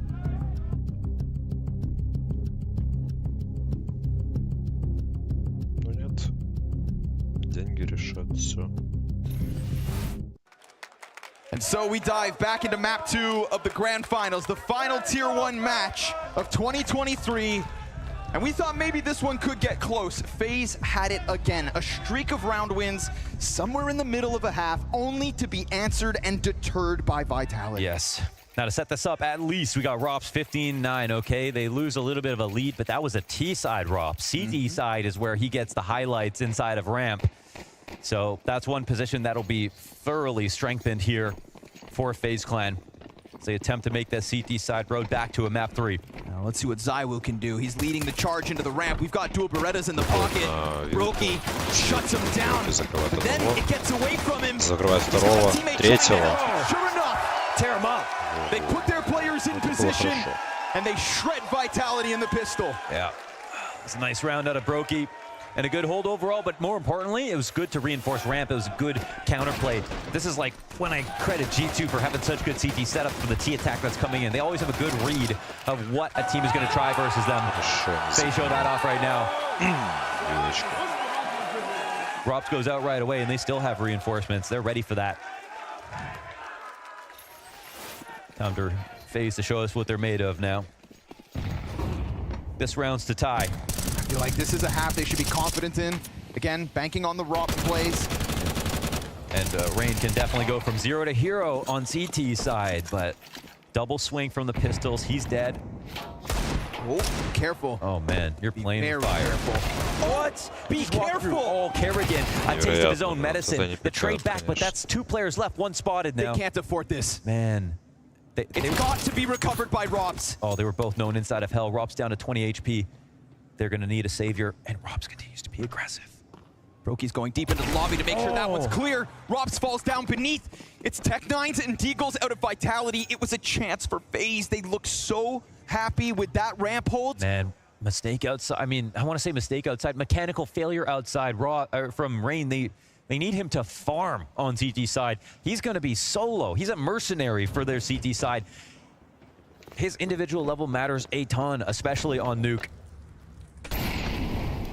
And that was 2 pistols to take him out, swinging through a smoke. It's going to happen. It just can't happen right now. Ставили пачку Broky doesn't even have a chance to bring this one back. So just when you thought they're going to split pistols for momentum, CT side Vitality answered quick. Despite this, it would still be insane if Vitality were able to pull this out on T side rounds. On T side rounds, frozen in the vents. That's payback, honestly, for what Kerrigan was doing on Inferno. Yeah, except for this payback comes at the perfect moment. I feel like this one hurts more. Down a map, up a pistol, only to have it taken away from you. And Broky could very well die here. There's SMGs to lose if you're Vitality. Oh! And they don't even lose another piece. Broky peeks into the stream of 9mm. That's another big upgrade. And we have Vitality to the 2-round lead, just instantly vacuuming all the momentum. They're playing with house money right now. They've got 2 M4s and a FAMAS here on T side. A massive steal back. They'll barely have to make an investment to finish off their buy. FaZe are going to need more than just ideas to be able to pull this out. They have to raise their floor. It can't be Rops trying to be a highlight machine alone. He is only responsible for ramp. I mean, there are positions that are more important than others, and ramp depends on the type of map you get, but outside is always going to be incredibly important. That's why Rain is always going to be key. And he was non-existent back on Inferno. And people aren't just going to switch soft spots based on form. You know what I mean? So you can't just pray they go into your best player. He's got to step it up. Stepping forward is Broky's 5-7, but ZywOo clipping frozen. It's desperate for FaZe. It was always going to be on the force buy. It really feels like it's all about these pistols just serving up a distraction long enough for Rops to come out miraculously with that MP9. But Vitality, they're not going to make the same mistake. They're not going to step on this landmine. They'll just wait. Yeah, they are looking to be persistent, but at their own pace. They have the utility to do exactly this, but again, the closer they get to that vent, the closer they get to Rops. He swings out with the SMG, but he can't track the second. It's Flames to make a difference, and Apex to close it. Vitality, more of a distance between them and FaZe. Oh my God, you can see why Apex is laughing in that first half. It doesn't even, it never feels too late for him, I don't think. 9 rounds in the lead here. And FaZe with that investment means an even weaker buy to defend against double digits. What have they got? Отвратительно, если что. The fall finals, it felt like FaZe got 5 rounds. This is already looking a little bit better when we kicked off Inferno and Nuke. But when we look back on the scoreline of Inferno, it was almost as bad, straight up, as the fall final. That game was supposed to be close. Pimp thought FaZe were going to literally take this one, and I can understand why. The revenge, playing him in a rematch after the form that they've shown before. Okay. An interesting turn of events with just vanilla pistols. There's a Zeus in play. Надо будет протестировать. Apex getting dangerously close, but he Попадает. will go ahead Надо было and протестировать reopen this A site. можно Pressure ли was mounting. He punctures through. Lets a little air out of FaZe's tires, as it always should have been with USPs. Caught out by the MAC-10 of ZywOo as well, so it's extra money. And a 10th round posted by Vitality. Vitality's map picks, back-to-back series, just go down so smooth. They didn't even need Anubis in the veto to feel comfortable. Crazy to say. At least in Copenhagen, the second map, Nuke again, FaZe able to push it all the way. 13-11 was the final score, so it felt like, you know, just a little more, and we could have gone all three. FaZe could have had a better chance. One event later, and we have Mezi that much higher up on the scoreboards. Implemented better by Apex and Xtaz, and if they can just continue to grow the gap between what's supposed to be CS2's #1, they end this year with a statement. Yeah. And this is ZywOo now, 2 maps. Amazing performances so far, back-to-back from ZywOo in this final to put a meter stick between him and Mezi, who was right there. I mean, he doesn't even know what a meter is, right? The yard between him and Mezi, and this is for his potential 18th MVP here. Winning tournaments, every single event for Vitality, being the MVP, getting MVPs for events they didn't even win, being 1 away if he gets this one from the Vice in terms of MVPs in his career. Born too late to surpass Simple. Pimp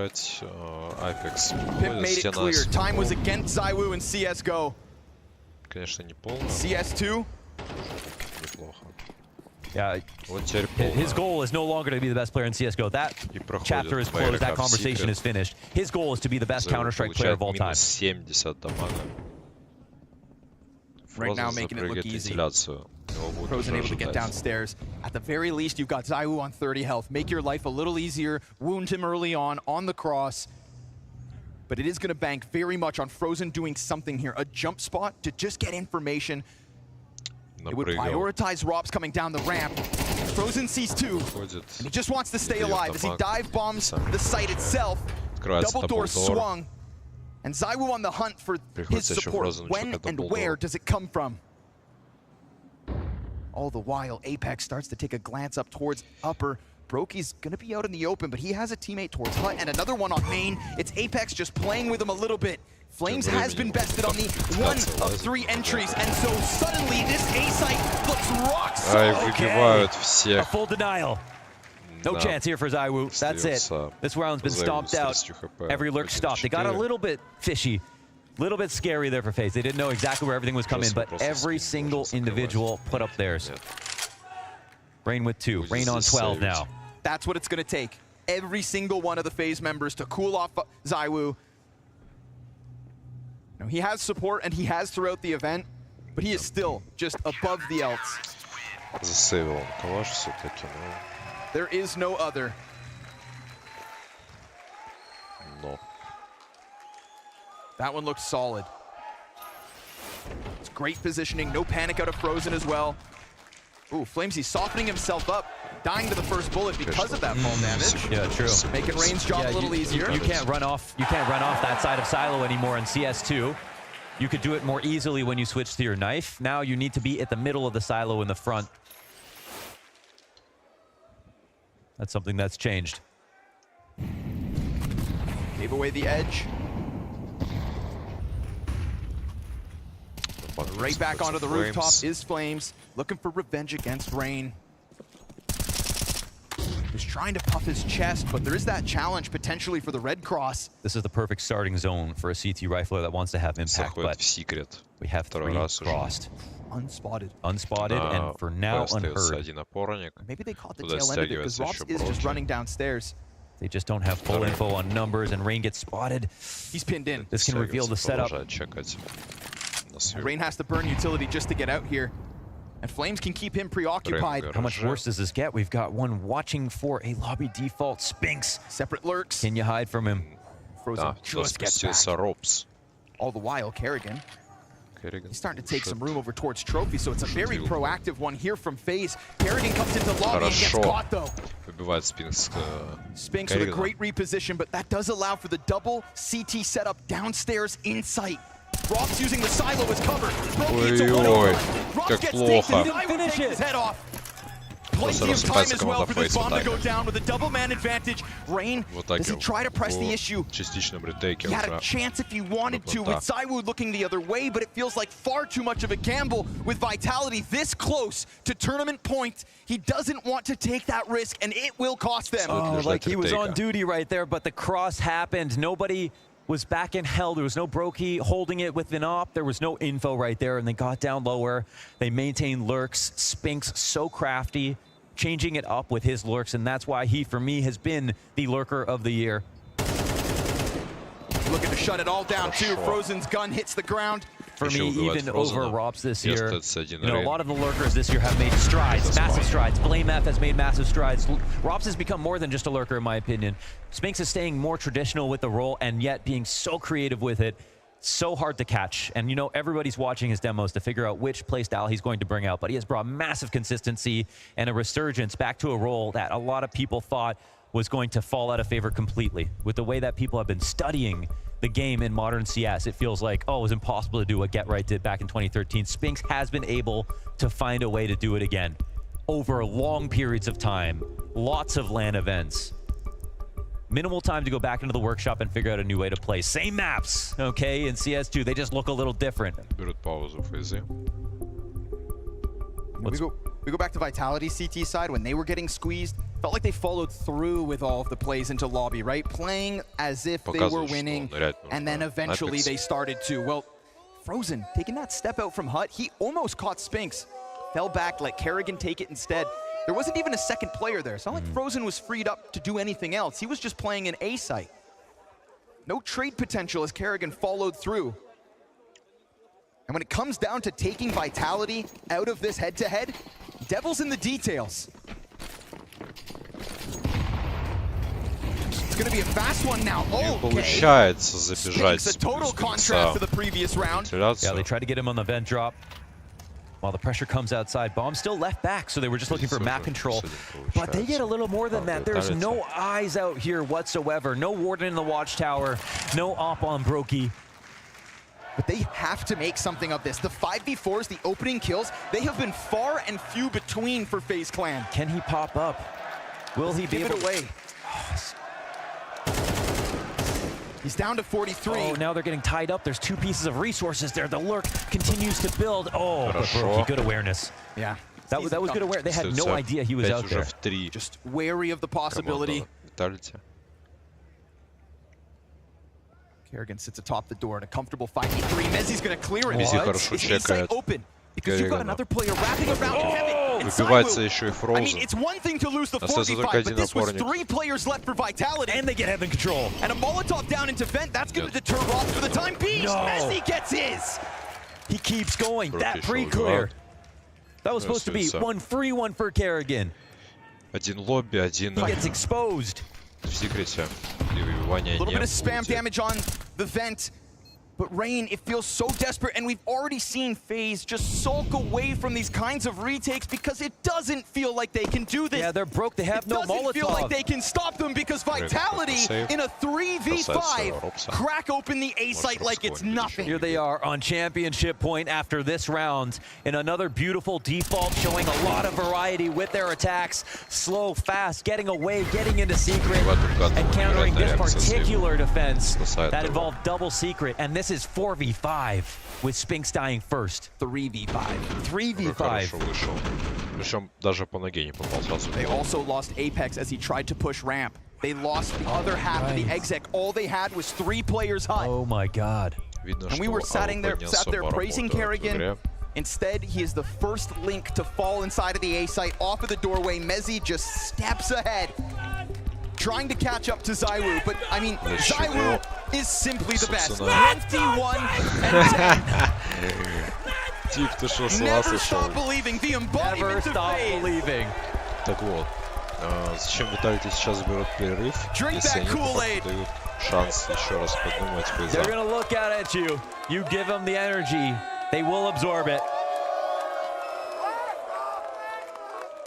Hands off, да. But it just does feel like Vitality are untouchable. It really does feel like they're just on a different level. I mean, I told you last night, I thought that this was going to be the same thing as the fall final. I thought Vitality are going to show us how far ahead they are of every other team.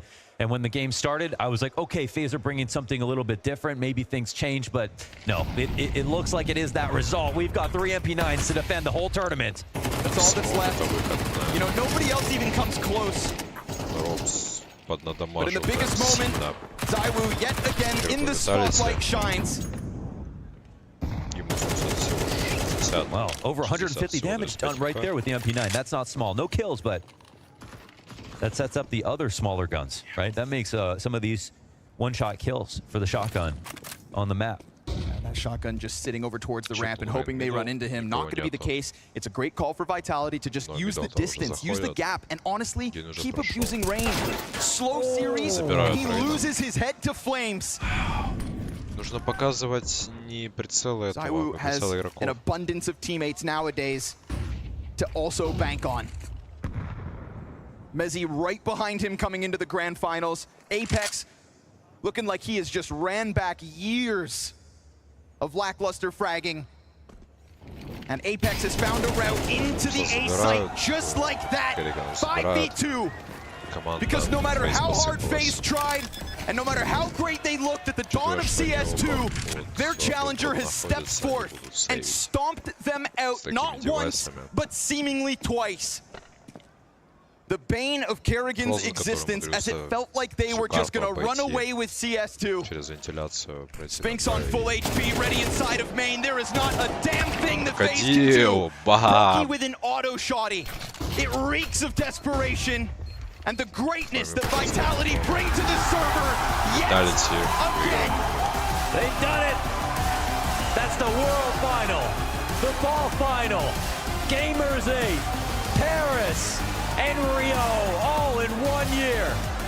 Vitality with Apex and 3 different members, 3 different teams, have proved it over and over again. Proving it this time as well, without Zonic, right? Without the Danes, without some of the most decorated Astralis players of all time, because it felt like maybe that's what propped up Apex. It felt like he had shoulders to lean on, but this one's his. Upcoming fraggers, unproven entities, and a string of events to be proud of in 2023. An unbelievably difficult last tournament of the year, and the world's number 1 and 2 going again at it in the grand finals. What's wild, Mo, is that this is number 1 and 2, but the gap between them feels immense. We saw incredibly well-rounded Counter-Strike, perfectly polished. The pearls of Abu Dhabi, FaZe Clan, they are indeed at the tail end of 2023, your Blast World Finals Grand Champion!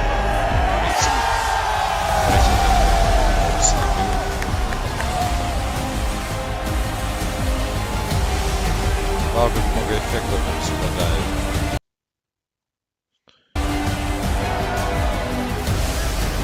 С этого 1000 разных.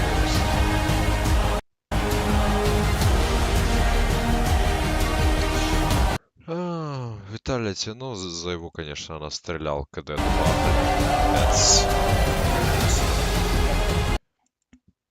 Тут только двое не стреляли, КД и один уже прикрывал. 11, 14,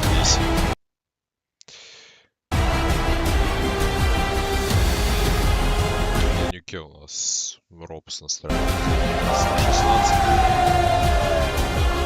Ну, тут ZywOo, конечно. 11.